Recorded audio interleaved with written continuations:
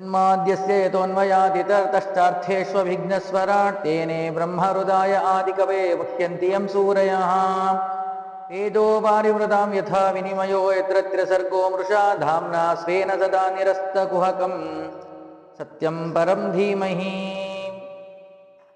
नारायणाय परिपूर्णगुणार्णवाय विश्वोदयस्थितिलयो नियतिप्रदाय ज्ञानप्रदाय विबुधासुरसौख्यदुःखसत्कारणाय वितताय नमो नमस्ते यस्याः कटाक्षमात्रेण ब्रह्मरुद्रेन्द्रपूर्वकाः सुराः स्वीयपदान्यापुः सा लक्ष्मीर्मे प्रसीदतु बुद्धिर्बलं यशोधैर्यं निर्भयत्वम् अरोगता अजाड्यं वाक्पटुत्वं च हनूमत्स्मरणात् भवेत् शिव शिवेति शिवेति शिवेति वै भव भवेति भवेति भवेति वा मृड मृडेति मृडेति मृडेति वै भजति यस्य ततं प्रणतामि यात् वक्रतुण्डमहाकाय सूर्यकोटिसमप्रभा निर्विघ्नं कुरु मे देव सर्वकार्येषु सर्वदा ब्रह्मान्ता गुरवः साक्षात् इष्टं दैवं च यः पतिः आचार्या श्रीमदाचार्याः सन्तु मे जन्म जन्मनि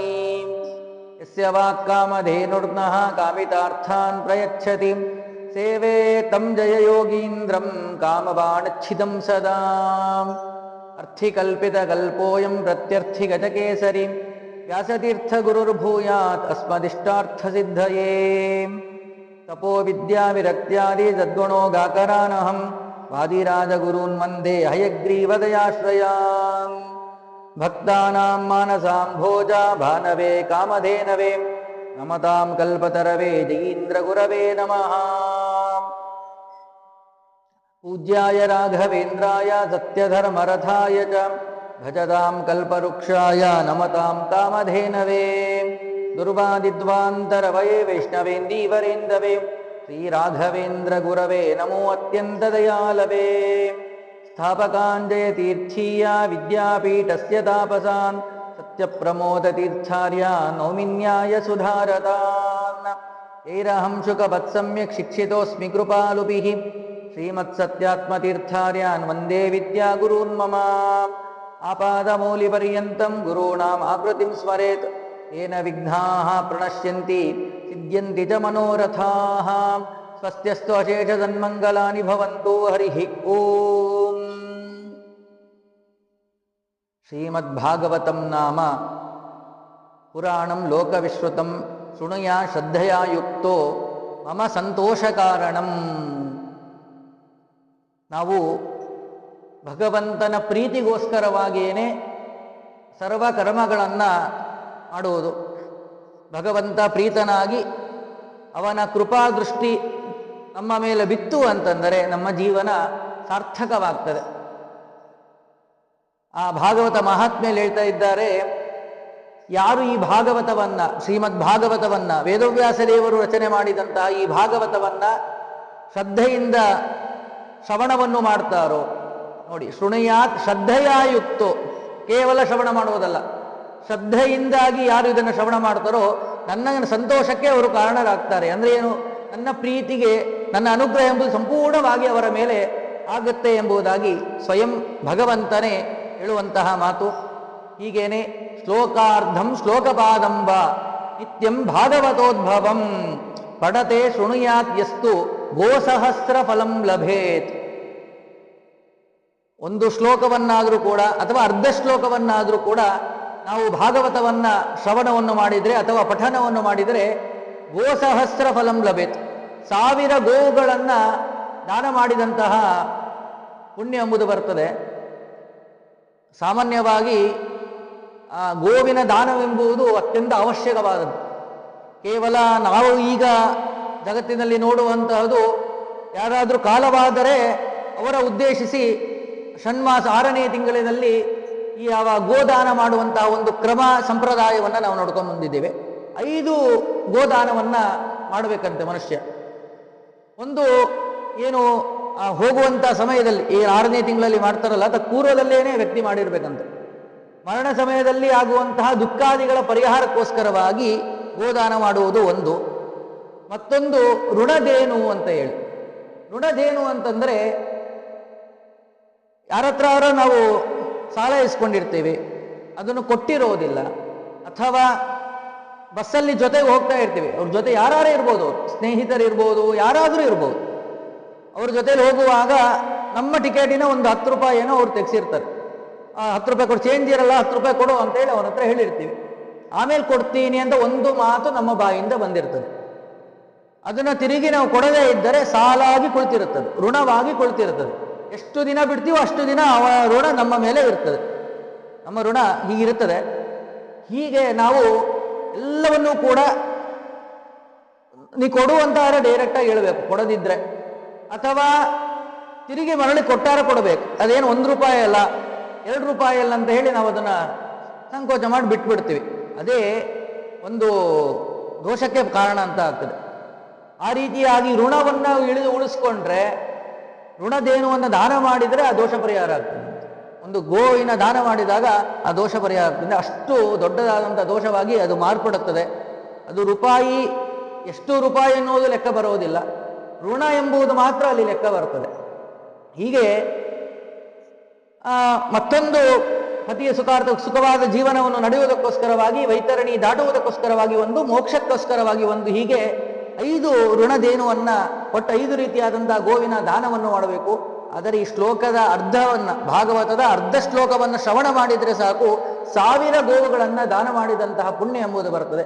ಅಂತಹ ಶ್ರೇಷ್ಠವಾದದ್ದು ಶ್ಲೋಕಾರ್ಧಂ ಶ್ಲೋಕಪಾದಂಬ ನಿತ್ಯಂ ಭಾಗವತೋದ್ಭವಂ. ಪ್ರತಿನಿತ್ಯವೂ ಕೂಡ ಒಂದು ಶ್ಲೋಕ, ಅರ್ಧ ಶ್ಲೋಕ ಆದರೂ ಕೂಡ ನಾವು ಅದನ್ನು ಪ್ರತಿನಿತ್ಯವೂ ಕೂಡ ಶ್ರವಣವನ್ನು ಮಾಡಲೇಬೇಕು. ಅತ್ಯಂತ ಶ್ರೇಷ್ಠವಾದಂತಹ ಗ್ರಂಥ. ಸಾತ್ವಿಕ, ರಾಜಸ, ತಾಮಸ ಅಂತೇಳಿ 3 ವಿಭಾಗವನ್ನು ಮಾಡಿದ್ದಾರೆ.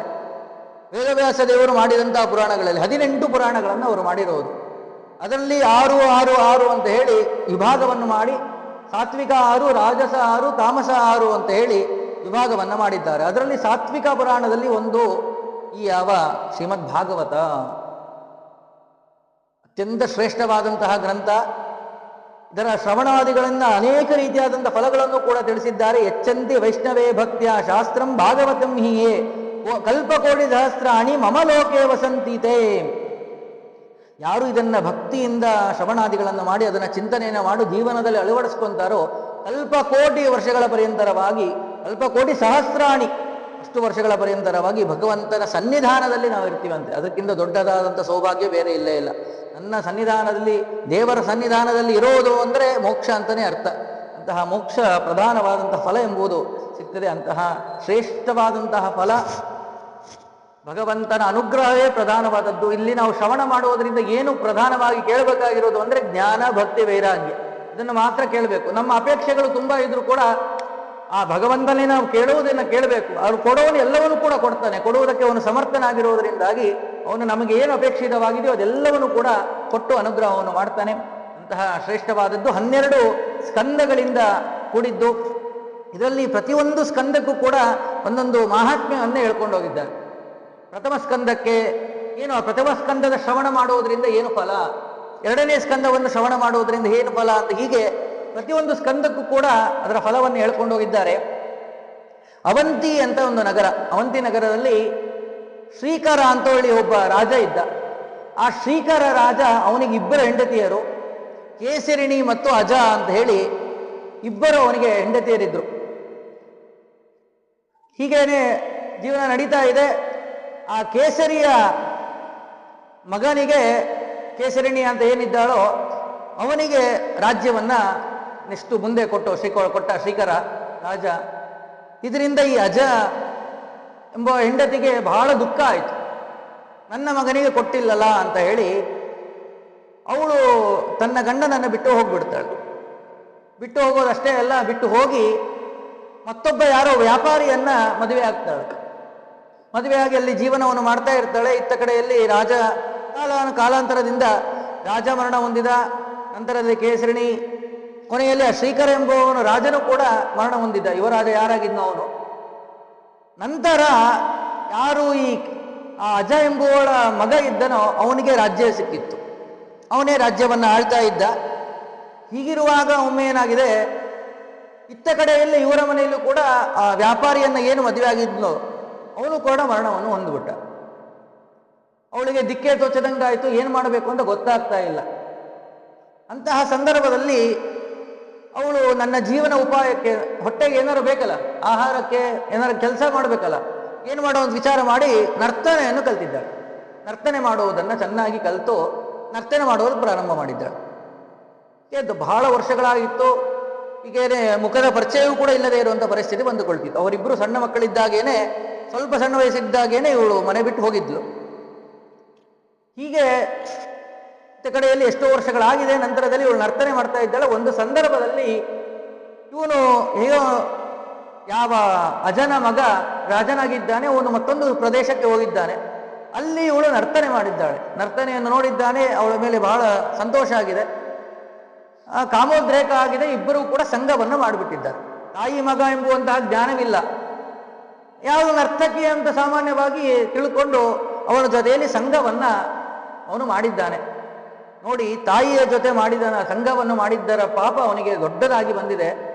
ಮಾರನೇ ದಿನ ಆ ಊರಿನ ಧರ್ಮಜ್ಞರು, ಪುರೋಹಿತರೆಲ್ಲರೂ ಕೂಡ ಇವನನ್ನ ಬಹಳವಾಗಿ ಖಂಡನೆ ಮಾಡ್ತಾ ಇದ್ದಾರೆ, ನಿಂದನೆ ಮಾಡ್ತಾ ಇದ್ದಾರೆ.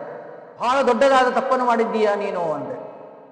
ಆಗ ಅವರಿಗೆಲ್ಲ, ರಾಜರಿಗೆ ನರ್ತಕಿಯರ ಜೊತೆ ಸಂಘವನ್ನು ಮಾಡೋದೇನು ದೊಡ್ಡ ವಿಷಯ ಅಲ್ಲ.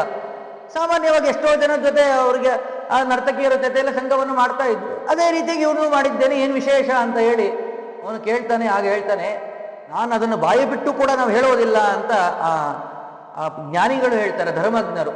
ಅಂತಹ ದೊಡ್ಡದಾದಂತಹ ತಪ್ಪನ್ನು ನೀ ಮಾಡಿದ್ದೀಯಾ, ಏನು ಮಾಡಿದ್ದೇನೆ ಯಾರು ಹೇಳ್ರಿ ಅಂತಂದ್ರೆ ಅವ್ರು ಯಾರು ಕೂಡ ಹೇಳ್ತಾ ಇಲ್ಲ. ಕೊನೆಯಲ್ಲಿ ಆ ನರ್ತಿಕೆಯನ್ನೇ ಕೇಳು ನೀನು, ಆಗ ಗೊತ್ತಾಗುತ್ತದೆ ಅಂತ ಹೇಳಿದಾಗ ಅವಳಿಗೂ ಕೂಡ ವಿಷಯ ಗೊತ್ತಿಲ್ಲ ಮೊದಲಿಗೆ. ಹೀಗೇನೆ ಯಾರು ನೀನು ಅಂತ ಎಲ್ಲ ಅವಳ ಪೂರ್ವ ವಿಷಯಗಳೆಲ್ಲವೂ ಕೂಡ ಕೆದಕಿ ತಿರುಗಿದರೆ, ಆಯಾವ ಶ್ರೀಕರನನ್ನ ಮದುವೆ ಆದಂಥ ಎರಡನೇ ಹೆಂಡತಿ ಅಂದ್ರೆ ಸ್ವಯಂ ತನ್ನ ತಾಯಿ ಹೇಳಿ ಬಹಳ ದುಃಖ ಆಯಿತು. ಇಬ್ಬರಿಗೂ ಕೂಡ ಪರಸ್ಪರ ದುಃಖ ಆಗಿದೆ. ಎಂಥ ಪರಿಸ್ಥಿತಿ ಬಂದ್ಬಿಡ್ತಲ್ಲ ಅಂತೇಳಿ ಬಹಳ ದುಃಖಪಟ್ಟಿದ್ದಾರೆ. ಏನು ಮಾಡಬೇಕು ಅಂತ ಆ ಧರ್ಮಜ್ಞರಲ್ಲಿ ಕೇಳಿದಾಗ, ಏನಿಲ್ಲ, ಪ್ರಾಯಶ್ಚಿತ್ತಕ್ಕೋಸ್ಕರವಾಗಿ ತೀರ್ಥಕ್ಷೇತ್ರಗಳಿಗೆ ಹೋಗಿ ಸಂಚಾರವನ್ನು ಮಾಡ್ತಾ ಇರಿ, ಎಲ್ಲಿ ದೇವರ ಅನುಗ್ರಹ ಆಗ್ತದೋ ಆಗ್ತದೆ, ನೀವು ಅದೇ ಪ್ರಾಯಶ್ಚಿತ್ತ ನಿಮಗೆ ಅಂತ ಹೇಳಿ ಸಂಚಾರಕ್ಕೆ ಹೊರಟಿದ್ದಾರೆ. ಹೀಗೇನೆ ಅನೇಕ ತೀರ್ಥಕ್ಷೇತ್ರಗಳೆಲ್ಲವನ್ನು ಬಿಟ್ಟುಬಿಟ್ಟಿದ್ದಾನೆ, ರಾಜ್ಯವನ್ನು ಬಿಟ್ಟಿದ್ದಾನೆ, ಮತ್ತೊಬ್ಬರಿಗೆ ಒಪ್ಪಿಸಿ ಅವನು ಹೀಗೇನೆ ಸಂಚಾರ ಕ್ರಮೇಣ ತಾಯಿ ಮಗ ಇಬ್ಬರೂ ಕೂಡ ಹೊರಟಿದ್ದಾರೆ. ಹೊರಟಿ ಹಂಗೆ ಅನೇಕ ತೀರ್ಥಗಳಲ್ಲಿ, ಕ್ಷೇತ್ರಗಳಲ್ಲಿ ದರ್ಶನವನ್ನು ಮಾಡಿ ಅಲ್ಲಿ ಮಿಂದು ಪುಣ್ಯವನ್ನು ಸಂಪಾದನೆ ಮಾಡ್ತಾ ಹೋಗ್ತಾ ಇದ್ರು. ಆ ದೊಡ್ಡದಾದಂಥ ಪಾಪ ಸಾಮಾನ್ಯವಾದದ್ದಲ್ಲ. ಅಂತಹ ಪಾಪದ ಪರಿಹಾರಕ್ಕೋಸ್ಕರವಾಗಿ ಹೋಗುವಾಗ ಯಮುನಾ ನದಿ ತೀರಕ್ಕೆ ಹೋಗಿದ್ದಾರೆ. ಅಲ್ಲಿ ನದಿಯಲ್ಲಿ ಸ್ನಾನ ಮಾಡಿದ್ದಾರೆ. ಅಲ್ಲಿ ಯಮುನಾ ತೀರದಲ್ಲಿ ಒಬ್ಬರು ಧರ್ಮಜ್ಞರು ಭಾಗವತವನ್ನ, ಪುರಾಣ ಹೇಳುವವರು ಶ್ರೀಮದ್ ಭಾಗವತ ಪುರಾಣವನ್ನ ಹೇಳ್ತಾ ಇದ್ದಾರೆ. ಅದರಲ್ಲಿ ಪ್ರಥಮ ಸ್ಕಂದವನ್ನ ಹೇಳ್ತಾ ಇದ್ದಾರೆ, ಮೊದಲನೆಯ ಸ್ಕಂದವನ್ನ. ಆ ಪ್ರಥಮ ಸ್ಕಂದವನ್ನು ಕೇಳಿದ್ದರ ಪ್ರಭಾವವಾಗಿ ಅವರಿಬ್ಬರಿಗೂ ಕೂಡ ಮಾಡಿದಂತಹ ದೋಷಗಳೆಲ್ಲವೂ ಕೂಡ ಪರಿಹಾರವಾಗಿ ಹೋಯಿತು. ಅಂದರೆ ಇಲ್ಲಿ ತಿಳುವಂತಹ ಸಂದೇಶವೇನು ಅಂತಂದ್ರೆ, ಅಂದ್ರೆ ಈ ಪ್ರಥಮ ಸ್ಕಂದವನ್ನು ಕೇಳಿದರೆ ಈ ರೀತಿಯಾದ ಘೋರವಾದ ತಪ್ಪನ್ನು ಮಾಡಬಹುದಾ ಅಂತ ಸರ್ವಥಾ ಮಾಡುವ ಹಾಗೆ ಇಲ್ಲ. ಅಂತಹ ದೊಡ್ಡದಾದಂತಹ ತಪ್ಪುಗಳು ಕೂಡ ಪರಿಹಾರವಾಗ್ತದೆ ಇದನ್ನು ಶ್ರವಣ ಮಾಡುವುದರಿಂದ ಎಂಬುದಾಗಿ ಮಾತ್ರ ನಾವಿಲ್ಲಿ ಅದರ ಬಗ್ಗೆ ತಿಳಿಬೇಕು. ಅಂತಹ ರೀತಿಯಾಗಿ ಆ ನಂತರದಲ್ಲಿ ಅವರಿಗೆ ಜ್ಞಾನವಾಯಿತು. ಈ ರೀತಿಯಾಗಿ ಇರೋದು ಸರಿಯಲ್ಲ ಅಂತ ಹೇಳಿ ಕೊನೆಯಲ್ಲಿ ಆ ಭಗವಂತನ ಅನುಗ್ರಹದಿಂದ ದೇಹವನ್ನು ಬಿಟ್ಟು ಕೊನೆಯಲ್ಲಿ ಸದ್ಗತಿಯನ್ನು ಹೊಂದಿದ್ರು ಎಂಬುದಾಗಿ ಕೇಳ್ತೀವಿ. ಅಂತಹ ಶ್ರೇಷ್ಠವಾದಂತಹದ್ದು ಪ್ರಥಮ ಸ್ಕಂದ ಶ್ರವಣ ಮಾಡುವುದರಿಂದಾಗಿ ತಾಯಿಯನ್ನ ಕೊಂದಂತಹ, ತಾಯಿ ಜೊತೆ ಸಂಘ ಮಾಡಿದಂತಹ ದೋಷಗಳೇನಿರ್ತೋ ಅಂತಹ ದೋಷಗಳೆಲ್ಲ ಪರಿಹಾರವಾಗಿ ಹೋಗ್ತದೆ. ನಾವು ಪವಮಾನವನ್ನ ಶ್ರವಣವನ್ನು ಮಾಡುವಾಗೂ ಕೂಡ ಅಲ್ಲಿ ಕೊನೆಯಲ್ಲಿ ಫಲಭಾಗದಲ್ಲಿ ಹೇಳ್ತಾರೆ, ಮಾತೃ ಅನ್ನನ ಪಿತೃ ಅನ್ನನ ಅವರ ರೀತಿಯಾಗಿ ಸನ್ಮಾನ ಮಾಡಿದಂತಹ ಸಂಘ ಮಾಡಿದಂಥ ದೋಷಗಳೆಲ್ಲವೂ ಕೂಡ ಪವಮಾನದ ಶ್ರವಣ ಮಾಡುವುದರಿಂದ ಪರಿಹಾರವಾಗ್ತದೆ ಅಂತ ಹೇಳಿ ಆ ಕ್ರಮದಲ್ಲಿ ಹೀಗೇನೆ ಅಂತಹ ಪ್ರಥಮ ಸ್ಕಂದದ ಫಲ ಈ ರೀತಿಯಾಗಿದೆ. ದೊಡ್ಡದಾದಂತಹ ಮಾತೃ ಸಂಘ ಮಾಡಿದಂತಹ ದೋಷ ಎಂಬುದೇ ಈ ಮೊದಲನೇ ಸ್ಕಂದ ಶ್ರವಣ ಮಾಡುವುದರಿಂದ ಪರಿಹಾರವಾಗ್ತದೆ ಎಂಬುವಂತಹ ವಿಷಯವನ್ನ ತಿಳಿತಾ, ಈ ವಿಷಯವನ್ನ, ಈ ಭಾಗವತವನ್ನ ಯಾರು ಯಾರಿಗೆ ಹೇಳಿದರು ಏನು ಎಂಬುದಾಗಿಲ್ಲ ಕೇಳಿದಾಗ ಎರಡು ರೀತಿಯಾಗಿ ಅದು ಕವಲು ಹೊಡ್ಕೊಂಡು ಹೋಗಿದೆ. ಸಾಕ್ಷಾತ್ ಭಗವಂತ ಶ್ರೀಮನ್ನಾರಾಯಣ ಬ್ರಹ್ಮದೇವರಿಗೆ ಉಪದೇಶವನ್ನು ಮಾಡಿದ್ರು. ಬ್ರಹ್ಮದೇವರು ನಾರದರಿಗೆ, ನಾರದರು ವ್ಯಾಸರಿಗೆ ಅಂದ್ರೆ ವೇದವ್ಯಾಸ ದೇವರಿಗೆ. ಅದು ಹೇಗೆ ಎಂಬುದನ್ನು ಮುಂದೆ ನಾವು ಕೇಳ್ತೀವಿ. ಏನಪ್ಪ ವೇದವ್ಯಾಸ ದೇವರಿಗೆ ನಾರದರು ಉಪದೇಶ ಮಾಡಿದ್ರ ಅಂತಂದ್ರೆ, ಉಪದೇಶ ಮಾಡಿದ್ದಲ್ಲ, ತಮ್ಮ ಜ್ಞಾನವನ್ನು ಒಪ್ಪಿಸಿದ್ದು, ಗುರುಗಳ ಮುಂದೆ ಸಮರ್ಪಣೆಯನ್ನು ಮಾಡಿದ್ದು. ಗುರುಗಳ ಮುಂದೆ ನಾವೇ ಒಂದು ಹಾಡು ಹೇಳ್ತಾ ಇರ್ತೀವಿ, ಈಗ ಗುರುಗಳಿಗೆ ಬರ್ತಾ ಇರೋಲ್ಲ ಅವ್ರಿಗೆ ಹೇಳ್ಕೊಡ್ತಾ ಇದ್ದೀವಿ ಅಂತ ಅರ್ಥನ, ಅಥವಾ ಅವ್ರಿಗೆ ಉಪದೇಶ ಮಾಡ್ತಾ ಇದ್ದೀವಿ ಅಂತ ಅರ್ಥನ, ಅವರು ಮುಂದೆ ಒಪ್ಸೋದು. ಆ ರೀತಿಯಾಗಿ ನಾರದರು ವ್ಯಾಸರಿಗೆ, ವೇದವ್ಯಾಸದೇವರಿಗೆ ಹೇಳಿದರು. ವೇದವ್ಯಾಸದೇವರು ಸುಖಮುನಿಗಳು, ಮಹಾವೈರಾಗ್ಯ ಶಿಖಾಮಣಿಗಳು. ನಮಗೆ ಯಾವ ಭಾಗವತ ಸಿಗುವುದಕ್ಕೆ ಪ್ರಧಾನವಾಗಿ ಕಾರಣರಾದವರು ಅವರೊಬ್ಬರು. ಶುಕಾಚಾರ್ಯರೇ ಪರೀಕ್ಷಿತ ರಾಜನಿಗೆ ಉಪದೇಶ ಮಾಡಿದಂತಹ ವೃತ್ತಾಂತ. ಆ ಶುಕಾಚಾರ್ಯರು ಪರೀಕ್ಷಿತನಿಗೆ ಉಪದೇಶವನ್ನು ಮಾಡಿದ್ರು. 7 ದಿನಗಳಲ್ಲಿ ಮರಣವನ್ನು ಹೊಂದುತ್ತೀಯಾ ಅಂತ ಹೇಳಿ ಅವನಿಗೆ ಶಾಪ ಇರುತ್ತದೆ. ಆ ಶಾಪದ, ಶೃಂಗಿಯ ಶಾಪದಿಂದಾಗಿ ಅವನು ಗಂಗೆಯ ತೀರದಲ್ಲಿ ಶ್ರವಣವನ್ನು ಮಾಡಿದ್ದೇ ಈ ಯಾವ ಭಾಗವತ. ಹೀಗೆ ಹರಡಿಕೊಂಡು ಬಂತು. ಮತ್ತು ಅದನ್ನೇ ಶುಕಾಚಾರ್ಯರ ಹತ್ರ ಸೂತರು ಕೇಳಿದರು. ಸೂತರು ಶೌನಕರಿಗೆ ಉಪದೇಶವನ್ನು ಮಾಡಿದರು. ಅಲ್ಲೇನೇ ಪರೀಕ್ಷಿತ ಕೇಳುವ ಸಂದರ್ಭದಲ್ಲೇನೆ ಸೂತರು ಇದ್ರು. ಸೂತರು ಮುಂದೆ ಶೌನಕರಿಗೆ ಹೇಳಿದರು ಎಂಬುದಾಗಿ ಕೂಡ ನಾವು ಕೇಳ್ತೇವೆ. ಹೀಗೆ ನಾವು ನೋಡಿ, ಯಾವುದೇ ಒಂದು ಪುರಾಣಗಳನ್ನು ತೆಗೆದರೂ ಕೂಡ ಅಲ್ಲಿ ಸೂತೋವಾಚ ಶೌನಕೋವಾಚ ಅಂತ 2 ಶಬ್ದಗಳು ನಮಗೆ ಸಾಮಾನ್ಯವಾಗಿ ಕೇಳಿಸ್ತಾ ಇರ್ತದೆ. ಆ ನೈಮಿಷಾರಣ್ಯದಲ್ಲಿ ಸತ್ರವನ್ನು ಮಾಡುವಂತಹ ಸಂದರ್ಭದಲ್ಲಿ ಶೌನಕರು ಅನೇಕ ಉಪದೇಶವನ್ನೆಲ್ಲವನ್ನು ಕೂಡ ಪಡೆದಿದ್ದಾರೆ ಸತ್ರಯಾಗ ನಡೆಯುವಾಗ. ಹಾಗೇನೆ ಸೂತ ಮಹರ್ಷಿಗಳು ಅನೇಕ ಬಾರಿ ಆ ಸ್ಥಳಕ್ಕೆ ಬಂದು ಹೋಗ್ತಾ ಇದ್ರು. ಮುಂದೆ ಹೇಳ್ತಾರೆ 1000 ವರ್ಷಗಳ ಪರ್ಯಂತರವಾಗಿ ಅವರು ಸತ್ರವನ್ನು ಮಾಡಿದ್ರಂತೆ, ಯಜ್ಞವನ್ನು, ಒಂದಲ್ಲ ಎರಡಲ್ಲ. ಹಾಗೆ ಈ ಕ್ರಮದಲ್ಲಿ ಸೂತರು ಶೌನಕರಿಗೆ ಅದನ್ನು ಉಪದೇಶವನ್ನು ಮಾಡಿದ್ರು. ಇದೊಂದು ಕವಲಾದರೆ ಇನ್ನೊಂದು ನಾರಾಯಣ ಭಗವಂತ ಶ್ರೀಮನ್ನಾರಾಯಣ ಶೇಷದೇವರಿಗೆ ಇದನ್ನ ಉಪದೇಶವನ್ನು ಮಾಡಿದ್ರು. ಶೇಷದೇವರು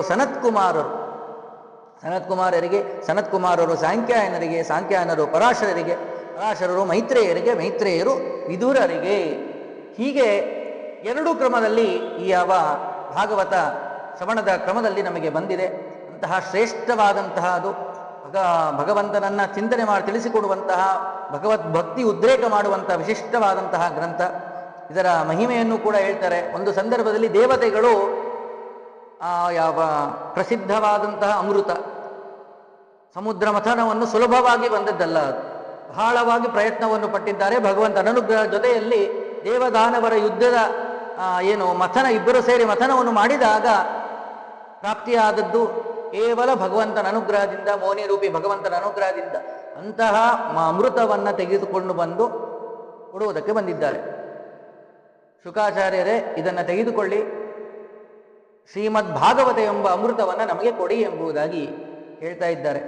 ಆ ಸಂದರ್ಭದಲ್ಲಿ ಅವರು ಹೇಳ್ತಾರೆ, ಸ್ವಕಾಚಃ, ನೀವು ಕೊಡ್ತಿರೋದು ಹೇಗಿದೆ ಅಂತಂದ್ರೆ, ಯಾವುದೋ ಒಂದು ಗಾಜಿನ ಪುಡಿಯನ್ನ ಕೊಟ್ಟು ದೊಡ್ಡದಾದಂತಹ ಮುತ್ತನ್ನ ಅಪೇಕ್ಷೆ ಪಟ್ಟಂಗಿದೆ, ಅಷ್ಟು ವಿರುದ್ಧವಾದದ್ದು. ಯಾಕೆ ಅಂತಂದ್ರೆ ಈ ದೇವತೆಗಳ ಈ ಅಮೃತ ಏನಿದೆಯೋ ಅದಕ್ಕೆಲ್ಲವಕ್ಕೂ ಕೂಡ ಒಂದು ಕಾಲ ಅಂತ ಇದೆ, ಇಷ್ಟು ಕಾಲದವರೆಗೂ ಪರಿಮಿತಿ ಅಂತ ಇದೆ. ಆದರೆ ಈ ಯಾವ ಭಾಗವತ ಎಂಬ ಅಮೃತಕ್ಕೆ ಇಷ್ಟು ಕಾಲದವರೆಗೂ ಅಷ್ಟೇ ಇದರ ವ್ಯಾಲಿಡಿಟಿ ಇರ್ತದೆ ಎಂಬುದಾಗಿ ಇಲ್ಲೇ ಇಲ್ಲ. ಯಾಕೆಂದ್ರೆ ಭಗವಂತನ ಸಮೀಪವನ್ನೇ ಹೊಂತಾರೆ ಅಂತ ಹೇಳಿದ್ವಿ, ಮಮ ಸಂತೋಷ ಕಾರಣಂ ಅಂತ ಹೇಳಿ. ಭಗವಂತನ ಸಮೀಪಕ್ಕೆ ಹೋಗ್ತಾರೆ ಅಂತಂದ್ರೆ ಮೋಕ್ಷವೇ ಪ್ರಾಪ್ತಿ ಆಗ್ತದೆ ಅಂತ. ಮೋಕ್ಷ ಪ್ರಾಪ್ತಿ ಆದ್ಮೇಲೆ ಮತ್ತೆ ಪುನರ್ಜನ್ಮ ಎಂಬುದಿಲ್ಲ. ಪುನರ್ಜನ್ಮ ಇಲ್ಲ ಅಂತಂದ್ರೆ ಸುಖ ದುಃಖಾದಿಗಳು ಮತ್ತೆ ಎಲ್ಲವೂ ಕೂಡ ರಿಪೀಟ್ ಆಗೋದೇ ಇಲ್ಲ ಅಂತಂದ್ಮೇಲೆ, ಅಂತಹ ಈ ಯಾವ ಪ್ರಸಿದ್ಧವಾದಂತಹ ಅಮೃತಕ್ಕಿಂತಲೂ ಕೂಡ ಅತ್ಯಂತ ಶ್ರೇಷ್ಠವಾದದ್ದು ಯಾವ ಶ್ರೀಮದ್ ಭಾಗವತ ಎಂಬುದಾಗಿ ನಮಗೆ ತಿಳಿದು ಬರ್ತದೆ. ಹೀಗೇನೆ ಒಂದು ಸಂದರ್ಭದಲ್ಲಿ ಜಗತ್ತಿಗೆ ಈ ಭಾಗವತವನ್ನು ಉಣಿಸುವುದಕ್ಕೋಸ್ಕರವಾಗಿ, ಇದರ ಮಹಿಮೆಗಳನ್ನು ಉಣಿಸುವುದಕ್ಕೋಸ್ಕರವಾಗಿ ನಾರದರು ಒಂದು ಸಂದರ್ಭದಲ್ಲಿ ಒಂದು ಲೀಲೆಯನ್ನು ತೋರಿಸ್ತಾರೆ. ಅಹಂತು ಪೃಥಿವೀಂ ಯಾತೋ ಜ್ಞಾತ ಸರ್ವೋತ್ತಮಾಮಿತಿ ಪುಷ್ಕರಂ ಚ ಪ್ರಯಾಗಂ ಚ ಕಾಶೀಂ ಗೋದಾವರೀಂ ತತ. ಹೀಗೇನೆ ಅವರು ಸಂಚಾರವನ್ನು ಮಾಡ್ತಾ ಹೋಗ್ತಾರೆ. ಭಗವಂತ ಸರ್ವೋತ್ತಮನಾದಂಥ ಭಗವಂತನ ಬಗ್ಗೆ ತಿಳಿಯುವುದಕ್ಕೋಸ್ಕರವಾಗಿ ತೀರ್ಥಕ್ಷೇತ್ರಾದಿಗಳನ್ನು ಸಂಚಾರವನ್ನು ಮಾಡ್ತಾ. ಆದರೆ ಎಲ್ಲ ಕಡೆಯೂ ಕೂಡ ಭೂಲೋಕದಲ್ಲಿ ವಿಶೇಷವಾಗಿ ಏನು ನಡೀತಾ ಇದೆ ಅಂತಂದ್ರೆ, ಸತ್ಯ ಎಂಬುದಿಲ್ಲ, ತಪಸ್ಸಿಲ್ಲ, ಶೌಚ ಇಲ್ಲ, ದಯಾ ಇಲ್ಲ, ದಾನ ಇಲ್ಲ, ಎಲ್ಲವನ್ನು ಕೂಡ ಬಿಟ್ಟುಬಿಟ್ಟಿದ್ದಾರೆ. ಕೇವಲ ತಮ್ಮ ಹೊಟ್ಟೆಯನ್ನು ತುಂಬಿಸ್ಕೊಳ್ಳೋಗೋಸ್ಕರವಾಗಿ ಜೀವನವನ್ನು ಮಾಡ್ತಾ ಇದ್ದಾರೆ. ತಮ್ಮ ಕುಟುಂಬವನ್ನ ಪೋಷಣೆಯನ್ನು ಮಾಡುವುದರಲ್ಲೇ ನಿರತರಾಗಿದ್ದಾರೆ. ಇಂತಹ ಸಂದರ್ಭದಲ್ಲಿ, ಅಂತಹ ಕಾಲದಲ್ಲಿ ಒಂದು ಸಂದರ್ಭದಲ್ಲಿ 3 ಜನರನ್ನ ನೋಡ್ತಾರೆ ನಾರದರು. ನೋಡಿ ಅವರನ್ನ ಪ್ರಶ್ನೆಯನ್ನು ಮಾಡ್ತಾ ಇದ್ದಾರೆ. ಯಾರನ್ನ ಅಂದ್ರೆ, ಒಬ್ಬ ಹುಡುಗಿ, 25 ವರ್ಷದ ಹುಡುಗಿ, ಮತ್ತೆ 99 ವರ್ಷದ 2 ಮಕ್ಕಳು, ದೊಡ್ಡವರು, ವಯಸ್ಸಾಗಿದ್ದವ್ರಿಗೆ ಸಂಪೂರ್ಣವಾಗಿ. ಅವರಿಗೆ ನಡೆಯುವುದಕ್ಕಾಗ್ತಾ ಇಲ್ಲ, ಮೂರ್ಛಾವಸ್ಥೆಯನ್ನು ಹೊಂದ್ಬಿಟ್ಟಿದ್ದಾರೆ ಅವರು. ಅಂತಹ ಸಂದರ್ಭದಲ್ಲಿ ಯಾರು ನೀವು ಅಂತೆಲ್ಲ ಕೇಳಿದಾಗ ಅಹಂ ಭಕ್ತಿ ರೀತಿ ಖ್ಯಾತ, ನಾನು ಭಕ್ತಿ ಅಂತ ಹೇಳಿ ಭಕ್ತಿ ದೇವಿ ನಾನು. ಇವರಿಬ್ರು ಯಾರು ಅಂತ ಕೇಳಿದರೆ ಇವರು ಜ್ಞಾನಾಚಾರೋ ವೈರಾಗ್ಯಾಚಾರೋ ಅಂತ ಹೇಳ್ತಾರಂತೆ. ಏನಿದು, ಯಾರು ನಿಮ್ಮ ಮಕ್ಕಳ, ಇವರು ಮಕ್ಕಳ ಮೊಮ್ಮಕ್ಕಳ, ಇಲ್ಲ ನಿಮ್ಮ ತಾತನ ಮುತ್ತಾತನ, ಈ ರೀತಿಯ ಕೇಳಿದರೆ ಅಲ್ಲ ಏನ್ರಿ ಈ ಥರ ಮಾತಾಡ್ತಾ ಇದ್ದೀರಾ, ಇವರು ನಮ್ಮ ತಾತ ಮುತ್ತಾತನರಲ್ಲ, ಇವರು ನನ್ನ ಮಕ್ಕಳು. ನಿನ್ನ ವಯಸ್ಸು ನೋಡಿದರೆ 25 ವರ್ಷ ಇದೆ, ಅವ್ರಿಗೆ ನೋಡಿದರೆ 99 ವರ್ಷ ಆಗಿದೆ, ನೀ ಏನು ವಿರುದ್ಧವಾಗಿ ಹೇಳ್ತಾ ಇದ್ದೀಯಲ್ಲ ಅಂತ ಕೇಳಿದರೆ, ಇಲ್ಲ ಹೌದು ಇವರು ನನ್ನ ಮಕ್ಕಳೇನೆ, ನಾವು 3 ಜನರು ಎಲ್ಲರೂ ಕೂಡ ಹೊರಟಿದ್ವಿ. ನಾವೆಲ್ಲಿ ಹುಟ್ಟಿದ್ವಿ ಅಂದರೆ ಉತ್ಪನ್ನೇ ದ್ರವಿಡಾಯ ಜಾತ, ತಮಿಳುನಾಡು ದ್ರವಿಡ ಪ್ರದೇಶ, ಅಲ್ಲಿ ನಾವು ಹುಟ್ಟಿದ್ದು.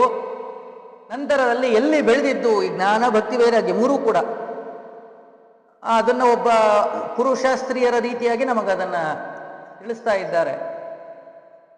ಹುಟ್ಟಿದ್ದು ಧರ್ಮ ಎಂಬುದು ಮೊದಲಿಗೆ ಹುಟ್ಟಿದ್ದು ಜ್ಞಾನ ಭಕ್ತಿ ವೈರಾಗ್ಯ ಹೆಚ್ಚಾಗಿ ಇದ್ದಿದ್ದು ಯಾವ ಉತ್ಪನ್ನವಾದಂತಹ ಹುಟ್ಟಿದ್ದು ಯಾವ ತಮಿಳುನಾಡಿನಲ್ಲಿ ದ್ರವಿಡ ಪ್ರದೇಶದಲ್ಲಿ. ಮುಂದೆ ಕರ್ನಾಟಕದಲ್ಲಿ ಜಾಸ್ತಿ ಆಯಿತು, ಅಭಿವೃದ್ಧಿ ಆಯಿತು. ಕರ್ನಾಟಕದಲ್ಲಿ ಜ್ಞಾನ ಭಕ್ತಿ ವೈರಾಗ್ಯ ಎಂಬುದು ತುಂಬ ಇತ್ತು. ಹೀಗೇನೆ ಅನೇಕ ವರ್ಷಗಳಾಯಿತು. ಅದಾದ ನಂತರದಲ್ಲಿ ಮುಂದೆ ಸ್ವಲ್ಪ ಸ್ವಲ್ಪ ಈ ಮಹಾರಾಷ್ಟ್ರದಲ್ಲಿ ಕಮ್ಮಿ ಆಗ್ತಾ ಬಂತು. ಮುಂದೆ ನಾನು ಹಂಗೆ ಮಹಾರಾಷ್ಟ್ರ ಕಡೆ ಹೋದ್ವಿ ನಾವು. ಮಹಾರಾಷ್ಟ್ರ ಕಡೆ ಹೋದಾಗ ಅದು ಸಂಪೂರ್ಣವಾಗಿ ಶಕ್ತಿ ಕಮ್ಮಿ ಆಗ್ತಾ ಬಂತು. ಮುಂದೆ ನಾವು ಗುರ್ಜರ ಪ್ರದೇಶಕ್ಕೆ ಹೋದ್ವಿ. ಗುಜರಾತ್ ಅಂತ ನಾವೇನು ಕೇಳ್ತೀವೋ, ಸಂಪೂರ್ಣ ಗುಜರಾತ್ ಅಂತಲ್ಲ, ಗುಜರಾತ್ ಪ್ರಾಂತ್ಯ ಭಾಗಗಳು, ಎಲ್ಲಿ ವಿಶೇಷವಾಗಿ ಅಜ್ಞಾನಾದಿಗಳು, ತಮಸ್ಸು, ದುಷ್ಟಕೃತ್ಯಗಳು ನಡೆಯುತ್ತಿರುವಂತಹ ಪ್ರದೇಶಗಳು ಮಾತ್ರ ಚಿಂತನೆ ಮಾಡಬೇಕು. ಆ ಪ್ರದೇಶಗಳಿಗೆ ಹೋದಾಗ ಸಂಪೂರ್ಣವಾಗಿ ನಾವು ನಿಶ್ಚೇಷ್ಟರಾಗ್ಬಿಟ್ವಿ. ಯಾವ ರೀತಿ ಶಕ್ತಿ ಇಲ್ಲದೆ ಇರುವಂಥ ಪರಿಸ್ಥಿತಿ ಬಂತು. ಹಾಗೇನೆ ಹೆಂಗೋ ಮಾಡಿ ಕಷ್ಟಪಟ್ಕೊಂಡು ವೃಂದಾವನಕ್ಕೆ ಹೋದ್ವಿ. ಮಧ್ಯದಲ್ಲಿ ಅನೇಕ ತೀರ್ಥಕ್ಷೇತ್ರಗಳೆಲ್ಲ ಸ್ನಾನವನ್ನು ಮಾಡಿದ್ವಿ. ಎಲ್ಲೂ ಕೂಡ ನಮಗೆ ಅಷ್ಟು ಶಕ್ತಿ ಬರಲಿಲ್ಲ. ವೃಂದಾವನಕ್ಕೆ ಹೋದ್ವಿ. ಕೃಷ್ಣನ ಸನ್ನಿಧಾನ, ಆ ಕೃಷ್ಣನ ಪಾದಧೂಳಿ ಏನು ನಮಗೆ ಸ್ಪರ್ಶವಾಯಿತು, ಆಗ ಮತ್ತೆ ನನಗೆ ಶಕ್ತಿ ಬಂತು. ನನಗೂ ಈ ರೀತಿಯಾಗಿ 99 ವರ್ಷ ಆಗಿತ್ತು, ಅಷ್ಟು ವಯಸ್ಸಾಗಿತ್ತು ನನಗೆ. ಆದರೆ ಇಲ್ಲಿ ಬಂದ ಮೇಲೆ ಭಗವಂತನ ಪಾದಧೂಳಿಯ ಸ್ಪರ್ಶವಾದ ಮೇಲೆ ನನಗೆ ಮತ್ತೆ ಆಯುಷ್ಯವನ್ನು ತರುಣಿಯಾಗುವಂತಹ ಶಕ್ತಿ ಬಂದಿದೆ. ಆದ್ರಿಂದ ನಾನು ಈಗ 25 ವರ್ಷ ತರ ಕಾಣ್ತಾ ಇದ್ದೇನೆ. ಮತ್ತೆ ಇವರಿಬ್ರು ಅಲ್ಲೇ ಪಾದಧೂಳಿ ಸ್ಪರ್ಶ ಆಗ್ತಿತ್ತು ಅಂದ್ರೆ ಅಷ್ಟೇ ಅಲ್ಲ, ಅವ್ರನ್ನ 3 ದಿನ ನೆನ್ಸಿಟ್ಟಿದ್ದೀನಲ್ಲಿ ಅವ್ರನ್ನ ಆ ಮಣ್ಣಲ್ಲಿ. ಅಷ್ಟಾದ್ರೂ ಕೂಡ ಅವರಿಗೆ ಜ್ಞಾನ ವೈರಾಗ್ಯ ಹೆಚ್ಚಾಗ್ಲಿಲ್ಲ. ಅದರಿಂದಾಗಿ ಏನು ಮಾಡಬೇಕು ಗೊತ್ತಾಗ್ತಾ ಇಲ್ಲ, ನಾವು ಸಂಕಷ್ಟದಲ್ಲಿ ಇದ್ದೇವೆ ಅಂತ ಹೇಳ್ತಾರೆ.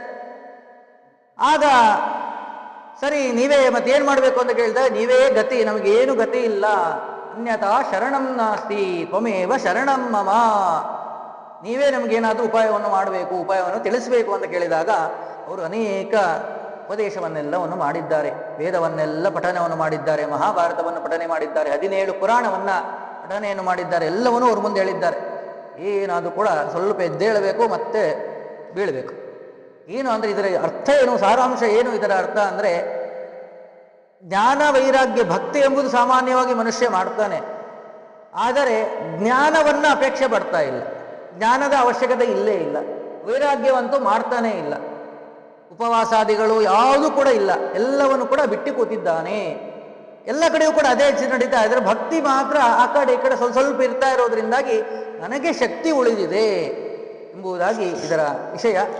ಹೀಗೇನೆ ಮುಂದೆ ಏನು ಮಾಡಬೇಕು ಅಂತ ಗೊತ್ತಾಗಲಿಲ್ಲ. ಅವರ ಮುಂದಿಷ್ಟೆಲ್ಲವನ್ನು ಕೂಡ ಹೇಳಿದ್ದಾರೆ ನಾರದರು. ವೇದಾದಿಗಳನ್ನು ಎಲ್ಲ, ಮಹಾಭಾರತವನ್ನು 17 ಪುರಾಣಗಳನ್ನು ಎಷ್ಟು ಹೇಳಿದರೂ ಕೂಡ ಏನು ಕೂಡ ಪ್ರಯೋಜನ ಆಗಲಿಲ್ಲ. ಅಂದರೆ ಅವುಗಳಿಗೆ ಶಕ್ತಿ ಇಲ್ಲ ಅಂತಲ್ಲ, ಭಾಗವತದ ಸಾಮರ್ಥ್ಯ ಎಷ್ಟಿದೆ ಎಂಬುದನ್ನು ಸೂಚನೆ ಮಾಡುವುದು ಇಲ್ಲಿ ಮುಖ್ಯವಾದ ತಾತ್ಪರ್ಯ. ಹಾಗೇನೆ ಇತ್ತ ಕಡೆಯಲ್ಲಿ ಸರಿ ಗೊತ್ತಾಗಲಿಲ್ಲ ಏನು ಮಾಡಬೇಕು ಅಂತ ಕೊನೆಯಲ್ಲಿ ಹೀಗೇನೆ ಅವರು ಸಂಚಾರ ಕ್ರಮೇಣ ಹೊರಟಿದ್ದಾರೆ ನಾರದರು. ಇದಕ್ಕೆ ಏನಾದರೂ ಒಂದು ಉಪಾಯವನ್ನು ಹುಡ್ಕೊಂಡೇ ಬರೋಣ ಅಂತ ಹೊರಟಾಗ ಅಲ್ಲಿ ಸನತ್ಕುಮಾರರ ದರ್ಶನವಾಗಿದೆ. ಮಹಾಜ್ಞಾನಿಗಳು ಸನತ್ಕುಮಾರರು. ನಾವು ಹರಿವಂಶದಲ್ಲಿ ಅದನ್ನು ಕೇಳ್ತೀವಿ. ವಿಶೇಷವಾಗಿ ಕುಮಾರನ ಸನ್ನಿಧಾನ ಎಂಬುದು, ಆ ಷಣ್ಮುಖ ಕುಮಾರನ ವಿಶೇಷವಾದ ಸನ್ನಿಧಾನ ಎಂಬುದು ಅವರಲ್ಲಿದೆ ಅಂತ. ಅಷ್ಟೇ ಅಲ್ಲದೆ ಭಗವಂತನ ಆವೇಶವೂ ಕೂಡ ಅಂಶವೂ ಕೂಡ ಇವರಲ್ಲಿದೆ ಅಂತ ಹೇಳಿ ಅಂತ ಮಹಾನುಭಾವರು ಸನತ್ಕುಮಾರರು. ಆ ಸನತ್ಕುಮಾರರು ಭೇಟಿಯಾಗಿದ್ದಾರೆ. ಬಹಳ ಸಂತೋಷ ಆಯಿತು. ಅವರಿಗೆ ವಿಶೇಷವಾಗಿ ಪರಸ್ಪರವಾಗಿ ಮಾತನಾಡಿದ್ದಾರೆ. ಏನಾಯಿತು ಎಲ್ಲ ಕೇಳಿದಾಗ ಎಲ್ಲ ಪೂರ್ವ ವೃತ್ತಾಂತವನ್ನು ಹೇಳಿದ್ದಾರೆ. ಏನೇನು ಹೇಳಿದ್ರಿ ಅಂತ ಹೇಳಿದಾಗ ಎಲ್ಲವನ್ನು ಕೂಡ ಹೇಳಿದ್ದಾರೆ. ಹಾಗಾದರೆ ಭಾಗವತವನ್ನು ಹೇಳಿ ಅಂತ ಹೇಳಿದಾಗ ನೀವೇ ಹೇಳಿ ಅಂತ ಹೇಳ್ಬಿಟ್ಟು, ಮದುವೆ ಆಗೋ ಬ್ರಾಹ್ಮಣ ಅಂದರೆ ನೀನೇ ನಂಗೆ ಹೆಣ್ಣು ಕೊಡು ಅಂದಂಗಾಯ್ತು. ನೀವೇ ಹೇಳ್ರಿ ಅಂತ ಅಂದ್ರು ಕೊನೆಗೆ. ಸರಿ ಆಯ್ತು ಬರ್ರಿ ಅಂತ ಹೇಳಿ ಎಲ್ಲಿ ಹೇಳಿದ್ರು ಅಂತಂದರೆ, ಯಾವ ಗಂಗಾದ್ವಾರ ಸಮೀಪೇತು ತಟಮಾನಂದ ನಾಮಕಂ, ಯಾವ ಕಾಶಿ ಗಂಗಾ ತೀರ ಆನಂದವನೇ ಅಂತ ಹೇಳಿ ಕಾಶಿಗೂ ಕೂಡ ಸಂಕಲ್ಪದಲ್ಲಿ ಕರೀತೀವಿ. ನಾವು ಹೆಂಗೆ ದೇಶ ಗೋದಾವರಿ ದಕ್ಷಿಣ ತೀರ ಶಾಲಿವಾನಶಕೆ ಅಂತ ಹೇಳಿ ಸಂಕಲ್ಪವನ್ನು ಹೇಳ್ತೀವೋ, ಆ ಪ್ರದೇಶಗಳಿಗೆ ಹೋದಾಗ ಸಂಕಲ್ಪವೇ ಸಂಪೂರ್ಣ ಬೇರೆ ಇದೆ. ಅಲ್ಲಿ ಆನಂದವನೇ ಅಂತೇಳಿ ಆ ಕಾಶಿಯ ಪ್ರದೇಶಕ್ಕೆ, ಕಾಶಿ ಹರಿದ್ವಾರಕ್ಕೆಲ್ಲ ಅದೇ ರೀತಿ ಪ್ರಯೋಗ ಮಾಡೋದು. ಬಟ್ ಆ ಗಂಗಾ ತೀರದಲ್ಲಿ ಇವರು ಆ ಸನದ ಉಪದೇಶವನ್ನು ಮಾಡಿರುವುದು, ಆ ಕ್ರಮದಲ್ಲಿ ವಿಶೇಷವಾಗಿ ಉಪದೇಶವನ್ನು ಮಾಡಿದ್ದಾರೆ. ಅಲ್ಲಿ ಅನೇಕ ಋಷಿಗಳು ಎಲ್ಲರೂ ಕೂಡ ಬಂದಿದ್ದಾರೆ. ನಾನಾ ಋಷಿಗಣೈಹಿ ದುಷ್ಟಂ ದೇವಸಿದ್ಧಿ ನಿಷೇವಿತಂ ನಾನಾ ತರುಲತಾ ಕಿರಣಂ ನವಲೋಕ ಫಲಾಗುಂ ನವಕೋಮಲವಾಲುಕಂ ಅಂತ ಹೀಗೆ ಎಲ್ಲವನ್ನು ಕೂಡ ಎಲ್ಲರೂ ಸೇರಿದ್ದಾರೆ. ಮಹಾಜ್ಞಾನಿಗಳೆಲ್ಲರೂ ಕೂಡ ಭೃಗು ಋಷಿಗಳು, ವಸಿಷ್ಠರು, ಚವನರು, ಹೀಗೆ ಎಲ್ಲರೂ ಸೇರಿದಂತಹ ಸನದರ ಸಂದರ್ಭದಲ್ಲಿ ಸ್ಥಳದಲ್ಲಿ ಇವರು ಆ ಯಾವ ಭಾಗವತವನ್ನು ಉಪದೇಶವನ್ನು ಮಾಡಿದ್ದಾರೆ. 7 ದಿನ ಮುಗಿತು. ಆ ಯಾವ ಜ್ಞಾನ ವೈರಾಗ್ಯ ಭಕ್ತಿ 3 ಜನರು ಒಳ್ಳೆ ತಾರುಣ್ಯವನ್ನು ಹೊಂದಿ ಓಡ್ಕೊಂಡು ನರ್ತನವನ್ನು ಮಾಡ್ಕೊಂಡು ಬರ್ತಾ ಇದ್ದಾರಂತೆ. ಸಂಪೂರ್ಣವಾಗಿ ವಯಸ್ಸಾಗಿತ್ತು, 99 ವಯಸ್ಸಾಗಿತ್ತು. ಅಷ್ಟು ವೃದ್ಧಾಪ್ಯವನ್ನು ಹೊಂದಿದಂತಹ ಜ್ಞಾನ ವೈರಾಗ್ಯವು ಕೂಡ ಒಳ್ಳೆ ತಾರುಣ್ಯವನ್ನು ಹೊಂದಿ ಸದನಾಗಿ ನರ್ತನವನ್ನು ಮಾಡಿಕೊಂಡು ಬರ್ತಾ ಇದ್ದಾರೆ. ಅಂತಹ ಶ್ರೇಷ್ಠವಾದಂತಹ ಈ ಗಂಗಾ ಯಾವ ಭಾಗವತ ಎಂಬ ಅಮೃತವನ್ನು ಶ್ರವಣವನ್ನು ಮಾಡಿದರೆ, ಪಾನವನ್ನು ಮಾಡಿದರೆ ಎಂತಹ ರೋಗಗಳು ಕೂಡ ಪರಿಹಾರವಾಗ್ತದೆ, ಎಂತಹ ಪರಿಸ್ಥಿತಿ ಇದ್ರೂ ಕೂಡ ಅದು ಕಷ್ಟಗಳು ಪರಿಹಾರವಾಗ್ತದೆ ಎಂಬುವಂತಹ ಸಂದೇಶ ಇದರಿಂದ ನಮಗೆ ತಿಳಿದು ಬರುತ್ತದೆ. ಬಹಳ ಸಂತೋಷ ಆಯಿತು. ಎಲ್ಲರೂ ಕೂಡ ಆ ಜ್ಞಾನ ಭಕ್ತಿ ವೈರಾಗ್ಯ ರೂಪದಲ್ಲಿರುವಂಥ ಅಭಿಮಾನಿ ದೇವತೆಗಳು ಅಂತ ಚಿಂತನೆ. ಈಗ ಅವರೆಲ್ಲರೂ ಕೂಡ ಬಹಳ ಸಂತೋಷ ಆಗಿ ಸನತ್ ಕುಮಾರರಿಗೆ ನಮಸ್ಕಾರಾದಿಗಳನ್ನು ಮಾಡಿದ್ದಾರೆ. ಹೀಗೆ ಆ ಯಾವ ಭಾಗವತದ ಮಹಿಮೆಯನ್ನು ತಿಳಿಸಿಕೊಟ್ರು. ಇದೇ ರೀತಿಯಾಗಿ ಮತ್ತೊಬ್ಬ ವ್ಯಕ್ತಿ ಮತ್ತೊಂದು ಮಹಿಮೆಯನ್ನು ಹೇಳ್ತಾರೆ, ಆತ್ಮದೇವ ಅಂತ ಹೇಳಿ. ಈ ಆತ್ಮದೇವ ಅವನಿಗೆ ಸಂತಾನವಾಗಿರಲಿಲ್ಲ. ಅಂತಹ ಸಂದರ್ಭದಲ್ಲಿ ಅವನು ಒಬ್ಬ ಮಹಾಜ್ಞಾನಿಗಳು ಋಷಿಗಳು, ಅವ್ರ ಹೆಸರೇನು ಅಂತ ಉಲ್ಲೇಖ ಮಾಡಿಲ್ಲ. ಆ ಋಷಿಗಳಲ್ಲಿ ಪ್ರಾರ್ಥನೆ ಮಾಡ್ತಾರೆ, ನಮಗೆ ಸಂತಾನದ ಅಪೇಕ್ಷೆ ಇದೆ ಅಂತ ಹೇಳಿ ಆತ್ಮದೇವ ಕೇಳ್ಕೊಂಡಾಗ, ನಿನಗೆ 7 ಜನ್ಮದಲ್ಲಿಯೂ ಕೂಡ ಸಂತಾನದ ಭಾಗ್ಯ ಇಲ್ಲ ಅಂತ ಹೇಳಿದಾಗ ಅನುಗ್ರಹ ಮಾಡಲೇಬೇಕು, ಈ ರೀತಿ ಹೇಳ್ಬೇಡ್ರಿ ಅಂತ ಹೇಳಿ ಬಹುವಿಧವಾಗಿ ಪ್ರಾರ್ಥನೆಯನ್ನು ಮಾಡ್ಕೊತಾನೆ. ತುಂಗಭದ್ರಾ ತಟ, ಇಲ್ಲೇ ನಮ್ಮ ಪ್ರಾಂತ್ಯದಲ್ಲೇನೆ ತುಂಗಭದ್ರಾ ತಟದಲ್ಲಿ ನಡೆದಂತಹ ಘಟನೆ. ತುಂಗಭದ್ರಾ ತಟೇ ಪೂರ್ವ ಭೂತ್ಪತ್ತನ ಉತ್ತಮಂ ಯತ್ರ ವರ್ಣ ಸ್ವಧರ್ಮೇಣ ಸತ್ಯ ಸತ್ಕರ್ಮ ತತ್ಪರಾಹ ಅಂತ ಹೇಳಿ. ಅವನು ಮಹಾಶ್ರೇಷ್ಠನಾದಂಥ ವ್ಯಕ್ತಿ, ಸರ್ವವೇದ ವಿಶಾರದ, ಒಳ್ಳೆ ವೇದಾದಿಗಳನ್ನು ಅಧ್ಯಯನ ಮಾಡಿದಂಥ ವ್ಯಕ್ತಿ. ಹೇಗಿದ್ದ ಅಂದರೆ ದ್ವಿತೀಯ ಇವ ಭಾಸ್ಕರ, 2ನೆಯ ಸೂರ್ಯನಂತ ಇದ್ದಂತ ಅಂತ ಮಹಾ ವ್ಯಕ್ತಿ. ಆದರೆ ಏನು ಪೂರ್ವಕರ್ಮದಿಂದಾಗಿ ಸಂತಾನವಾಗಿರಲಿಲ್ಲ. ಹೀಗೆ ಇದ್ದಾಗ ಅವನು ಪ್ರಾರ್ಥನೆ ಮಾಡಿದ್ದಾನೆ. ಸರಿ ಅಂತ ಹೇಳಿ, ಆಯಿತು ನಿನಗೆ ಕೃತಕವಾಗಿ ನಾವೊಂದು ಉಪಾಯವನ್ನು ಹೇಳ್ತೀನಿ, ಒಂದು ಫಲವನ್ನು ಕೊಡ್ತೇನೆ, ಆದರೆ ನಿನಗೆ ಆದರೆ ಸಂಪೂರ್ಣವಾಗಿ ಫಲ ಸಿಗುವುದಿಲ್ಲ. ಹುಟ್ಟುವಂಥ ಮಗು ಒಂದು ದುಷ್ಟನಾಗಿರ್ತಾನೆ, ಅದರಿಂದ ನಿನಗೆ ದುಃಖವೇ ಆಗ್ತದೆ ಹೊರತು ಸುಖವಾಗುವುದಿಲ್ಲ. ಅಂದರೆ ಅವನು ಹೇಳಿ ಬೀಸೋದನ್ನು ತಪ್ಪಿಸ್ಕೊಂಡೆ 100 ವರ್ಷ ಆಯಿತು, 1000 ವರ್ಷ ಆಯಿಸುತ್ತೆ. ಹುಟ್ಟಿದ್ದಕ್ಕಾಗಿದೆ, ಆಮೇಲೆ ಅವ್ರ ಬಗ್ಗೆ ವಿಚಾರ ಮಾಡೋಣ, ಅವನನ್ನು ಹೇಗೋ ಅವ್ರು ಮಾಡಿ ದಾರಿಗೆ ತರೋಣ ಅಂತ ಹೇಳಿ ವಿಚಾರವನ್ನು ಮಾಡಿದ್ದಾರೆ. ಸರಿ ಆಯಿತು, ನೀವು ಫಲವನ್ನು ಕೊಡ್ರಿ ಅಂತ ಹೇಳಿ ಕೊಟ್ಟಿದ್ದಾರೆ. ಅದನ್ನು ಸ್ವೀಕಾರವನ್ನು ಮಾಡಿ, ಹೋಗು ನಿನ್ನ ಹೆಂಡತಿಗೆ ಕೊಡು, ಅವಳು ಇದನ್ನು ಸ್ವೀಕಾರವನ್ನು ಮಾಡಿದರೆ ಅವಳು ಗರ್ಭವನ್ನು ಧಾರಣೆಯನ್ನು ಮಾಡ್ತಾಳೆ ಅಂತ ಹೇಳಿದಾಗ ಅಷ್ಟಾಂಗ ನಮಸ್ಕಾರವನ್ನು ಮಾಡಿ ಅದನ್ನು ಇಸ್ಕೊಂಡು ಅವನ ಹೆಂಡತಿಯಾದಂಥ ದುಂದುಕಾರಿ, ಇವನೇನಿದ್ದನೋ ಅವನ ವಿರುದ್ಧವಾಗಿದ್ದಳು. ಆ ಹೆಸರೇ ಹೇಳ್ತಾ ಇತ್ತು, ಅಧಿರ್ಮಿಷ್ಟಳು, ಯಾವಾಗಲೂ ಕೂಡ ಅಶೌಚದಲ್ಲಿರುವುದು, ದುಷ್ಟ ವಿಚಾರಗಳು, ಇಂತಹ ಸ್ತ್ರೀ. ಆ ಸಂದರ್ಭದಲ್ಲಿ ಇವನು ಬಂದು ಹಣ್ಣನ್ನು ಕೊಟ್ಟಿದ್ದಾಳೆ. ಅವಳಿಗೆ ಇದೆಲ್ಲ ಅಪೇಕ್ಷೆ ಇರಲಿಲ್ಲ. ನೋಡಿ, ಆ ಸಂದರ್ಭದಲ್ಲೇನೆ ನನಗೆ ಗರ್ಭಧಾರಣೆ ಮಾಡುವುದಕ್ಕೆ ಇವೆಲ್ಲವೂ ಕೂಡ ಬಾಣಂತನ ಯಾವೂ ನಂಗೆ ಇಷ್ಟ ಇಲ್ಲ, ಅಷ್ಟೆಲ್ಲ ಒದ್ದಾಡೋದು ಕಷ್ಟಪಡೋದೆಲ್ಲ ನಂಗೆ ಬೇಡ, ನಂಗೆ ಮಗು ಬೇಡ ಅಂತ ಅವಳಿಗೆ ವಿಚಾರ. ಆದರೆ ಆತ್ಮದೇವನ ಮುಂದೆ ಹೇಳುವ ಹಾಗೆ ಇಲ್ಲ. ಫಲವನ್ನಾದರೂ ಇಸ್ಕೊಂಡ್ಬಿಟ್ಟಿದ್ದಾಳೆ. ಇಸ್ಕೊಂಡು ತನ್ನ ತಂಗಿಯ ಹತ್ರ ಮಾತನಾಡ್ತಾ ಇದ್ದಾಳೆ. ಅವಳ ಹತ್ರ ಹೇಳುವಂಥ ಮಾತು ಬೇರೆ ಇದೆ. ಇಲ್ಲ, ನನಗೆ ಭಯ, ನಾನು ಗರ್ಭಧಾರಣೆಯನ್ನು ಮಾಡಿ ಒಂದು ವೇಳೆ ಮರಣವನ್ನು ಹೊಂದಿಬಿಟ್ರೆ, ನಂತರದಲ್ಲಿ ಪ್ರಸವ ಆಗೋ ಸಮಯದಲ್ಲಿ ಮರಣ ಹೊಂದ್ಬಿಟ್ರೆ ಮಗುವನ್ನು ಯಾರು ನೋಡ್ಕೊತಾರೆ? ಅದರಿಂದಾಗಿ ಆ ಅತ್ತೆಯವರಿಗೆ ಆತ್ಮದೇವನಿಗೆ ದುಃಖ ಪಡಿಸೋಕೆ ನಂಗೆ ಇಷ್ಟ ಇಲ್ಲ, ಅದಕ್ಕೋಸ್ಕರವಾಗಿ ನಂಗೆ ಗರ್ಭಧಾರಣೆ ಮಾಡುವುದಕ್ಕೆ ಇಷ್ಟ ಇಲ್ಲ ಅಂತ ತನ್ನ ತಂಗಿಯ ಮುಂದೆ ಅವಳು ಹೇಳ್ಕೊಂತ ಇದ್ದಾಳೆ. ಅವಳ ತಂಗಿಯಾದರೂ ಕೂಡ ಅವಳು ಬಡವಳು, ಅಷ್ಟು ಸಂಪತ್ತಿರಲಿಲ್ಲ. ಆದರೆ ಅನೇಕ ಸಂತಾನವನ್ನು ಪಡೆದಿದ್ದು. ವಿರುದ್ಧವಾಗಿ ಇವಳಿಗಾದ್ರೂ ಸಂತಾನವೇ ಆಗಿಲ್ಲ, ಅವಳಿಗೆ 4-5 ಮಕ್ಕಳು ಆಗಲೇ ಆಗೋಗ್ಬಿಟ್ಟಿತ್ತು. ಹೀಗೆ ಇರುವಾಗ ಅವರಿಬ್ರು ಕೂಡ ಮಾತಾಡ್ಕೊತಾರೆ, ಸರಿ ನನಗೂ ಕೂಡ ಸಂಪತ್ತು ಬೇಕಾಗಿದೆ, ನಾನು ಮಗುವನ್ನ ನಿನಗೆ ಕೊಡ್ತೇನೆ, ಹುಟ್ಟುವಂಥ, ಅವಳು ಕೂಡ ಗರ್ಭವತಿ ಆಗಿದ್ಲು, ನನಗೆ ಹುಟ್ಟುವಂಥ ಮಗುವನ್ನು ನಿನಗೆ ಕೊಡ್ತೇನೆ, ನೀನು ಅಲ್ಲಿವರೆಗೂ ಗರ್ಭಧಾರಣೆ ಮಾಡಿದಂತೆ ಇರು, ಧರಿಸಿದಂತೆ ಇರು, ಆ ರೀತಿಯಾದಂತಹ ರೂಪವಾದಿಗಳನ್ನು ಇಟ್ಕೊಂಡು ನೀನು ಇರು, ನಂತರದಲ್ಲಿ ಈ ಮಗುವನ್ನು ನಿನಗೆ ಕೊಡ್ತೇನೆ ಅಂತ ಹೇಳಿದ್ದಾರೆ. ಅದೇ ರೀತಿಯಾಗಿ ಇಬ್ಬರು ಕೂಡ ಪರಸ್ಪರ ಮಾತನಾಡ್ಕೊಂಡಿದ್ದಾರೆ. ಒಪ್ಕೊಂಡ ಮೇಲೆ ಅದೇ ಕ್ರಮದಲ್ಲೇನೆ ತಾವತ್ ಕಾಲಂ ಸಗರ್ಭೈವ ಗುಪ್ತಾದಿಷ್ಟ ಗೃಹೇ ಸುಖಂ, ಏನು 8 ತಿಂಗಳಾಯ್ತು 9 ತಿಂಗಳ ಎಲ್ಲ ಬೈಕೆಗಳದ್ದು ಕೇಳ್ಕೊಳ್ಳೋದೇನು ಎಲ್ಲವನ್ನು ಕೂಡ ಅಪೇಕ್ಷೆಯನ್ನು ಹೇಳ್ಕೊಂತಿದ್ದಾಳೆ. ಏನೂ ಇಲ್ಲ ಮತ್ತು ಹೊಟ್ಟೆಯಲ್ಲಿ, ಆ ಹಣ್ಣನ್ನೇ ತಿಂದಿಲ್ಲ. ಮತ್ತು ಹಣ್ಣೇನು ಮಾಡಿದ್ಲು ಅಂತಂದರೆ ಅವಳಿಗೆ ಕೇಳ್ತಾರೆ, ಸುಮ್ಮನೆ ಎಲ್ಲಿ ಬಿಸಾಕ್ತಿ, ಯಾರೋ ಋಷಿಗಳು ಕೊಟ್ಟಿರೋದು, ಹಸುಗೆ ಹಾಕ್ಬಿಡು, ನಿಮ್ಮ ಮನೆ ಹಸುಗೆ ಹಾಕು ಅಂತ ಹೇಳಿದ್ರು. ಇತ್ತ ಕಡೆಯಲ್ಲಿ ಹಸುವಿಗೆ ಅದು ಹಾಕಿದ್ದಾರೆ. ಹಸುವಿನಲ್ಲಿ ಆ ಗರ್ಭ ಬೆಳೀತಾ ಇದೆ. ನೋಡಿ ಆ ಋಷಿಗಳ ತಪಸ್ಸಿನ ಸಾಮರ್ಥ್ಯ ಎಷ್ಟಿದೆ. ಇತ್ತ ಕಡೆಯಲ್ಲಿ ಅದೇ ಸರಿಯಾಗಿ ಆ ತಂಗಿಗೆ ಮಗು ಹುಟ್ಟುವಂಥ ಕಾಲ ಬಂದಿದೆ. ಸರಿಯಾಗಿ ಮಗು ಹುಟ್ಟಿದೆ. ಪರಸ್ಪರ ತಕ್ಷಣದಲ್ಲೇನೆ ಅದನ್ನು ವ್ಯತ್ಯಾಸ ಮಾಡ್ಕೊಂಡಿದ್ದಾರೆ. ಇವಳು ದುಡ್ಡನ್ನು ಅವರಿಗೆ ಕೊಟ್ಟಿದ್ದಾಳೆ. ನಂತರದಲ್ಲಿ ಹಾಲು ಬೇಕಲ್ಲ, ಹಾಲು ಕೊಡ್ಸಕ್ಕೆ ಈಗೇನೋ ನಾಟಕವನ್ನು ಮಾಡಿಬಿಟ್ಲು. ಅದಕ್ಕೋಸ್ಕರ ಆಗಿ ತನ್ನ ಗಂಡನ ಹತ್ರ ಹೇಳ್ತಾಳೆ, ನನಗೆ ಹಾಲು ಬರ್ತಾ ಇಲ್ಲ, ಅದಕ್ಕೋಸ್ಕರವಾಗಿ ನನ್ನ ತಂಗಿಗೆ ಅವಳು ಮಗುವನ್ನು ಕಳ್ಕೊಂಡಿದ್ದಾಳೆ, ಆದರೆ ಅವಳಿಗೆ ಹಾಲು ಬರ್ತಾ ಇದೆ, ಅವಳು ಕುಡಿಸ್ತಾಳೆ ಅಂತ ಅವಳನ್ನ ಮನೆಗೆ ಕರ್ಕೊಂಡ್ಬಂದು ಹೀಗೆ ಪೋಷಣೆಯನ್ನು ಮಾಡಿದ್ಳು. ಮುಂದೆ ಪ್ರಾರಂಭದಲ್ಲಿ ಆ ಮಗುವಿನ ಮೇಲೆ ಮಗು ಬೇಡ ಅಂತ ಇದ್ದಂಥವಳು ಕೊನೆಯಲ್ಲಿ ಪ್ರೀತಿ ತುಂಬ ಜಾಸ್ತಿ ಆಗ್ಬಿಡ್ತು ಅವನಿಗೆ. ನಂತರ ಇತ್ತ ಕಡೆಯಲ್ಲಿ ಆ ಹಸುವಿಗೆ ಆ ಹಣ್ಣನ್ನು ಹಾಕಿದ್ದು, ಆ ಹಸುವಿನಿಂದಾಗಿ ಜನನವಾಗಿದೆ ಮಗು. ಹೇಗೆ ಅಂತಂದರೆ ಕಿವಿ ಮಾತ್ರ ಹಸುವಿನ ಕಿವಿ, ಗೋಕರ್ಣ ಅಂತೇಳಿ ಅವನ ಹೆಸರು. ಗೋಕರ್ಣಾಖ್ಯಾನ ಅಂತಾನೆ ಇದಕ್ಕೆ ಹೆಸರು, ಗೋಕರ್ಣ ಅಂತಾನೆ ಅವನ ಹೆಸರು. ಈ ಕ್ರಮದಲ್ಲಿ ಬಹಳ ಧರ್ಮಿಷ್ಠನಾದವನು, ಋಷಿಗಳ ತಪಸ್ಸಿನ ಪ್ರಭಾವದಿಂದ ಹುಟ್ಟಿದ್ದು, ಯೋಗ್ಯನಾಗಿದ್ದಾನೆ. ಅವನಿಗೆ ಗೋವಿನ ಕರ್ಣ ಇರೋದ್ರಿಂದ ಗೋಕರ್ಣ ಅಂತಾನೆ ಹೆಸರಿಟ್ಬಿಟ್ರು. ಇವಳ ಹೆಸರು ದುಂದುಲಿ ಅಂತ ಇದ್ದಿದ್ದು, ದುಂದುಕಾರಿಯಲ್ಲಿ ದುಂದುಲಿ ಅಂತ ಇವಳ ಹೆಸರು ಇದ್ದಿದ್ದು. ಇವನಿಗೆ ಮಗುವಿಗೆ ನಾಮಕರಣ ಮಾಡಬೇಕು, ಏನು ಇಡಬೇಕು ಅಂತಂದ್ರೆ ಅವನು ವಿಚಾರ ಮಾಡ್ತಾ ಇದ್ದಾನೆ. ದೇವರ ಹೆಸರು ಹೇಳೋಣ, ವಿಷ್ಣು ಸಹಸ್ರನಾಮ, ಸಹಸ್ರನಾಮ, ಅತ್ತಿಗೆ ಹೇಳ, ಗುರುಗಳ ಹತ್ರ ಕೇಳ್ಕೊಂಬರೋಣ ಅಂತ ಇವನು ವಿಚಾರ ಮಾಡ್ತಿದ್ರೆ, ನೋ ನೋ ನೋ ನೋ ನನಗೆ ಸೇಮ್ ಮ್ಯಾಚಿಂಗ್ ಆಗಬೇಕು, ನನಗೆ ನನ್ನ ಹೆಸರು ದುಂದುಲಿ, ಅವನ ಹೆಸರು ದುಂದುಕಾರಿ, ಹಿಂಗೆ ಇಟ್ಕೊಂಡ್ಬಿಡೋಣ.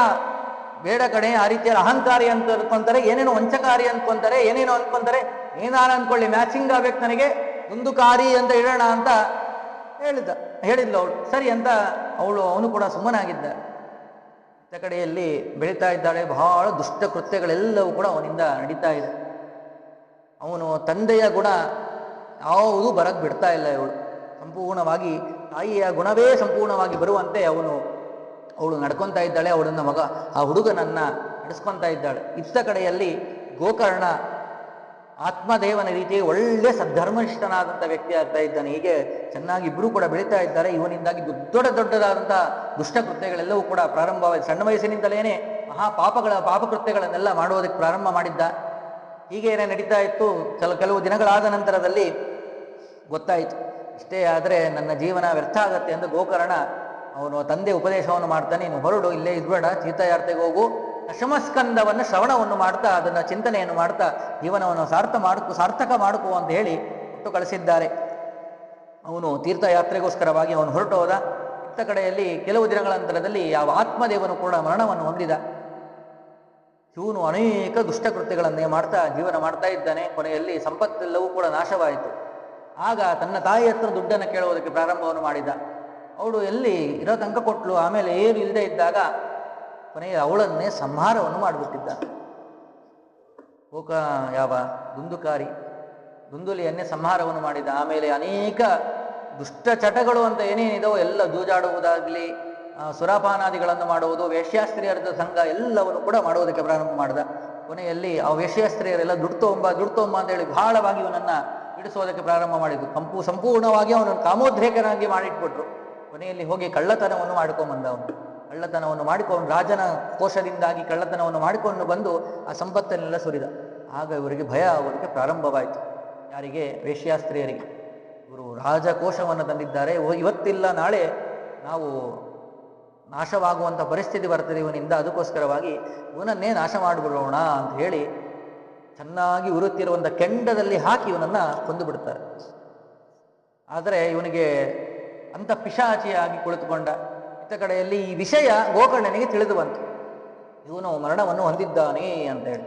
ಇಷ್ಟೆಲ್ಲ ದುಷ್ಟಕೃತ್ಯ ಮಾಡಿದ್ದಾನೆ, ಆದ್ದರಿಂದಾಗಿ ಇವನಿಗೆ ಸದ್ಗತಿ ಆಗುವುದಿಲ್ಲ ಅಂತ ಗಯಾ ಕ್ಷೇತ್ರದಲ್ಲಿ ಪಿಂಡ ಪ್ರದಾನ ಮಾಡಿದ್ದಾನೆ ಅವನ ಹೆಸರಲ್ಲಿ. ಇಷ್ಟೆಲ್ಲ ಮಾಡಿದರೂ ಕೂಡ ನಂತರದಲ್ಲಿ ನಡೆದಿದೆ. ಅನೇಕ ದಿನಗಳಾದ ಮೇಲೆ ತಿರುಗಿ ತೀರ್ಥಯಾತ್ರೆ ಎಲ್ಲ ಮುಗಿಸ್ಕೊಂಡು ಗೋಕರ್ಣ ತನ್ನ ಮನೆಗೆ ಬಂದಿದ್ದಾನೆ. ಮನೆಗೆ ಇರುವಂಥ ಸಮಯ ರಾತ್ರಿಯ ಕಾಲದಲ್ಲಿ.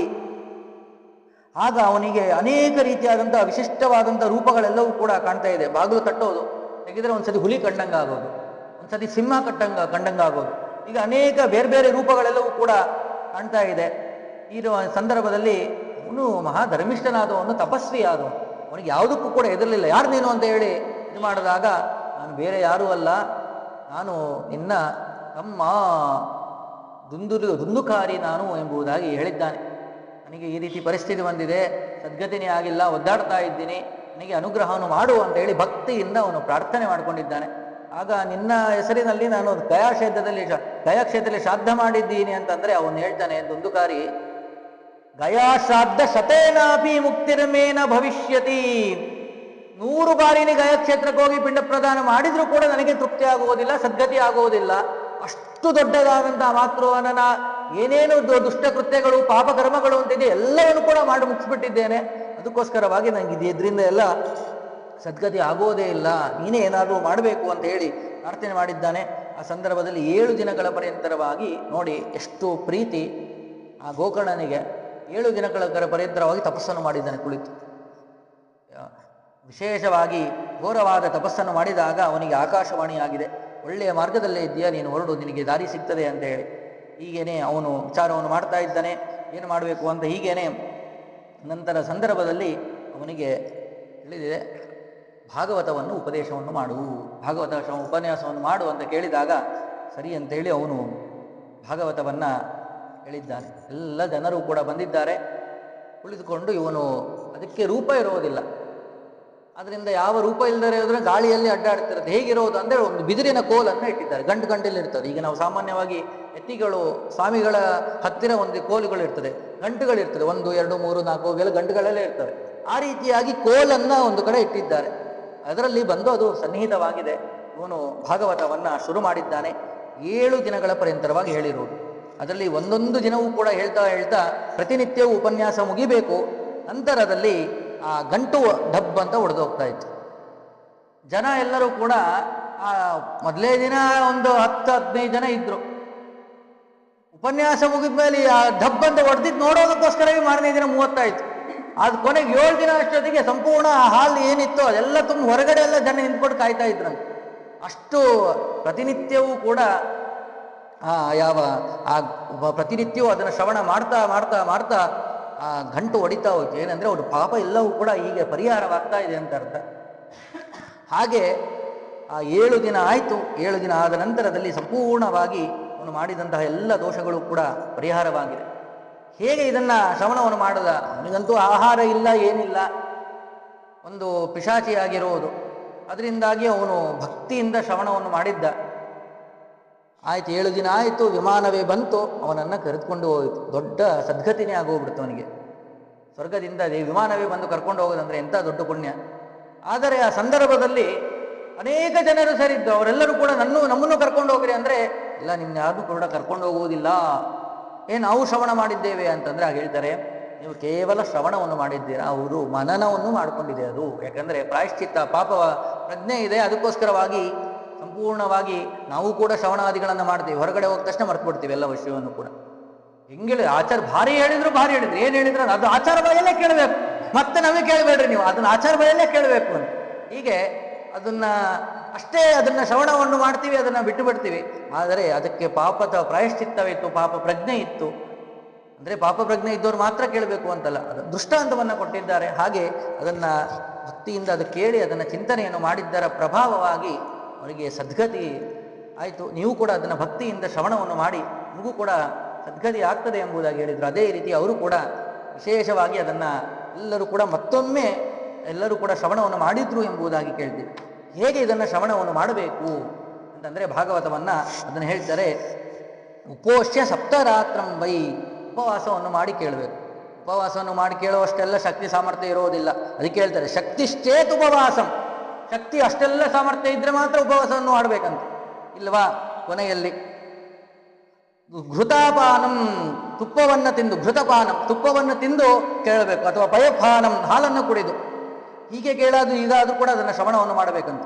ಅಥವಾ ಫಲಾಹಾರೇಣ, ಹಣ್ಣನ್ನು ತಿಂದು ಆದರೂ ಕೂಡ, ಅಥವಾ ಏಕಭುಕ್ತೇನವಾ, ಒಂದೊತ್ತು ಊಟವನ್ನು ಮಾಡಾದರೂ ಕೂಡ ಇದನ್ನು ಶ್ರವಣ ಮಾಡಬೇಕು. ಎಲ್ಲವೂ ಕೂಡ ಸುಖ ಸಾಧ್ಯವೆತ್ತಿತ್ತು. ಆರೋಗ್ಯಕ್ಕೆ ಕಷ್ಟ ಬರದೇನೆ ಸುಖವಾಗಿ ಶ್ರವಣ ಮಾಡುವುದಕ್ಕೆ ಅನುಕೂಲ ಇದ್ದರೆ ಮಾತ್ರ ಈ ರೀತಿಯಾಗಿ ಮಾಡಬೇಕು. ಅಥವಾ ಒಂದು ವೇಳೆ ಇಷ್ಟೆಲ್ಲ ಆಗದೇನೆ ಸಂಪೂರ್ಣವಾಗಿ ಏನು ಆಚಾರ್ಯ ಹೇಳಿದ್ರು ಒಂದು ಉಪವಾಸವನ್ನು ಮಾಡಿ ಒಂದೊತ್ತಿಂದು ಫುಲ್ ಶಕ್ತಿ ಹೋಗ್ಬಿಟ್ರೆ ಒಂದು 7 ದಿನ ಮುಗಿಸ್ತದೆ, ಅವ್ರ ಮಂಗಳ ಆದಲ್ಲಿ ಇವ್ರದ್ದು ಮಂಗಳ ಆಗ್ಬಿಟ್ರೆ ಏನು ಮಾಡೋದು? ಅದಕ್ಕೋಸ್ಕರ ಹಂಗೆಲ್ಲ ಮಾಡಬೇಡ್ರಿ. ವೇದವ್ಯಾಸ ದೇವರು ಹೇಳ್ತಾರೆ, ಭೋಜನಂತು ವರಂ ಮನ್ಯೆ ಕಥಾ ಶ್ರವಣಕಾರಕಂ. ಯಾಕೆ ಅಂತಂದ್ರೆ ನೋಪವಾಸೋ ವರಃ ಪ್ರೋಕ್ತ ಕಥಾ ವಿಘ್ನಕರೋ ಯದಿ, ಕಥೆಗೆ ಶ್ರವಣಕ್ಕೆ ವಿಘ್ನ ಬರುವಂತಹ ರೀತಿಯಾಗಿ ನಾವು ಉಪವಾಸಾದಿಗಳನ್ನಾಗಲಿ ಮಾಡಿದರೆ ಅದರಿಂದ ಪ್ರಯೋಜನ ಇಲ್ಲ. ಅದಕ್ಕಿಂತಲೂ ಯಾವುದು ಶ್ರೇಷ್ಠ ಅಂದರೆ ಚೆನ್ನಾಗಿ ಊಟವನ್ನು ಮಾಡಿ, ಭೋಜನಂತು ವರಂ ಮನ್ಯೆ, ಯಾವುದು ಚೆನ್ನಾಗಿ ಊಟವನ್ನು ಮಾಡಿ ಭಕ್ತಿಯಿಂದ ಶ್ರವಣವನ್ನು ಮಾಡುವುದೇ ಅದಕ್ಕಿಂತ ಶ್ರೇಷ್ಠವಾದದ್ದು ನಾ ಉಪವಾಸ ಅಂತ ಹೇಳಿ ವೇದವ್ಯಾಸ ದೇವರು ಅದನ್ನು ತಿಳಿಸಿಕೊಟ್ಟಿದ್ದಾರೆ. ಈ ಕ್ರಮದಲ್ಲಿ ಉದ್ದೇಶ ಏನು ಅಂದರೆ ಕೊನೆಯಲ್ಲಿ ಇನ್ನೊಂದು ಎಲ್ಲಿಗೆ ಅಂತಂದರೆ ಕೊನೆಯಲ್ಲಿ ಕೇಳುವ ಸಮಯದಲ್ಲಿ ಅದು ಕೂಡ ತಿಂತ ಕೇಳಬಾರ್ದು ಅಂತ. ಎಂಥ ಪರೀಕ್ಷೆ ತೆರೀರಿ, 7 ದಿನಲ್ಲೇ ಒಂದು ಮೋಕ್ಷ ಹೊಡೆದ್ಬಿಟ್ನಂತೆ, ಭಾರಿ ಆಯಿತು ಅಂತ ಬಾಯಿಗೆ ಹಾಕ್ಕೊಳ್ಳೋದು ಒಂದ್ಸರಿ. ಹೀಗೆ ತಿಂತಾನೇ ಕೇಳಬಾರ್ದು, ಕೊನೆಗೆ ಅಲ್ಲಿಗಾರ ಒಂದು ಬರಬೇಕು ಅಂತ. ಹಾಗೆ ಸಾಮಾನ್ಯವಾಗಿ ಯಾರೂ ಆ ರೀತಿ ಮಾಡುವುದಿಲ್ಲ. ಭಾಗವತದ ಮೇಲೆ ವಿಶೇಷವಾಗಿ ಎಲ್ಲರಿಗೂ ಕೂಡ ಒಂದು ಭಕ್ತಿ ಎಂಬುದಿದೆ.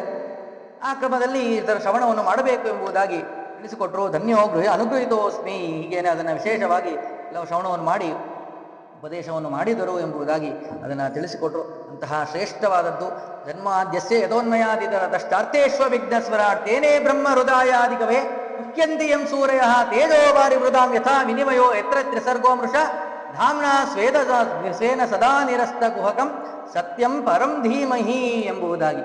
ನೋಡಿ, ಮೊದಲನೇ ಅಕ್ಷರ ಜನ್ಮಾದ್ಯಸ್ಯತಃ ಜ ಅಂತ ಹೇಳಿ ಪ್ರಾರಂಭವಾಯಿತು, ಸತ್ಯಂ ಪರಂ ಧೀಮಹಿ ಅಂತ ಹೇಳಿ ಕೊನೆಯಲ್ಲಿ ಈ ಶ್ಲೋಕದ ಇದು ಕೊನೆಯಲ್ಲಿ ಸಂಪೂರ್ಣವಾಗಿ ನಮಃ ಸನಾತನಾಯ ಅಂತ ಹೇಳಿ ಯಾರು ಇದನ್ನು ಶ್ರವಣವನ್ನು ಮಾಡ್ತಾರೋ ಅವರಿಗೆ ಜಯ ಎಂಬುದಾಗ್ತದೆ. ಏನು ಜಯ? ನಾವೇನು ಯುದ್ಧಕ್ಕೆ ಹೋಗ್ಬೇಕಾಗಿದೆ, ಏನು ಮಾಡಬೇಕಾಗಿದೆ ಜಯ ಆಗೋದಕ್ಕೆ ಅಂತಂದರೆ, ಜಯ ಅಂತ ಶಬ್ದಕ್ಕೆ ಆ ಭಗವಂತನ ಅನುಗ್ರಹ ಎಂಬುದಾಗ್ತದೆ. ಅವನ ಅನುಗ್ರಹ ಆಯಿತು ಅಂತಂದರೆ ಎಲ್ಲದರಲ್ಲೂ ಕೂಡ ಜಯ ಆಗ್ತದೆ. ಈಗ ನಾನು ಇಷ್ಟೇ ಕ್ಲಾಸ್ ಓದ್ತಾ ಇದ್ದೇನೆ, ಮುಂದಿನ ಕ್ಲಾಸ್ ಹೋಗಿ ಪಾಸ್ ಆದೆ, ಅದೇ ಒಂದು ಜಯವಾದಂಗೆ. ಅಥವಾ ಈ ಆಶ್ರಮದಲ್ಲಿ ಇದ್ದೇನೆ, ಮತ್ತೊಂದು ಆಶ್ರಮಕ್ಕೆ ಹೋದೆ, ನನಗೆ ಜಯವಾದಂಗೆ. ಹೀಗೆ ಏನೋ ಅದರಲ್ಲೂ ಕೂಡ ಒಂದು ಉನ್ನತಿ ಎಂಬುದನ್ನು ಪ್ರಾಪ್ತಿ ಆಗುತ್ತೆ ಎಂಬುದಕ್ಕೆ ದೃಷ್ಟಾಂತದ ರೂಪದಲ್ಲಿ ಅದು ಯ ಎಂಬುದಾಗಿ ಅದನ್ನು ಆದಿ ಅಕ್ಷರ ಅಂತ್ಯದ ಅಕ್ಷರ ರೂಪವಾಗಿ ಅದನ್ನು ತಿಳಿಸಿಕೊಟ್ಟಿದ್ದಾರೆ. ಇದನ್ನು ಶ್ರವಣ ಮಾಡುವುದರಿಂದ ಎಲ್ಲ ರೀತಿಯಾದಂಥ ಅಭಿವೃದ್ಧಿ ಎಂಬುದು ನಮಗೆ ಆಗ್ತದೆ ಎಂಬುದಾಗಿ ಅದನ್ನು ತಿಳಿಸಿಕೊಟ್ಟರು. ಅತ್ಯಂತ ಶ್ರೇಷ್ಠವಾದದ್ದು. ಮೊದಲನೇ ಶ್ಲೋಕದಿಂದಾಗಿ ಇದನ್ನು ಅನೇಕ ವಿಸ್ತಾರವಾಗಿ ಹೇಳಿದ್ದಾರೆ. ನಾವು ಸಂಕ್ಷೇಪವಾಗಿ ಇದರ ಬಗ್ಗೆ ತಿಳಿಯೋಣ. ಪ್ರತಿಯೊಂದು ಸ್ಕಂದಗಳನ್ನು ಕೂಡ ಒಂದೇ ಶ್ಲೋಕದಲ್ಲಿಯೇ ಸಮನ್ವಯವು ಕೂಡ ಮಾಡಿದ್ದಾರೆ. ದಶಾವತಾರಗಳನ್ನು ಎಲ್ಲವನ್ನು ಕೂಡ ತಿಳಿಸಿದ್ದಾರೆ. ಯಥಾಹ ಅಂತ ಶಬ್ದಕ್ಕೇನೆ ಯಥಾಹ ಆ ಭಗವಂತನ ಒಂದು ಪ್ರಧಾನವಾದಂಥ 10 ಅವತಾರಗಳಲ್ಲಿ ಒಂದು ಮತ್ಸ್ಯಾವತಾರ ಅಂತೇಳಿ ಆ ಭಗವಂತನ ಮತ್ಸ್ಯಾವತಾರದ ಬಗ್ಗೆ ಹೀಗೆ ಪ್ರತಿಯೊಂದು ಕೂಡ ತಿಳಿಸ್ತಾ ಹೋಗಿದ್ದಾರೆ. ಮತ್ಸ್ಯ, ಕೂರ್ಮ, ವರಾಹ, ನಾರಸಿಂಹ ಹೀಗೆ ಎಲ್ಲವನ್ನು ಕೂಡ ತಿಳಿಸಿರುವಂತಹ ಶ್ರೇಷ್ಠವಾದದ್ದು. 1ನೇ ಶ್ಲೋಕದಿಂದಲೇ ಸಂಪೂರ್ಣ ಭಾಗವತವನ್ನ ಸಾರವನ್ನ ಹಿಡಿದು ಇಟ್ಟಿದ್ದಾರೆ ಇದರಲ್ಲಿ, ಅಂತಹ ಶ್ರೇಷ್ಠವಾದದ್ದು.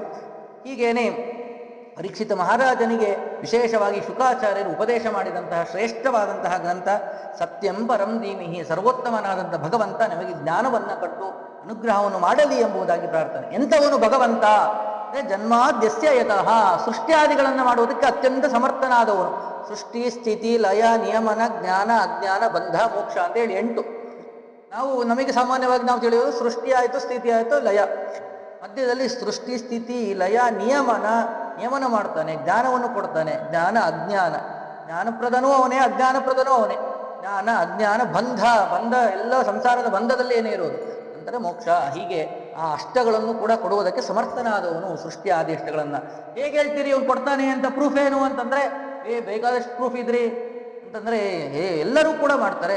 ಬ್ರಹ್ಮದೇವರು ಸೃಷ್ಟಿ ಮಾಡಿದ್ದಾರೆ, ಇವನೇನು ವಿಶೇಷತೆ, ಭಗವಂತನೇ ವಿಶೇಷತೆ ಏನು, ನಾರಾಯಣನೇ ಕೊಡ್ತಾನೆ, ಅವನೇ ಎಲ್ಲರಿಗೂ ಕೂಡ ಕಾರಣನಾದವನಂತ ಹೇಗೆ ಹೇಳ್ತೀರ ಅಂದ್ರೆ ಅನ್ವಯಾತ್. ಅನ್ವಯಾತ್ ಅಂತಂದ್ರೆ ನಾವು ವೇದದಿಂದಾಗಿ ತಿಳಿಯೋದು. ವೇದ ಎಂಬುದು ಯಾವ ಒಬ್ಬ ವ್ಯಕ್ತಿಯಿಂದ ವ್ಯಕ್ತಿ ಮಾಡಿದ್ದಲ್ಲ, ಅದನ್ನ ಅಪೌರುಷೇಯವಾದದ್ದು. ಸಾಕ್ಷಾತ್ ಭಗವಂತನೂ ಕೂಡ ಮಾಡಿದ್ದಲ್ಲ ವೇದವನ್ನು, ಅವನು ಸಂಗ್ರಹವನ್ನು ಮಾಡಿದ್ದಾನೆ. ವೇದವ್ಯಾಸ ದೇವರು ಅದನ್ನ ಸಂಗ್ರಹ ಮಾಡಿದ್ದಾರೆ ಹೊರತು ವೇದವನ್ನು ಯಾರೂ ಕೂಡ ಮಾಡಿಲ್ಲ. ಅನಾದಿ ಕಾಲದಿಂದ ಹಂಗೆ ಬಂದಿರುವಂತಹದ್ದು. ಶ್ರವಣವನ್ನು ಮಾಡ್ತಾ, ಉಚ್ಚಾರಣೆಯನ್ನು ಮಾಡ್ತಾ, ಕೇಳ್ತಾ ಕೇಳ್ತಾ ಹೀಗೆ ಬಂದಿರುವುದದು. ಹಾಗೇನೆ ಅನ್ವಯಾತ್ ಯಥೋವಾ ಇಮಾನಿ ಭೂತಾನಿ ಜಾಯಂತೆ ಅಥವಾ ನಾವು ಸ್ವಸ್ತಿ ಮೊದಲಾದವುಗಳಲ್ಲಿ ಹೇಳ್ತೀವಿ, ಯೋ ನಃ ಪಿತಾ ಜನಿತ ಯೋ ವಿಧಾತ, ಇಲ್ಲೆಲ್ಲ ಎಲ್ಲವೂ ಕೂಡ ಭಗವಂತನೇ ಸರ್ವೋತ್ತಮ, ಅವನೇ ಸೃಷ್ಟಿಯಾದಿಗಳನ್ನು ಮಾಡಿದವನು ಅಂತ ಹೇಳುವಂತಹ ವೇದ ಪ್ರಮಾಣಗಳು. ಇಷ್ಟೇ ಅಲ್ಲ, ಇನ್ನು ಅನೇಕ ರೀತಿಯಾಗಿ ಎಲ್ಲವೂ ಕೂಡ ತಿಳಿದ್ಬಾರ್ದು. ಯಾವುದರಿಂದ ಅನ್ವಯಾತ್ ಉಪಕ್ರಮ ಉಪಸಂಹಾರ ಅಭ್ಯಾಸೋ ಪೂರ್ವತಾಫಲಂ ಅಂತ ಹೇಳಿ. ಅಂದರೆ ಒಂದು ವಿಷಯವನ್ನ ನಾವು ತಿಳಿಯಬೇಕಾದ್ರೆ ಅದರ ಪ್ರಾರಂಭ ವಿಷಯವನ್ನ, ನಂತರದಲ್ಲಿ ನಡೆದಿದ್ದು, ಮಧ್ಯದಲ್ಲಿ ಇರುವುದು ಎಲ್ಲವನ್ನೂ ಕೂಡ ತಿಳಿದು ನಾವು ವಿಚಾರವನ್ನು ಮಾಡಬೇಕು. ಕೇವಲ ಒಂದು ವಾಕ್ಯವನ್ನು ನೋಡಿದೆ ಅದರಿಂದಲೇನೆ ನಾವು ತಿಳಿಬಾರ್ದು. ಉದಾಹರಣೆಗೆ ಹೇಳಬೇಕಾದ್ರೆ ವೇದವನ್ನ ನಾವು ಹೇಳಿದ್ವಿ, ಯಥೋ ವಾಯುಮಾನಿ ಭೂತಾನಿ ಜಾಯಂತೆ ಯೋ ನಃ ಪಿತಾ ಜನಿತ ಯೋ ವಿಧಾತ. ಈ ಮಂತ್ರಗಳೆಲ್ಲ ಭಗವಂತ ಸರ್ವೋತ್ತಮ, ಭಗವಂತನೇ ಸೃಷ್ಟಿಯಾದಿಗಳನ್ನು ಮಾಡಿದ್ದಾನೆ ಅಂತ ತಿಳಿದು ಬರುತ್ತದೆ. ಆದರೆ ಇನ್ನೊಂದಿಷ್ಟು ವೇದಗಳೆಲ್ಲವೂ ಕೂಡ ಇದೆ, ಅದರಲ್ಲಿ ಏನು ತಿಳಿದು ಬರುತ್ತದೆ ಅಂದರೆ ಶಿವ ಸರ್ವೋತ್ತಮ ಅಂತ ಹೇಳಿ ನಮಗೆ ಮೇಲ್ನೋಟದಿಂದ ಕಂಡುಬಿಡುತ್ತದೆ, ಅಥವಾ ಇನ್ನೊಬ್ಬ ಅಗ್ನಿ ಸರ್ವೋತ್ತಮ ಅಂತ. ಹೀಗೆ ಅನೇಕ ರೀತಿಯಾಗಿ ನಮಗೆ ಆ ಶಬ್ದಗಳೆಲ್ಲವೂ ಕೂಡ ಕಾಡುತ್ತದೆ. ಅಥವಾ ನಾನು ಬ್ರಹ್ಮ ದೇವರು ಒಂದೇ, ಈ ರೀತಿ ಅನೇಕ ವಿರುದ್ಧವಾದ ರೀತಿ ತಿಳಿಯತ್ತೆ. ಅಲ್ಲಿ ಹೇಗೆ ನಾವು ಅರ್ಥವನ್ನು ಮಾಡ್ಕೋಬೇಕು ಅಂತಂದ್ರೆ ಅದನ್ನ ಹೇಳ್ತೇವೆ ಉಪಕ್ರಮ ಉಪಸಂಹಾರ ಅನ್ವಯ. ತನ್ವಯದಿಂದ ಅಂದ್ರೆ ಏನರ್ಥ ಅಂದ್ರೆ ನಾವು ಹಿಂದಿಂದು ಮುಂದಿಂದೆಲ್ಲವೂ ಕೂಡ ನೋಡಿ ವಿಚಾರವನ್ನು ಮಾಡಬೇಕು. ಈಗ ದೃಷ್ಟಾಂತವನ್ನು ನಾವು ತಿಳಿಬೇಕಾದ್ರೆ ಇಬ್ರು ಪರಸ್ಪರ ಮಾತನಾಡ್ತಿರ್ತಾರೆ, 3 ಜನ ನಿಂತಿರ್ತಾರೆ. ಏನು ಹೋದ್ರಪ್ಪ ಅಂತೂ ಇಂತೂ ಹೋದ್ರವ್ರು. ನಾವು ರಾಯರಲ್ಲಿ ವಿಶೇಷವಾಗಿ ಆರಾಧನೆಯಲ್ಲಿ ವಿಶೇಷ ಪ್ರಾರ್ಥನೆ ಮಾಡ್ಕೊಂಡು ಪ್ರದಕ್ಷಿಣೆ ಆಗ್ತೆ, ಆ ಫಲದಿಂದ ಅವ್ರು ಹೋದ್ರಪ್ಪ ಅಂತೂ ಇಂತೂ. ಅಯ್ಯೋ ಮಾರಾಯ, ಒಬ್ರು ಸಾಯಿಸೋ ಸಂಬಂಧ ಇವರು ರಾಯರಿ ಪ್ರದಕ್ಷಿಣೆ ಮಾಡಿ ಅವರಿಂದ ವರವನ್ನು ಪಡಿತಾರೆ ಅಂತ. ಈಗ ನಾವು ಹೋದರು ಎಂಬ ಶಬ್ದವನ್ನು ಹೆಂಗೆ ತಿಳ್ಕೊಂತೀವಿ? ಅದನ್ನ ಹೇಗೆ ಬೇಕಾದ್ರೂ ತಿಳ್ಕೊಬೋದು. ನಾವು ಮನೆಯಿಂದ ಹೊರಗೆ ಹೋದ್ರು ಅಂತಾರ ತಿಳ್ಕೊಬೋದು, ಅಥವಾ ಮುಗೀತು ಅವ್ರ ಕಾಲನೇ ಮುಗೀತು ಅಂತಾರ ತಿಳ್ಕೊಬೋದು. ಅಂತೂ ಇಂತೂ ಹೋದ್ರಪ್ಪ ಅವ್ರು ಹೋದ್ರು ಅವರು ಅಂತ ಅಂದ್ಬಿಟ್ರೆ ಹೆಂಗೆ ಬೇಕಾದ್ರೆ ತಿಳಿಬೋದು. ಆದರೆ ಇವರಿಬ್ಬರು ಮಾತನಾಡಿದ್ದು ಹೇಗೆ ಅಂತಂದ್ರೆ ಅವ್ರ ಮನೆಗೆ ಯಾರೋ ಬಾದರಾಯಣ ಸಂಬಂಧ ಏನೋ ಒಂದು ಕಾರಣ ಹೇಳ್ಕೊಂಡು ಬಂದು ಕೂಳ್ತವ್ರು, 1 ತಿಂಗಳಾದ್ರೂ ಕೂಡ ಮನೆ ಬಿಟ್ಟೆ ತೊಲಗಲಿಲ್ಲ ಅಂತ, ಅಲ್ಲೇ ಟೆಂಟ್ ಹೊಡೆದ್ಬಿಟ್ಟೆ. ಹೇಗಾದ್ರೂ ಕೂಡ ಕಳಿಸ್ಬೇಕು ಅಂತ ಏನೇನೋ ಕಾರಣ ಹೇಳಿದ್ರು, ಏನಾದ್ರೂ ಕೂಡ ಅವ್ನ ಮನೆ ಬಿಟ್ಟೆ ಹೊರಗೆ ಹೋಗಿ ರೆಡಿ ಇಲ್ಲ. ಕೊನೆಯಲ್ಲಿ ರಾಯರ ಹತ್ರ ಪ್ರಾರ್ಥನೆ ಮಾಡ್ಕೊಂಡೆ, ರಾಯರ ಅನುಗ್ರಹ ಮಾಡಿ ಏನೋ ಅವನಿಗೇನೋ ಕೆಲಸ ಸಿಕ್ತು, ಅದರಿಂದ ಹೊರಗೆ ಹೋದ. ಹೀಗೆ ನಾವು ಆ ಶಬ್ದವನ್ನು ಕೇಳಿದಾಗ ಏನಾಗುತ್ತೆ, ಹೋದ್ರು ಅಂತಂದ್ರೆ ಹೋದ ಬಿಡು, ಹೋದ ಸತ್ತು ಹೋದ ಅಂತ ಏನೋ ಅಂತ ತಿಳ್ಕೊಂಡ್ಬಿಡು. ಆ ರೀತಿಯಾಗಿ ಕೇವಲ ಮಧ್ಯದ ಶಬ್ದವನ್ನು ಮಾತ್ರ ನಮಗೆ ಕೇಳುವಂತ ಅಷ್ಟೇ ಶಬ್ದವನ್ನು ಇಟ್ಕೊಂಡ್ರೆ ಏನ್ ಬೇಕಾದ್ರೆ ಅರ್ಥವೂ ಕೂಡ ತಿಳಿದು ಬರ್ತದೆ. ಹಾಗೆಯೇ ಕೇವಲ ಈಗ ಶಿವ ಸರ್ವೋತ್ತಮ ಅಂತ ಕಾಣುತ್ತೆ, ಅಥವಾ ಅಗ್ನಿ ಸರ್ವೋತ್ತಮ ಅಂತ ಕಾಣುತ್ತೆ, ಈ ರೀತಿಯ ಶಬ್ದಗಳೆಲ್ಲವೂ ಕೂಡ ಹಾಗೆ ವಿಚಾರವನ್ನು ಮಾಡಬಾರ್ದು. ಉಪಕ್ರಮ ಉಪಸಂಹಾರ, ಪ್ರಾರಂಭ ಹೇಗಾಗ್ತದೆ, ಏನು ವಿಷಯ ನಡೀತಾ ಇದೆ ಎಲ್ಲವನ್ನು ಕೂಡ ತಿಳ್ಕೊಂಡು ಹೇಳಬೇಕಾಗ್ತದೆ. ಬ್ರಹ್ಮದೇವರು ಮುಂದೆ ಆ ಕೃಷ್ಣನನ್ನ ಸ್ತೋತ್ರ ಮಾಡುವ ಸಮಯದಲ್ಲಿ ಭಗವಂತನನ್ನ ನೀನು ನಿರ್ಗುಣ ನಿರಾಕಾರ ಈ ರೀತಿಯಾಗೆಲ್ಲ ಹೇಳ್ಕೊಂಡು ಹೋಗ್ಬಿಟ್ಟಿದ್ದಾರೆ. ಗರ್ಭಾವಸ್ಥೆಯಲ್ಲಿ ಗರ್ಭದಲ್ಲಿರುವಂಥ ಸಮಯ ಕೃಷ್ಣ ಪರಮಾತ್ಮ ಗರ್ಭದಲ್ಲಿದ್ದಾನೆ, ಗರ್ಭಸ್ತುತಿ ಮಾಡ್ತಾ ಇದ್ದಾರೆ. ಬ್ರಹ್ಮದೇವರು ನಿರ್ಗುಣ ನಿರಾಕಾರ ಅಂತೆಲ್ಲ ಹೇಳ್ತಾ ಇದ್ದಾರೆ. ಆ ಶ್ಲೋಕವನ್ನು ಅಷ್ಟೇ ನಾವು ನೋಡಿದ್ರೆ ನಮಗೆ ಇಷ್ಟೇ ಅರ್ಥ ತಿಳಿಯುತ್ತೆ. ಹಂಗಾದ್ರೆ ಭಗವಂತನಿಗೆ ಆ ಗುಣ ಇಲ್ಲ, ಕ್ರಿಯೆ ಇಲ್ಲ, ಏನಿಲ್ಲ, ಎಲ್ಲ ಸುಳ್ಳು, ಜಗತ್ತೆಲ್ಲ ಸುಳ್ಳು ಅಂತ ಹೇಳಿ ನಮಗೆ ತಿಳಿದ್ಬಿಡುತ್ತೆ. ಅದಕ್ಕೋಸ್ಕರವಾಗಿ ನೋಡಿ, ಯಾಕೆ ಅದು ಹಿಂದಿನ ಮುಂದಿನ ವಿಚಾರಗಳು ಬೇಕು. ಅದು ಹಿಂದಿನ ಶ್ಲೋಕದಲ್ಲಿ ಏನು ಹೇಳಿದ್ದಾರೆ ಅಂದ್ರೆ ಪಂಚಭೂತಗಳ ಬಗ್ಗೆ ಹೇಳ್ಕೊಂಡು ಹೋಗಿದ್ದಾರೆ. ಈ ಪಂಚಭೂತಗಳ ಮಧ್ಯದಲ್ಲಿ ನಾವಿದ್ದೇವೆ. ನೀರು, ಅಗ್ನಿ, ಗಾಳಿ, ವಾಯು, ಆಕಾಶ. ಇವುಗಳ ಸಂಬಂಧ ನಮಗಿರ್ತಾ ಇರೋದ್ರಿಂದ ನಮಗೆ ದೋಷಗಳು, ರೋಗಗಳು ಎಲ್ಲವೂ ಕೂಡ ಬರ್ತಾ ಇದೆ, ಹುಟ್ಟು ಸಾವುಗಳು ಬರ್ತಾ ಇದೆ. ಪಂಚಭೂತಗಳ ಸಂಬಂಧ ಯಾರಿಗಿಲ್ಲ? ಭಗವಂತನಿಗಿಲ್ಲ. ಅದರಿಂದ ಭಿನ್ನನಾದವನು ಅವನು. ಆ ಪಂಚಭೂತಗಳ ಸಂಬಂಧ ಇತ್ತು ಅಂದ್ರೆ ರೋಗಗಳು, ಜನನ, ಮರಣ, ಹುಟ್ಟು ಸಾವು, ರೋಗ ರುಜಿನ ಪ್ರತಿಯೊಂದು ಕೂಡ ಬರ್ತದೆ. ಆದರೆ ಯಾವ ಸಂಬಂಧವೂ ಕೂಡ ಅವನಿಗಿಲ್ಲದೆ ಇರೋದ್ರಿಂದಾಗಿ ಅವನು ಈ ಪಂಚಭೂತಗಳ ಸಂಬಂಧ ಇರುವಂತ ಗುಣ ಇಲ್ಲ, ಪಂಚಭೂತಗಳ ಸಂಬಂಧ ಇರುವಂತ ಆಕಾರ ಇಲ್ಲ. ಅದಿರ್ಬೇಕಂದ್ರೆ ಅದು ನಾಶ ಆಗ್ಬಿಡುತ್ತದೆ. ಪಂಚಭೂತಗಳ ಸಂಬಂಧ ಇರುವಂತ ಗುಣ ಹೇಗೆ ಹೋಗುತ್ತೆ, ಆಕಾರ ಹೋಗುತ್ತೆ. ಆದ್ರಿಂದಾಗಿ ಅಂತಹ ಗುಣ ಇಲ್ಲ, ಅಂತಹ ಆಕಾರ ಇಲ್ಲ ಅಂತ ಅಲ್ಲಿ ಹೇಳ್ಕೊಂಡು ಹೋಗಿದ್ದಾರೆ. ಕೇವಲ ಒಂದು ಶ್ಲೋಕವನ್ನು ನೋಡಿದರೆ ಈ ರೀತಿಯ ವಿರುದ್ಧವಾಗಿ ನಮಗೆ ತಿಳಿದು ಬರ್ತದೆ. ಅದಕ್ಕೋಸ್ಕರವಾಗಿ ಅನ್ವಯಾತ್ ಪೂರ್ವಾಮರ್ಶಗಳೆಲ್ಲ ಮಾಡಿದಾಗ ಭಗವಂತನೇ ಸೃಷ್ಟಿ ಸ್ಥಿತಿ ಲಯ ಕಾರಣ ಗೋವಿಂದ ಈ ಪರಿಮಹಿಮಯ ತಿಳಿಯೋದೇ ಆನಂದ ಅಂತ ಹೇಳಿ ದಾಸರ ವಾಕ್ಯದಲ್ಲಿಯೂ ಕೂಡ ನಾವೇನು ಕೇಳ್ತೀವೋ ಅವನೇ ಸೃಷ್ಟಿಯಾದಿಗಳನ್ನು ಮಾಡಿದವನು. ಅರ್ಥೇಶು ಅಭಿಜ್ಞ, ಎಲ್ಲ ಪದಾರ್ಥಗಳ ಬಗ್ಗೆ ಎಲ್ಲದರ ಬಗ್ಗೆ ಚೆನ್ನಾಗಿ ತಿಳಿದಂಥವನು ಅವನೇ. ಪ್ರತಿಯೊಂದು ವಸ್ತುವಿನ ಜ್ಞಾನವಾಗಲಿ ಪ್ರತಿಯೊಂದರ ಬಗ್ಗೆಯೂ ಕೂಡ ಮತ್ತೊಬ್ಬರ ಎಲ್ಲ ವ್ಯಕ್ತಿಗಳ ಬಗ್ಗೆಯೂ ಕೂಡ ಚೆನ್ನಾಗಿ ತಿಳಿದವನು. ಇದರಿಂದ ಹೇಗೆ ಏನು ಈ ಶಬ್ದದಿಂದ ಏನು ತಿಳಿಯುತ್ತಂದ್ರೆ ಅರ್ಥಾತ್ ಸಿದ್ಧ ಅಂತ ಹೇಳಿ. ಈಗ 100 ರೂಪಾಯಿ ಯಾರ ಹತ್ರ ಇರ್ತದೆಯೋ ಅವನ ಹತ್ರ 50 ರೂಪಾಯಿ ಇದ್ದೇ ಇದೆ ಅಂತ ಸಿದ್ಧ ಅಂತ. ಶತೇ ಪಂಚಾಶನ್ ನ್ಯಾಯ ಅಂತ ಕರೀತಾರೆ ಅದಕ್ಕೆ. ಯಾರ ಹತ್ರ 100 ರೂಪಾಯಿ ಇರ್ತದೆಯೋ ಅವನ ಹತ್ರ 50 ರೂಪಾಯಿ ಇದ್ದೇ ಇರ್ತದೆ. ಅದನ್ನು ಪ್ರತ್ಯೇಕ ಕೇಳೋದೇನು, ಅವನ ಹತ್ರ 100 ರೂಪಾಯಿ ಇದೆಯಪ್ಪ, 50 ರೂಪಾಯಿ ಇಲ್ಲ ಅನ್ಸುತ್ತೆ ಅಂದ್ರೆ. ನೋಟು ಪ್ರತ್ಯೇಕವಾಗಿ ಬಿಡಿ ಬಿಡಿ ಇಲ್ಲದೆ ಇರಬಹುದು, ಆ 100 ರೂಪಾಯಿ ಹೊಂದಿರೋದ್ರಿಂದಾಗಿ ಅವನ ಹತ್ರ 50 ರೂಪಾಯಿ ಅಂತೂ ಇದೆ ಅನ್ನೋದು ಸಿದ್ಧ ಆಗಿರ್ತದೆ. ಹಾಗೇನೆ ಅರ್ಥೇಶು ಅಭಿಜ್ಞ, ಎಲ್ಲವೂ ಕೂಡ ಸೃಷ್ಟಿ ಆಗಿದೆ ಜಗತ್ತಿನಲ್ಲಿ. ಯಾರಾದರೂ ಕೂಡ ಸೃಷ್ಟಿಕರ್ತ ಬೇಕೇ ಬೇಕಲ್ಲ. ಯಾರು ಮಾಡಿದ್ದಾರೆ ಹಾಗಾದ್ರೆ? ಎಲ್ಲ ಲಕ್ಷಣಗಳು ಬೇಕಲ್ಲ. ಈ ರೀತಿಯಾಗಿ ಸೃಷ್ಟಿಯನ್ನು ಮಾಡುವುದು, ಅದು ಪ್ರತಿಯೊಂದು ಕೂಡ ಒಂದು ವಸ್ತುವನ್ನು ಸೃಷ್ಟಿ ಮಾಡೋದಕ್ಕೆ ಎಷ್ಟು ಕಾಲ ಬೇಕು ಅಂತ, ಅದರಲ್ಲಿ ಸಮಸ್ತ ಜಗತ್ತಿನ ಸೃಷ್ಟಿ ಆಗಬೇಕು. ಅದ್ರ ಬಗ್ಗೆ ಯಾರು ಮಾಡೋದಕ್ಕೆ ಸಾಧ್ಯ ಅಂದರೆ ಎಲ್ಲ ಪದಾರ್ಥಗಳ ಬಗ್ಗೆ ಅಭಿಜ್ಞ, ತಿಳಿದವನು. ಚೆನ್ನಾಗಿ ಯಾರು ತಿಳಿದಿರ್ತಾರೋ ಅವನು ಮಾತ್ರ ಇವನ್ನೆಲ್ಲ ಸೃಷ್ಟಿಯಾದಿಗಳನ್ನ ಮಾಡುವುದಕ್ಕೆ ಸಾಧ್ಯವಾಗ್ತದೆ. ಸೃಷ್ಟಿ ಸ್ಥಿತಿ ಎಲ್ಲವನ್ನು ಕೂಡ. ಅದರಿಂದಾಗಿ ಇವನೇ ಅರ್ಥೈಸುವ ಅಭಿಜ್ಞ ಸ್ವರಾಟ್, ಚೆನ್ನಾಗಿ ತಿಳಿಸು. ಅವನಕ್ಕಿಂತ ಶ್ರೇಷ್ಠನಾದವರು ಮತ್ತೊಬ್ಬರು ಇಲ್ಲ. ಅಷ್ಟೇ ಅಲ್ಲ, ತೇನೇ ಬ್ರಹ್ಮ ಹೃದಯಾದಿ ಕವೇ, ಸೃಷ್ಟಿಕರ್ತನಾದಂತಹ ಬ್ರಹ್ಮದೇವರನ್ನು ಸೃಷ್ಟಿ ಮಾಡಿದವನು ಭಗವಂತನೇ. ಅಂತಹ ಭಗವಂತ ಇವನು 3 ರೀತಿಯಾದ ಸೃಷ್ಟಿಯಾದಿಗಳನ್ನು ಮಾಡ್ತಾನಂತೆ. ತೇಜೋ ವಾರಿ ಮೃದಾಂ, ಈಶ್ವರ ಸೃಷ್ಟಿ, ಜೀವ ಸೃಷ್ಟಿ, ಜಡ ಸೃಷ್ಟಿ ಅಂತ ಹೇಳಿ. ಈಶ್ವರ ಸೃಷ್ಟಿ ಅಂದ್ರೆ ಏನು? ಭಗವಂತ ರಾಮ ಕೃಷ್ಣನಾಗಿ ಅವತಾರವನ್ನು ಮಾಡಿದ. ರಾಮನಿಗೂ ಕೃಷ್ಣನಿಗೆ ಯಾವ ಭೇದ ಇಲ್ಲ, ರಾಮನೇ ಕೃಷ್ಣನಾಗಿ ಅವತಾರವನ್ನು ಮಾಡಿದ್ದ. ದೀಪದಿಂದ ಮತ್ತೊಂದು ದೀಪವನ್ನು ಹಚ್ಚಿದ್ವಿ, ಅಲ್ಲೇನು ವ್ಯತ್ಯಾಸ ಆಗೋದಿಲ್ಲ. ಇಲ್ಲೊಂದು ದೀಪ ಇತ್ತು, ಇನ್ನೊಂದು ದೀಪದಿಂದ ಹಚ್ಕೊಂಡು ಹತ್ರ ಇಟ್ಕೊಂಡ್ವಿ, ಬತ್ತಿನ ಹತ್ಕೊಂತ ದೀಪದಿಂದ ದೀಪವನ್ನು ಹಚ್ಚಿದ್ವಿ. ಇದು ಈಶ್ವರ ಸೃಷ್ಟಿ ಅಂತ ಹೇಳಿ. ಇಲ್ಲಿ ಭೇದ ಎಂಬುದೇನೂ ಇಲ್ಲ. ಭಗವಂತನಿಗೂ ರಾಮನಿಗೂ ಕೃಷ್ಣನಿಗೂ ರಾಮನಿಗೂ ಬುದ್ಧನಿಗೂ ಯಾವ ಭೇದ ಇಲ್ಲ. ಅವನ ಗುಣಗಳಿಗೂ ಯಾವ ಭೇದ ಇರೋದಿಲ್ಲ.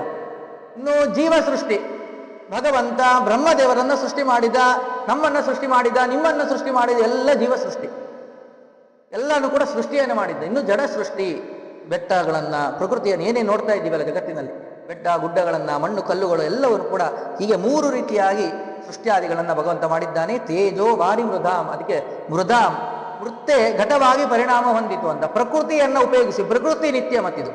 ಪ್ರಕೃತಿ ಅಂತ ಏನಿದೆಯಲ್ಲ ಅದು ನಿತ್ಯ. ಅಂದ್ರೆ ಪ್ರಕೃತಿ ಅಂದ್ರೆ ಕೇವಲ ನಮ್ಗೆ ಕಾಣೋ ಗಿಡ ಮರಗಳಲ್ಲ, ಪ್ರಕೃತಿ ಅಂತ ಮೂಲ ಹೊಂದಿದೆ. ಆ ಪ್ರಕೃತಿಯ ಇದರಿಂದಾಗಿ, ಪ್ರಕೃತಿಯನ್ನು ಇಟ್ಕೊಂಡು ಅದರಿಂದಾಗಿ ಅವನು ಘಟವನ್ನು ಮಾಡಿದ. ಏನು, ಎಲ್ಲ ಬೆಟ್ಟಗಳನ್ನ, ಮಣ್ಣುಗಳನ್ನ, ಗಿಡಗಳನ್ನೆಲ್ಲವನ್ನು ಕೂಡ ಮಾಡಿದ. ಹೀಗೆ ಸೃಷ್ಟಿಯನ್ನು ಮಾಡಿದ ಅಂತ. ಹೇಗೆ ಅಂತಂದ್ರೆ ಮೃತ್ತು ಮಣ್ಣಿತ್ತು, ಅದೇ ಘಟವಾಗಿ ಪರಿಣಾಮ ಅಂತು. ಅಂದ್ರೆ ಮಣ್ಣು ಬೇರೆ ಘಟ ಬೇರೆನಾ? ಎರಡು ಕೂಡ ಒಂದೇ. ಘಟ ಅಂದ್ರೆ ಒಂದು ಕೊಡ ಅನ್ಕೊಳ್ಳಿ, ಯಾವುದೋ ಒಂದು ಮಣ್ಣಿಂದ ಮಾಡಿದ್ದು. ಮಣ್ಣೆ ಘಟವಾಗಿ ಪರಿಣಾಮ ಅಂತು. ಯಾವಾಗ ಆ ವ್ಯಕ್ತಿಯ ಕುಂಬಾರನ ಸಹಾಯದಿಂದಾಗಿ, ನೀರಿನ ಸಹಾಯದಿಂದ ಎಲ್ಲವನ್ನು ಕೂಡ ಸೇರಿಸಿ ಮಾಡಿದ. ಒಟ್ಟು ಈ ಘಟ ಎಲ್ಲ ಇದು ಮಣ್ಣಿಲ್ಲೇ ಇಲ್ಲ ಇದರಲ್ಲಿ ಅಂತ ಹೇಳಕ್ಕಾಗುತ್ತೆ. ಹಾಗೇನೆ ಪ್ರಕೃತಿಯ ದೆಸೆಯಿಂದಾಗಿ ಈ ರೀತಿಯಾಗಿ ಮಾಡಿದ. ಹೀಗೆ ತೇಜೋವಾರಿ ವೃತ 3ರಿಂದಾಗಿ ಮಾಡಿದ್ದಾನೆ ಅಂತಹ ಸರ್ವಸಮರ್ಥನಾದಂತಹ ಭಗವಂತ. ಇವನು ಇದರಿಂದ ಏನು ಪ್ರಯೋಜನ ಅವನಿಗೇನಾಗಿದೆ?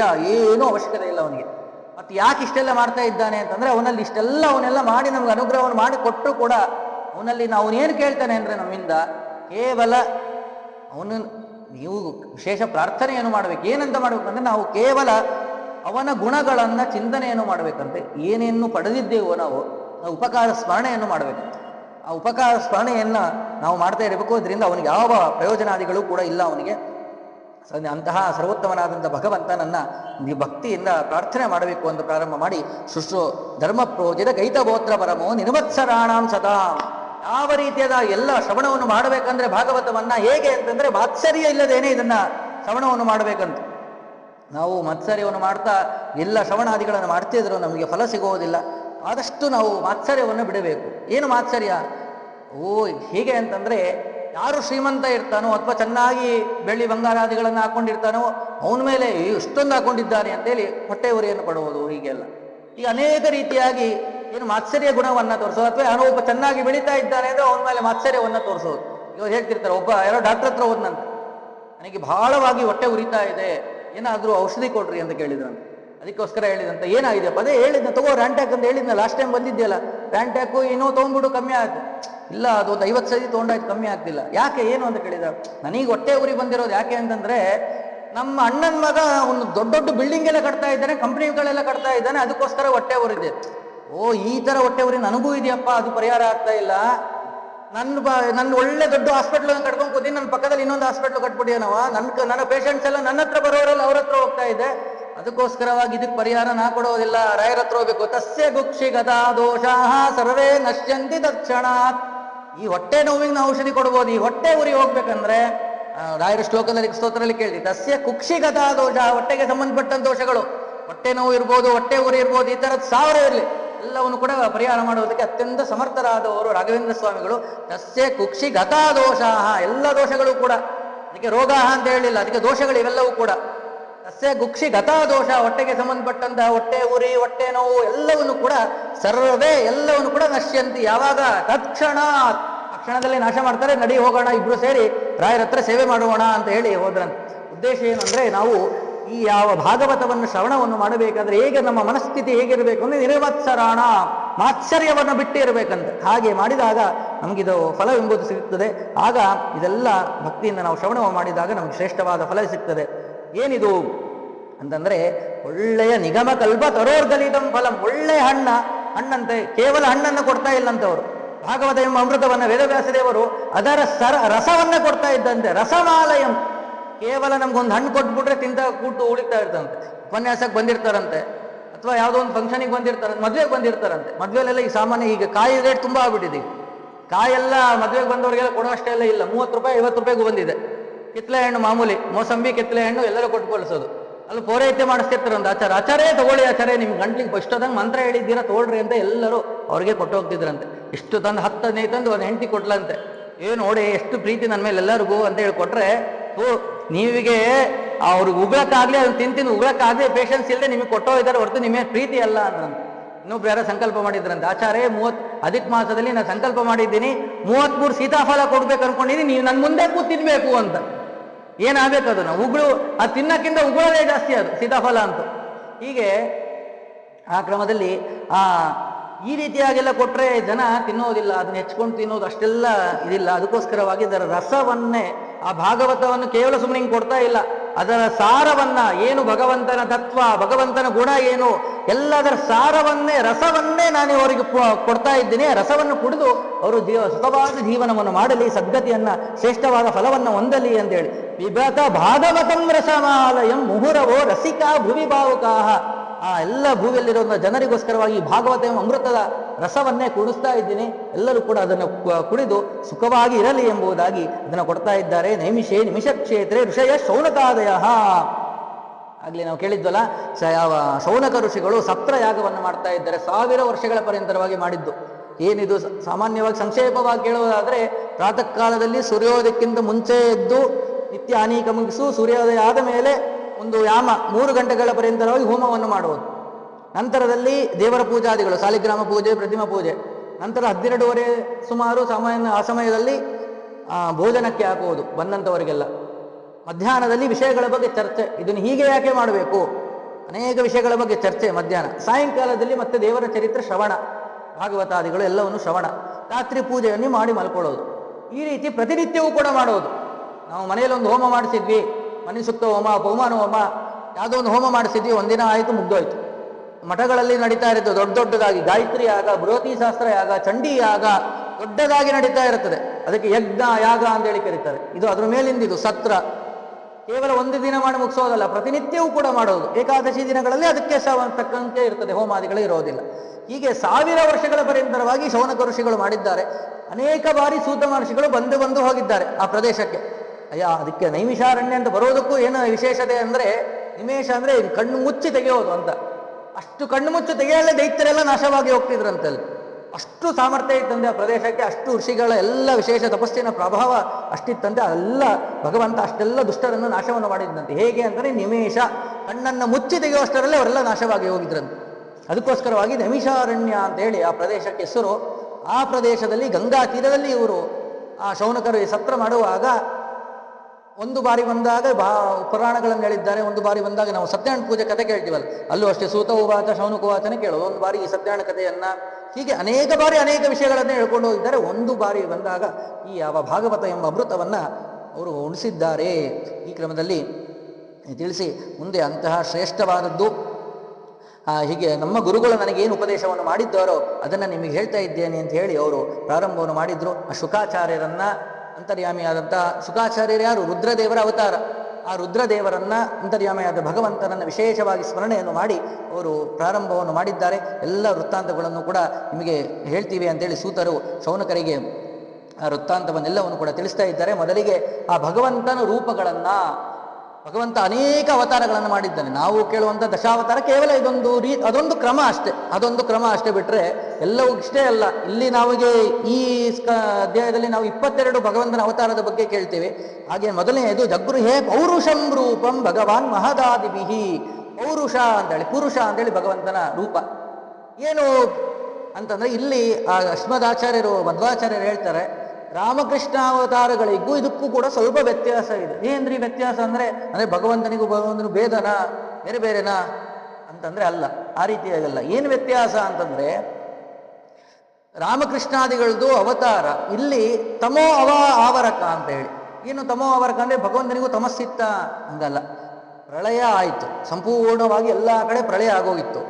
ಆ ಪ್ರಳಯ ಎಂಬಂತ ಹೊದಿಕೆ ಅನ್ಕೊಳ್ಳಿ, ಆ ಹೊದಿಕೆಯನ್ನ ದೇವರು ತೆಗೆದು ರೂಪವನ್ನು ಆವಿರ್ಭೂತವನ್ನು ಮಾಡಿದ. ಅವತಾರ ಅಂತರ್ಧಾನ ಅಂತೇಳಿ ಮೂಲವನ್ನು ಹೊಂದೋದು. ಇಲ್ಲಿ ವ್ಯತ್ಯಾಸ ಏನು ಅಂತಂದ್ರೆ ಆ ಪುರುಷ ರೂಪಿ ಭಗವಂತ ಬಂದಾಗ ಯಾರೂ ಕೂಡ ಇಲ್ಲೇ ಇಲ್ಲ. ಅಲ್ಲಿ ವ್ಯತ್ಯಾಸ ಇಷ್ಟೇ. ರಾಮ ಅವತಾರ ಮಾಡಿದಾಗ ಅನೇಕ ದೇವತೆಗಳು ಜನರು ಎಲ್ಲರೂ ಕೂಡ ಇದ್ದಾರೆ. ಆ ಸಮಯದಲ್ಲಿ ಅವತಾರವಾಯಿತು ಹೀಗೆ. ಆದರೆ ಪುರುಷ ರೂಪಿ ಭಗವಂತ ಬಂದಾಗ ಯಾರು ಕೂಡ ಇಲ್ಲ. ಮತ್ತೆ ಯಾಕೆ ಬಂದ ಅಂದ್ರೆ ಶುಶ್ರೂಕ್ಷ ಅಂದ್ರೆ ಸೃಷ್ಟಿಯನ್ನು ಮಾಡಬೇಕಾಗಿದೆ ಮತ್ತೆ ಎಲ್ಲವನ್ನು ಕೂಡ, ಅದಕ್ಕೋಸ್ಕರವಾಗಿ ತಾನು ಅವತಾರವನ್ನು ಮಾಡಿದ ಅಂತೇಳಿ. ಹೀಗೇನೆ ಅನೇಕ ಸನತ್ ಕುಮಾರ್ ಅಂತ ಹೇಳಿ ಭಗವಂತನ ರೂಪ, ಸನತ್ ಕುಮಾರ, ವರಾಹ, ಮಹಿದಾಸ, ದತ್ತಾತ್ರೇಯ, ರಾಮ, ಕೃಷ್ಣ, ವೇದವ್ಯಾಸ, ಹೀಗೆ ಅನೇಕ ಅವತಾರಗಳನ್ನ ತಾನು ತಾಳಿದ್ದಾನೆ. ಹೀಗೆ ಹೇಳ್ಬೇಕಾದ್ರೆ ವೇದವ್ಯಾಸ ರಾಮ ಹೀಗೆ ಹೇಳ್ಬೇಕಾಯ್ತು. ಹೀಗೆ ಉಲ್ಟಗಳು ಹೀಗೆಲ್ಲ ಯಾಕೆ ಹೇಳಿದ್ರು ಅಂತಂದ್ರೆ ವೇದವ್ಯಾಸ ದೇವರು ರಾಮಾವತಾರ ಮಾಡಿದ್ದು ತ್ರೇತಾಯುಗದಲ್ಲಿ, ವೇದವ್ಯಾಸ ದೇವರ ಅವತಾರವನ್ನು ಮಾಡಿದ್ದು ದ್ವಾಪರ ಯುಗದಲ್ಲಿ. ಮತ್ತು ವೇದವ್ಯಾಸ ರಾಮ ಕೃಷ್ಣ ಹೀಗೆಲ್ಲ ಯಾಕೆ ಹೇಳ್ಕೊಂಡು ಹೋದ್ರು ಹೇಳುವಾಗ ಅದೇ ಕ್ರಮದಲ್ಲಿ ಹೇಳ್ಕೊಂಡು ಹೋಗಿದ್ದಾರೆ. ಹನುಮಂತರಿ ಹೀಗೆ ಭಗವಂತನ ಅನೇಕ ಅವತಾರಗಳನ್ನು ಹೇಳುವಾಗ ಯಾಕೆ ಅಂತಂದ್ರೆ ಆಗ ಹೇಳ್ತಾರೆ, ಕೇವಲ ಭಗವಂತ ವೇದವ್ಯಾಸ ದೇವರು ಕೇವಲ ಆ ಸಂದರ್ಭದಲ್ಲಿ ಮಾತ್ರ ದ್ವಾಪರ ಯುಗದಲ್ಲಿ ಮಾತ್ರ ಅವತಾರವನ್ನು ಮಾಡಿಲ್ಲ, ತುಂಬಾ ಬಾರಿ ಮಾಡಿದ್ದಾರಂತೆ. ಎಷ್ಟು ಬಾರಿ ಅಂತಂದ್ರೆ ಮೊದಲು ತಿಳ್ಕೋಬೇಕು, ವೇದವ್ಯಾಸ ಅಂತ ಏನು ಶಬ್ದವನ್ನು ಕೇಳ್ತೀವಲ್ಲ ಅದು ಒಂದು ಪದವಿಯ ಹೆಸರು. ಈಗ ಚೀಫ್ ಮಿನಿಸ್ಟರ್ ಇದೊಂದು ಪದವಿ, ಇದು ಇಂದ್ರ ಪದವಿ. ಇದು ಇಂದ್ರನ ಪದವಿಗೆ ಸ್ಥಾನಕ್ಕೆ ಒಬ್ಬರು ಬಂದು ಕುಳಿತುಕೊಂತಾರೆ. ಆ ಸ್ಥಾನಕ್ಕೆ ಯಾರು ಯೋಗ್ಯ ಇರ್ತಾರೋ ಅವರು ಬಂದು ಕೂತ್ಕೊಂತಾರೆ. ವಾಯು ಒಂದು ಪದವಿ ಹೆಸರು. ಆ ಪದವಿಗೆ ಈ ಋಜುಗಣದಲ್ಲಿ ಯೋಗ್ಯರಾದವರು ಆ ಪದವಿಗೆ ಬರ್ತಾರೆ. ಈ ಆ ಸ್ಥಾನಕ್ಕೆ ಭಾವಿ ಬ್ರಹ್ಮರು ಅಂತ ಕೇಳ್ತೀವಿ ನಾವು. ಭಾವಿ ಬ್ರಹ್ಮರು ಅಂದ್ರೆ ವಾಯುದೇವರೇ ಆ ಬ್ರಹ್ಮದೇವರ ಸ್ಥಾನಕ್ಕೆ ಬರ್ತಾರೆ. ಬ್ರಹ್ಮದೇವರಿಗೆ ಯಾರೋ ಒಬ್ಬರಿದ್ದಾರೆ, ಬ್ರಹ್ಮ ಅನ್ನೋದು ಪದವಿ. ಆ ಸ್ಥಾನಕ್ಕೆ ಹಿಂದಿರುವಂಥ ವಾಯುದೇವರು ಬ್ರಹ್ಮದೇವರ 100 ವರ್ಷ ಮುಗಿದ ಮೇಲೆ ಅವರು ಆ ಸ್ಥಾನಕ್ಕೆ ಬರ್ತಾರೆ. ಹೀಗೆ ಸೈಕಲ್, ಆ ರೀತಿಯ ಸೈಕಲ್ ಮುಂದೆ ಕ್ರಮದಲ್ಲಿ ಆ ಸ್ಥಾನಕ್ಕೆ ಯಾರು ಬರಬೇಕೋ ಅವರು ಬರ್ತಾ ಇರ್ತಾರೆ. ಹಾಗೆ ಅದೊಂದು ಪದವಿಯ ಹೆಸರು. ವೇದವ್ಯಾಸ ಪದವಿಗೆ ಯಾರು ಬೇಕಾದರೂ ಬರಬಹುದು. ಅನೇಕ ಮನ್ವಂತರಗಳಲ್ಲಿ 71 ಮಹಾಯುಗಗಳು, ಅದರಲ್ಲಿ 28ನೇ ಇದರಲ್ಲಿ ಇದ್ದೀವಿ ನಾವೀಗ. ಅಷ್ಟಾವಿಂಶತಿ ಮಹಾಕಲಿಯುಗೆ ಅಂತ ಹೇಳ್ತೀವಲ್ಲ ನಾವು. ಆ 28ರಲ್ಲಿ ಭಗವಂತ 3ರಲ್ಲಿ 3, 7, 16, 25, 28 ಇಷ್ಟು ಬಾರಿ ತಾನು ಅವತಾರವನ್ನು ಮಾಡಿದ್ದಾನಂತ. ಮೊದಲೇ ಬಾರಿ ವೇದವ್ಯಾಸ ಪದವಿಗೆ ಸ್ವಯಂ ಭಗವಂತ ಬಂದಿಲ್ಲ. 1, 2 ಯಾರು ಬೇರೆಯವರು ಬಂದಿದ್ದಾರೆ. 3ಕ್ಕೆ ತಾನು ಬಂದಿದ್ದ. 3, 7, 7ನೇಯಲ್ಲಿ 16ರಲ್ಲಿ 25ರಲ್ಲಿ 28ನೇ, ಹೀಗೆ ಮತ್ತೆ 22. ನಮ್ಮೆಲ್ಲರ ಸೌಭಾಗ್ಯ ಅಂದರೆ ಪ್ರತಿ ಬಾರಿ ಬಂದಾಗೂ ಕೂಡ ಏನು ಇಷ್ಟೇ ವ್ಯತ್ಯಾಸ. ಕೃತಯುಗ, ತ್ರೇತಾಯುಗ, ದ್ವಾಪರ ಯುಗ, ಕಲಿಯುಗ ಅಂತ 4 ಯುಗಗಳು. ದ್ವಾಪರ ಯುಗ ಸಂದರ್ಭದಲ್ಲಿ ವೇದವ್ಯಾಸದರು ವೇದಗಳನ್ನು ವಿಭಾಗವನ್ನು ಮಾಡಿದ್ದಾರೆ. ಅದನ್ನ ನಮ್ಮ ದೊಡ್ಡ ಸೌಭಾಗ್ಯ ಅಂತಂದ್ರೆ ನಮ್ಮ ಕಾಲದಲ್ಲಿ ನಮ್ದು ಈಗ ಕಲಿಯುಗ ನಡೀತಾ ಇದೆ, 28ನೇ ಕಲಿಯುಗ ನಡೀತಾ ಇದೆ. ಪೂರ್ವದಲ್ಲಿ ಇದ್ದಿದ್ದು ದ್ವಾಪರ ಯುಗ. ಆ ದ್ವಾಪರದಲ್ಲಿ ಭಗವಂತ 28ನೇ ದ್ವಾಪರ ಯುಗದಲ್ಲಿ ಭಗವಂತ ಅವತಾರವನ್ನು ಮಾಡಿದ. ಯಾರು ಮಾಡಿದ? ಸ್ವಯಂ ಭಗವಂತನೇ ಮಾಡಿದ್ದಾನೆ, ಬೇರೆ ಯಾರೂ ಅಲ್ಲ. ಮತ್ತೆ ಮುಂದೆ ನೆಕ್ಸ್ಟ್ 29 ಈ ಕಲಿಯುಗ ಮತ್ತೆ ರಿಪೀಟ್ ಆದ. ಆಗ ಅಶ್ವತ್ಥಾಮಾಚಾರ್ಯರು, ದ್ರೋಣಾಚಾರ್ಯರ ಮಗ ಅಶ್ವತ್ಥಾಮಾಚಾರ್ಯರು ಆ ಪದವಿಗೆ ಬರ್ತಾರೆ, ವೇದವ್ಯಾಸ ಪದವಿಗೆ. ಅದಕ್ಕೆ ಅಲ್ಲಿ ಶ್ರೀಮದಾಚಾರ್ಯರು ಹೇಳ್ತಾರೆ, ಅವರಿಗೆಲ್ಲರಿಗೂ ಕೂಡ ನೀವು ವೇದವ್ಯಾಸ ಅಂತ ಕರಿಬೇಡ್ರಿ, ಕರಿಬೋದು, ಸರ್ವತ ತಪ್ಪಿಲ್ಲ, ಆದರೆ ಅವರಿಗೆ ದ್ರೋಣಿ ವ್ಯಾಸ ಅಂತ ಕರೀರಿ ಅಂತ ಹೇಳ್ತಾರೆ. ಯಾಕಂದ್ರೆ ಒಬ್ಬರಿಗೋಸ್ಕರ ವಿಶೇಷವಾಗಿ ಇಡೋಣ ಅಂತ ಹೇಳಿ. ಈಗ ನಾವು ಕೇಳ್ತಾ ಇರ್ತೀವಿ ಸೂತ್ರ ಅಂದ ತಕ್ಷಣದಲ್ಲಿ ಬ್ರಹ್ಮಸೂತ್ರಗಳೇನೆ, ಬಹಳ ಜೈಮಿನಿ ಸೂತ್ರ, ವ್ಯಾಕರಣ ಸೂತ್ರ, ಹೀಗೆ. ರಾಯರು ಅಂತ ತಕ್ಷಣ ನಮ್ಗೆ ಯಾರು ಬರೋದು ನಮ್ಮ ತಲೆಯಲ್ಲಿ? ರಾಘವೇಂದ್ರ ಸ್ವಾಮಿಗಳು. ರಾಯರು ಶಬ್ದಕ್ಕೆ ಏನು? ವೆಂಕಟರಾಯರು, ಭೀಮರಾಯರು ಎಲ್ಲರೂ ರಾಯರೇ. ಏನು ರಾಯ ಶಬ್ದ ಪೂಜ್ಯ ಎಂಬ ಅರ್ಥದಲ್ಲಿ. ಆದರೆ ನಮಗೆ ರಾಯರು ಅಂತ ಶಬ್ದ ಕೇಳಿದ ತಕ್ಷಣದಲ್ಲಿ ರಾಘವೇಂದ್ರ ಸ್ವಾಮಿಗಳು ಬರ್ತಾರೆ. ಆಚಾರ್ಯರು ಅಂದ್ರೆ ಮಧ್ವಾಚಾರ್ಯ ನಾಲ್ಕು ಬರ್ತಾರೆ. ಹೀಗೆ ಒಂದಿಷ್ಟು ವಿಶೇಷವಾಗಿ ಅವರನ್ನೇ ನಾವು ಕರೆದು ಅಭ್ಯಾಸ ನಮ್ಗೆ ಆಗ್ಬಿಟ್ಟಿರ್ತದೆ. ಆ ಕ್ರಮದಲ್ಲಿ ಇಲ್ಲಿ ಇವ್ರಿಗೂ ಅಷ್ಟೇ. ಹಾಗೇನೆ ಅದನ್ನ ನಾವು ತಿಳಿಬೇಕು.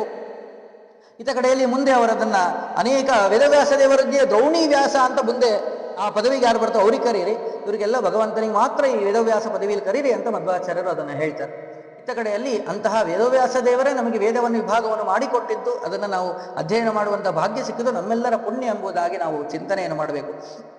ಹೀಗೇನೆ ಮುಂದೆ ಅವೆಲ್ಲ ಅವತಾರಗಳನ್ನು, ಭಗವಂತನ ಅವತಾರವನ್ನು ತಿಳಿಸಿ ಮುಂದೆ ಮತ್ತೆ ಹೇಳ್ತಾ ಹೋಗ್ತಾರೆ. ಒಂದು ಸಂದರ್ಭದಲ್ಲಿ ಯಾವ ವೇದವ್ಯಾಸ ದೇವರು ಕುಳಿತಿರ್ತಾರೆ. 17 ಪುರಾಣಗಳನ್ನು ಮಾಡಿದ್ದಾರೆ. 17 ಪುರಾಣಗಳಲ್ಲಾಗಿದೆ, ಆದರೆ ಅವರಿಗೆ ಸಮಾಧಾನ ಆಗ್ತಾ ಇಲ್ಲ. ಮಹಾಭಾರತವಾಯಿತು, ಎಲ್ಲವೂ ಆಯಿತು, ಆದರೆ ಅವರಿಗೆ ಸಮಾಧಾನ ಆಗ್ತಾ ಇಲ್ಲ. ಇನ್ನೇನಾದರೂ ಕೂಡ ಮಾಡಬೇಕು ಅಂತ ಅವರಿಗೆ ಮನಸ್ಸಿಗೆ ಬಂದಿದೆ. ಆ ಸಂದರ್ಭದಲ್ಲಿ ನಾರದರಿಗೆ ಕೇಳ್ತಾರೆ. ನಾರದರು ಬರ್ತಾರೆ. 17 ಪುರಾಣ ಆಗಿದ್ರೆ ಸಮಾಧಾನ ಕೇವಲ ಲೀಲೆ, ಭಾಗವತವನ್ನು ಮಾಡುವುದಕ್ಕೆ ಒಂದು ಕೇವಲ ನಿಮಿತ್ತವನ್ನು ಮಾಡ್ಕೊತಾ ಇದ್ದಾರೆ. ಆ ಸಂದರ್ಭದಲ್ಲಿ ಕೇಳಿದಾಗ ಏನಾದರೂ ಕೂಡ ಅನುಗ್ರಹವನ್ನು ಮಾಡಬೇಕು ಹೇಳಿ, ಯಾಕೋ ನಂಗೆ ಸಮಾಧಾನ ಆಗ್ತಾ ಇಲ್ಲ, ಹೇಳ್ರಿ ನಾರದರೇ ಅಂತ ಕೇಳಿದಾಗ, ಸ್ವಾಮಿ ನಾನೇನು ಹೇಳೋದು ನಿಮಗೆ ಅಂತೇಳಿ ಅವ್ರು ಹೇಳ್ತಾರೆ.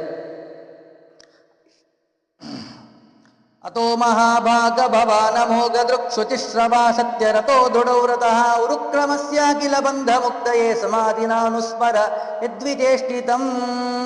ಶುಚಿಶ್ರವ ಅಂತೇಳಿ ಭಗವಂತನನ್ನ ಸಂಬೋಧನೆ ಮಾಡ್ತಾರೆ. ನಾವು ವಿಷ್ಣು ಸಹಸ್ರನಾಮದಲ್ಲೂ ಕೇಳ್ತೀವಿ, ವಿಶ್ವಯೋನಿ ಶುಚಿಶ್ರವ ಅಂತೇಳಿ. ಅಂದರೆ ಯಾರು ಆ ಭಗವಂತನ ಮಹಿಮೆಗಳನ್ನು ಕೇಳ್ತಾರೋ, ಯಾರ ಮಹಿಮೆಯನ್ನ ಕೇಳೋದರಿಂದ ಮನುಷ್ಯ ಶುದ್ಧನಾಗ್ತಾನೋ ಅವರಿಗೆ ಶುಚಿಶ್ರವ ಅಂತೇಳಿ ಕರೀತಾರಂತೆ. ಈಗ ಯಾರೋ ಒಬ್ರು ಮಹಾಜ್ಞಾನಿಗಳಿರ್ತಾರೆ, ಅವರ ಮಹಿಮೆಗಳನ್ನು ನಾವು ಕೇಳಿದ್ವಿ ಅಂತಂದ್ರೆ ನಾವು ಶುದ್ಧರಾಗೋಗ್ಬಿಡ್ತೀವಿ, ಪಾಪ ಪರಿಹಾರವಾಗ್ತದೆ. ಹೀಗೆ ಅಂಥವರಿಗೆ ಶುಚಿಶ್ರವದಿಂದ ಶಬ್ದದಿಂದ ಕರಿಬೇಕಂತ.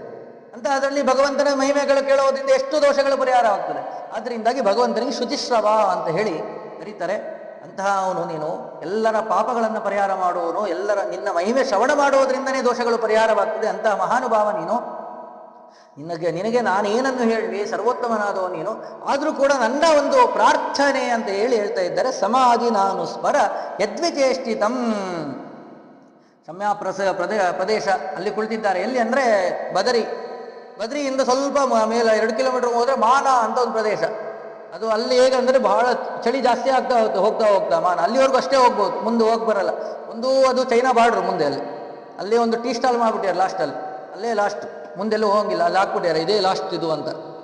ಹಾಗೆ ಆ ಪ್ರದೇಶದಲ್ಲಿ ವ್ಯಾಸಗುಹ ಅಲ್ಲೇ ಇರೋದು. ವ್ಯಾಸಗುಹ, ಗಣೇಶ ಗುಹ ಅಂತ ಅಲ್ಲಿ ನಡೆದಂತಹ ಘಟನೆ ಕೇಳಿದಾಗ ಸಮಾಧಿ ನಾನು ಸ್ಮರ ಯದ್ವಿಚೇಷ್ಟಿತಂ, ಸಮಾಧಿ ಭಾಷೆಯಿಂದಾಗಿ ನೀವು ಒಂದು ಗ್ರಂಥವನ್ನು ಮಾಡಿ ಅಂತ ಪ್ರಾರ್ಥನೆ ಮಾಡಿದ್ದಾರೆ. ಏನು ಸಮಾಧಿ ಭಾಷೆ? ಸಮಾಧಿ ಅಂದ ತಕ್ಷಣ ನಮಗೊಂದು ತಿಳಿದು ಬರ್ತದೆ, ಜಗತ್ತಿನೆಲ್ಲ ನೋಡ್ತೀವಲ್ಲ, ಸಮಾಧಿಯನ್ನು ಮಾಡಿಬಿಟ್ರು, ಅವರು ಸಮಾಧಿ ನಾಶ ಮಾಡಿದ್ರು ಅಂತ ದೊಡ್ಡ ಗಲಾಟೆಗಳೆಲ್ಲ ನಡೀತಾ ಇರುತ್ತೆ ಜಗತ್ತಲ್ಲಿ. ಹಾಗೆ ಇಲ್ಲಿ ಸಮಾಧಿ ನಾನು ಸ್ಮರ ಯದ್ವಿಚೇಷ್ಟಿತಂ ಅಂದ್ರೆ ಸಮಾಧಿ ಅನ್ನೋದು ಭಾಷೆ ಇರಿಸು. ಏನು ಅಂತಂದ್ರೆ ಹೇಳ್ತಾರೆ 3 ರೀತಿಯ ಭಾಷೆಗಳಿದೆ ಅಂತ. ಸಮಾಧಿ ಭಾಷಾ, ದರ್ಶನ ಭಾಷಾ ಮತ್ತು ಗುಹ್ಯ ಭಾಷಾ ಅಂತ ಹೇಳಿ 3 ಭಾಷೆಗಳಿದೆ. ಏನು ಅಂತಂದ್ರೆ ಅದರಲ್ಲಿ ಒಂದೊಂದು ಹೇಳ್ತಾ ಹೋಗ್ತಾರೆ. ಗುಹ್ಯ ಭಾಷಾ ಅಂತಂದ್ರೆ ಆ ಒಂದು ಶಬ್ದಗಳು ನೇರವಾಗಿ ಗೊತ್ತಾಗೋದಿಲ್ಲ, ವಿಷಯ ಅದರ ಒಳಗಿಳಿದರೆ ಏನು ಮಾತ್ರ ಗೊತ್ತಾಗ್ತದೆ, ಅದರ ಸಾರ ಏನು, ವಿಷಯ ಏನು ಅಂತ. ಒಂದು ದೃಷ್ಟಾಂತವನ್ನು ಕೊಡ್ತಾರೆ. ಕೇಶವಂ ಪತಿತಂ ದೃಷ್ಟ ಪಾಂಡವಾ ಹರ್ಷನಿರ್ವೃತಾ ರುದಂತಿ ಕೌರವಾ ಸರ್ವೇ ಆಹಾ ಕೇಶವ ಕೇಶವ ಅಂತ ಹೇಳಿ. ಈ ಸಾಮಾನ್ಯವಾಗಿ ಶ್ಲೋಕ ನೋಡಿದ್ರೆ ಮೇಲೆ ಏನು ಅರ್ಥ ತಿಳಿದು ಬರುತ್ತೆ ಅಂತಂದ್ರೆ ನೋಡಿ, ಕೇಶವಂ ಪತಿತಂ ದೃಷ್ಟ, ಕೇಶವ ಭಗವಂತ, ಅವನು ಬಿದ್ದದ್ದನ್ನು ನೋಡಿ, ಪತಿತಂ ಅಂದ್ರೆ ಬೀಳೋದು, ಪತಿತಂ ದೃಷ್ಟ ನೋಡಿ, ಪಾಂಡವರೆಲ್ಲ ಹರ್ಷನಿರ್ವೃತಾಹ ಬಹಳ ಸಂತೋಷ ಪಟ್ರಂತ. ನೋಡ್ರಿ, ಯಾವಾಗಲೂ ಕೂಡ ಪಾಂಡವರೆಲ್ಲ ಕೃಷ್ಣ ಕೃಷ್ಣ ಕೃಷ್ಣ ಅಂತ ಒದ್ದಾಡ್ತಾ ಇದ್ದವರು, ಅಷ್ಟು ಪ್ರೀತಿ ಮಾಡ್ತಾ ಇದ್ದವರು. ಈ ಶ್ಲೋಕ ನೋಡಿದ್ರೆ ಏನನ್ಸತ್ತೆ ನಮಗೆ? ಕೇಶವಂ ಪತಿತಂ ದೃಷ್ಟ, ಕೇಶವ ಬಿದ್ದಿದ್ದನ್ನು ನೋಡಿ ಆ ಪಾಂಡವರೆಲ್ಲ ಸಂತೋಷ ಪಟ್ರು ಅಂತ ಹೇಳಿ. ಅಷ್ಟೇ ಮುಗಿಸೋದಿಲ್ಲ, ಮುಂದಿನ ವಾಕ್ಯ ಇನ್ನೂ ಮಜಾ ಇದೆ. ರುದಂತಿ ಕೌರವಾಸ್ತರವೇ, ಕೌರವರೆಲ್ಲ ಅಳೋದಕ್ಕೆ ಪ್ರಾರಂಭ ಮಾಡಿಬಿಟ್ರಂತೆ. ಆಹಾ ಕೇಶವ ಕೇಶವ ಅಂತ ಹೇಳಿ ಅಳೋದಕ್ಕೆ ಪ್ರಾರಂಭವನ್ನು ಮಾಡಿದ್ರಂತೆ. ಹಾಗೆ ಈಗ ಇದು ಗುಹ್ಯ ಭಾಷಾ ಅಂತ ಮೇಲಿಂದ ನೋಡಿದಾಗ ನಮಗೆ ಈ ಶ್ಲೋಕ ಹೀಗೆ ಅರ್ಥ ಕಾಣುತ್ತೆ.